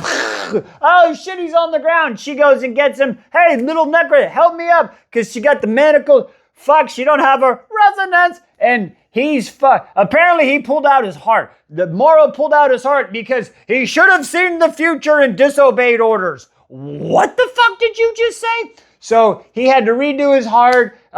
He's blind in a few days. So she gets him back to the room, kind of fixes him up, and then all of a sudden, like, his dad is walking around, so he wakes up, I gotta go deal with my dad, and as I'm dealing with that, you gotta leave tonight. What did you say? She gotta leave like tonight? Get the fuck out of here. I don't know, but join me in the next one. Fuck! Ooh, Helena tells the truth. Let's just get into it. Today on Wise Beyond the Stories, Alchemised, chapter 73. A lot of bombs dropped on this one. Holy crap. All right, so fucking Cain and his daddy, they get into a big ass fucking argument, right? And Cain fucking takes off. Now, after he fucking took off, right? Cain's daddy's like, fuck this shit. I'm gonna get this information out of this fucking girl. So he starts setting the fucking building on fire. She's trying to get out of this, finally gets in there, starts interrogating her, and all of a sudden, Helena, of course, her brain be putting shit together. Wait a second, it was you. He's like, what the fuck? So we find out that all this shit's going on. And he's like, who's the fucking traitor? I gotta find out who the Eternal Flame is, the last surviving member, and who the fucking... And finally she's like, you know what? It was you! It was fucking... No, anyway, she's like, it was me! I was the one that made the bombs, and you'll never find the traitor because the traitor's your son! And he's like, no, that's not true, that's not true! And then fucking Cain shows up again, right? Because he's all fucking livid. He's like, yeah, it's me. He drops the fucking bombs. And no, why did you do that? Because of fucking mom. What do you mean? Like, and it just goes into the whole thing where dad is like, what the fuck? Like, dad called to him a dog, right? And he's like, you said mom was your most loved possession and shit. And then they just broke you. And then she sat in this fucking torture chamber and nothing. And then after all this happened, you just came back and like, you're calling me a dog? Oh, hell no. Like, it is the biggest fucking, like, come to Jesus family meeting ever where the truth bombs are motherfucking happening, right? And then dad's all up, and remember, dad's in Crothar's body, so he got the pyro fire, so he was trying to and fucking Cain ends this one with, you seem to have lost your fire again, father. Oh my God, holy shit. It's, join me in the next one, fuck. Okay, I tell you what, Dad tried to fix a lot of wrongs with one final act. That was pretty cool. He's still a chode, but he tried to do right. All right, let's talk about it. Today on Wise Beyond the Stories, Alchemised, chapter 74. Okay, so remember, Dad started questioning Helena, trying to figure out what's going on. And Cain fucking interrupted, like has him all fucking tied down, secured on the ground, right? So we're figuring that out. And they've kind of pieced this out. And as they're working through this shit, because remember, he started building on fire, they're talking it out, blah, blah, blah, blah, blah. The lightning crashed again, like, oh shit, it's a fucking Morrow, except it come from another direction and shit. What did you say? It's fucking Ivy. Ivy shows up, I got it. She got the piece of the butt. How did she do that? Well, she used the Necrothal of Sophie and to just like trick, and then she ran away and got it. So that was really cool. So now they got all the pieces. They had 3 of the 5. Now they got 5 because they got the array and the bone. And, oh, wait, they still need a soul. They need a soul. Wait, Dad said he's going to give up this. What? Why is Dad? But then, like, Dad, they're arguing. Cain and Dad saying no. She pulls Cain aside. Is like, listen, the motherfucker cares about you. So finally he's like, all right, fuck it. So they go into the fucking array room, right? And they do the whole thing. They've got Cain stripped half, shirt down, and the bone and the magic and all the Necrothals. He's like, I'm sorry, the Necrothals. They're all gonna, holy shit, the experiment begins. Fuck it, I guess it works. I don't know what the fuck happens. All the Necrothals, bye babies. That kind of sucked. And then they get up. What? Okay. So apparently he's got a soul now, and fucking Morrow, and he can't control him no more. And Dad's like, all right, it's time to go. So while Cain's resting up, they're packing their bags. They get the Artemis, the wolf birdie chimera fly thing, and they're bouncing out. And Cain and Dad have a moment, and it's like, hey, you're good son. Mom loved you. You're the best thing we ever did. Do her fucking proud and take care of my son. And I bet. They get up on the fucking chimera and fly away, and as they're flying away, they look back and whoosh! The fucking estate is on fire! I guess Dad's removing the traces. Wow. Okay. Whew. Join us in the next one, folks. They're escaping to the south. Today on Wise Beyond the Stories, Alchemised, chapter 75. All right. So they've taken off flying. They're flying in the dark. Kane dragged the fuck out. She don't know what she's doing. The Chimera's just fucking flapping, and they're flying. She hanging on, almost falling off. They managed to get somewhere, and they get there. And she's like, where the fuck are we? I don't know what we're doing. It's dark. I don't know what to do. Help, I need an adult. Kane's like, oh shit, we're here. There's a cabin somewhere over here. So they manage to get off. They get to the cabin. They get a little bit of rest, and she's kind of looking at him. He's looking. Her hands all fucked up, and basically she's like, listen, you're healing, but you can't do jack and shit. You are so fragile right now. You're super fragile. Don't even sneeze wrong, or you could, you know what I'm saying? And then he's like, yeah, cool, okay, I'll get some rest. But your hands, like, she got one of these little, it's my strong hand type things going on because the array fucked her up, right? And she's like, don't worry about it. And the burn, don't worry about it. So they go to sleep, and he's like, hey, there've been a few days, and they're like, hey, are you ready to go? He was like, we'll go if we go, but she's like, I need a little bit of rest. But they're getting kind of restless because they're fucking, come on, come on, take the money and run, dumbass. Anyway, they're on the run. So that's fucking happening. So they rest a few days, and then she wakes up, right? And then she wakes up and notices that her hand's fine. She's like, you stupid mother, what are you doing? I told you not to do shit. And finally, he breaks it down to her and says, listen, girl, I love you, but do you not understand? Watching you break yourself over and over for me, it's killing. We got to stop it. We got to stop this shit. And they're like, all right, fine. So then they get back up on the birdie, the Chimera, and they start flying for a few more days. And Kane's just really doing it. And then they fucking, it's the sea, the sea, the sea. And they see a little cabin way over there, little cabin. And they land, and it's fucking Lila. All right, we caught up with Lila. Maybe they have a chance. I don't know. Join us in the next one. Island Life. Today on Wise Beyond the Stories, Alchemized, chapter 76. Okay, this is a long-ass chapter for nothing to fucking happen. Let me tell you. All right, so they're on the island. Listen, they're getting into normalcy. They're getting rest. He sleeps for a whole shit ton of fucking days. She's resting. They're doing their thing. Lila comes in, has a conversation with the one that is like, listen, I can't believe this shit's fucking happening. I want you to know, you need to take care of yourself. Fuck me, fuck Kane, fuck everybody else. Take care of yourself. But I know you're going to stay with him. I just had to say it, but just know the man didn't care for you, and yada, yada, yada. So they did that part, right? We get some normalcy, some complacency. We get a little bit of pattern. She's starting to make medicine for everybody. The town's starting to check her out. They're just going through. Kane's bored out of his fucking mind, though. And then guess what happens? He comes flying in. Oh, fucking Aramis comes in, but like, you gotta be careful. So he only gets to come out at night. And then that shit's going on. And then I forgot about this. I ain't gonna lie. She's preggo. The baby's coming. Oh my God, the baby's coming. What's gonna happen? Fuck. I hope she didn't. Oh man, not. Anyway, I don't know. We're finishing the book tonight on live, but the baby's coming. Shit's happening. I'm fucking scared. Join us next time. That was the most realistic ending to a fantasy book I've ever fucking... I think Timmy's saying, oh, I don't know how I feel about this ending. So today, join me, Wise Beyond the Stories, Alchemized, the ending, chapter 77 through epilogue. We're just going to do one video to end it up because it's, again, a lot of words, not much happened. So she's having the baby. Ladies and gentlemen, I would like to welcome Enid Rose Theron. Yes, beautiful baby, beautiful name. Curls, looks like mama, thank God, but still got the eyes of daddy. Now, once the baby's had right, Theron's like, oh shit, it's a baby. I don't know what to do. Help, I don't know what to do. And she's like, you get your ass over here and touch this baby.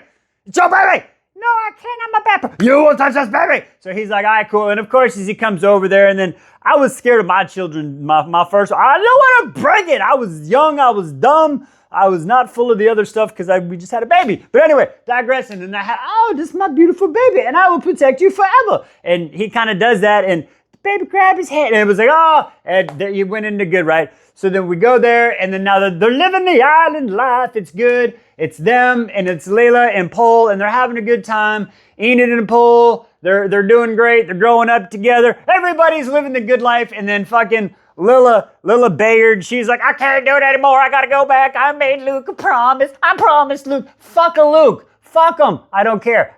And digressing. Anyway, so she ends up saying fuck it. So they leave Pole there. She goes back, is gone like a year and a half now.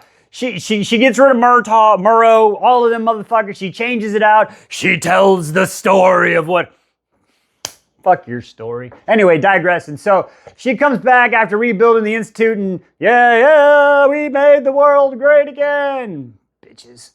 Take credit for... You know what I'm talking about, okay? The winners write history. Remember that. So anyway, so then she comes back a year and a half later. Come on, I gotta take Pole. And fucking the kids, oh, go. And then finally, we mentioned, remember how in the beginning we talked about that horse Cobalt? And I'm like, this motherfucker better be important. Yeah, we finally met Cobalt again. There was a dog. And so many words for some shit. I'll talk about it in my review. Anyway, digressing. So Pole's cool. Hey, Enid, you gotta take care of the dog. They bounce out. 4 years later, blah, blah, blah, blah, blah. Fucking 10 years later, they're old and fucking decrepit now. They're living on the fucking land. Oh, at one point, Lila came back. Yeah, after she came back, got the kid. Ferran, he bounced out. His bird, fucking, that bird came back and shit, so they're living a good life. He bounced out one time because they found Shroud. So he went and finished Shroud off, that little twatipus. So Helena was, we did enough, and that was mad. And then after that, they're like, all right, chill. And they lived on the island, and they lived a peaceful life with no glory, which I actually like that. You know, we always wonder how people will get their life. Now we got it.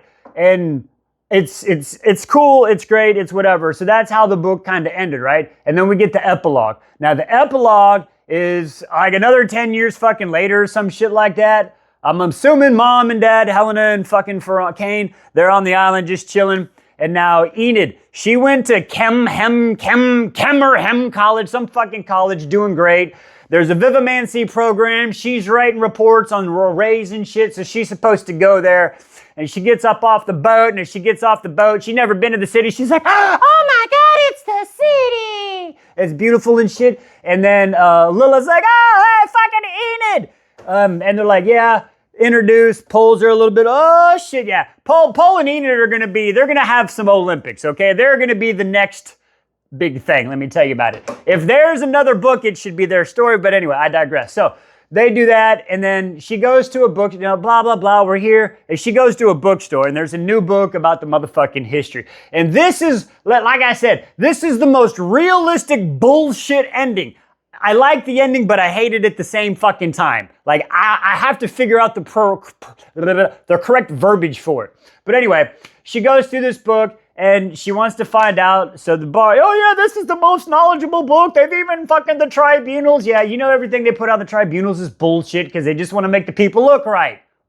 So anyway, she flips to the part where it talks about her dad, Kane Ferran. And of course, Kane Ferran, the High Reeves, the biggest mass murderer ever. And literally, he's the reason the fucking war's over. But we're gonna digress, okay? Him and mom did it all, right? So she's just pissed because she knows the truth. She knows what's going on, and nobody else does, right? I get it. Nobody fucking cares. And then she goes and she flips to mom, and she talks about fucking mom, and she goes there, and it's just like, oh yeah, Helena Marino, she was a nurse, she was a non-combatant, didn't do shit. What the fuck did you say?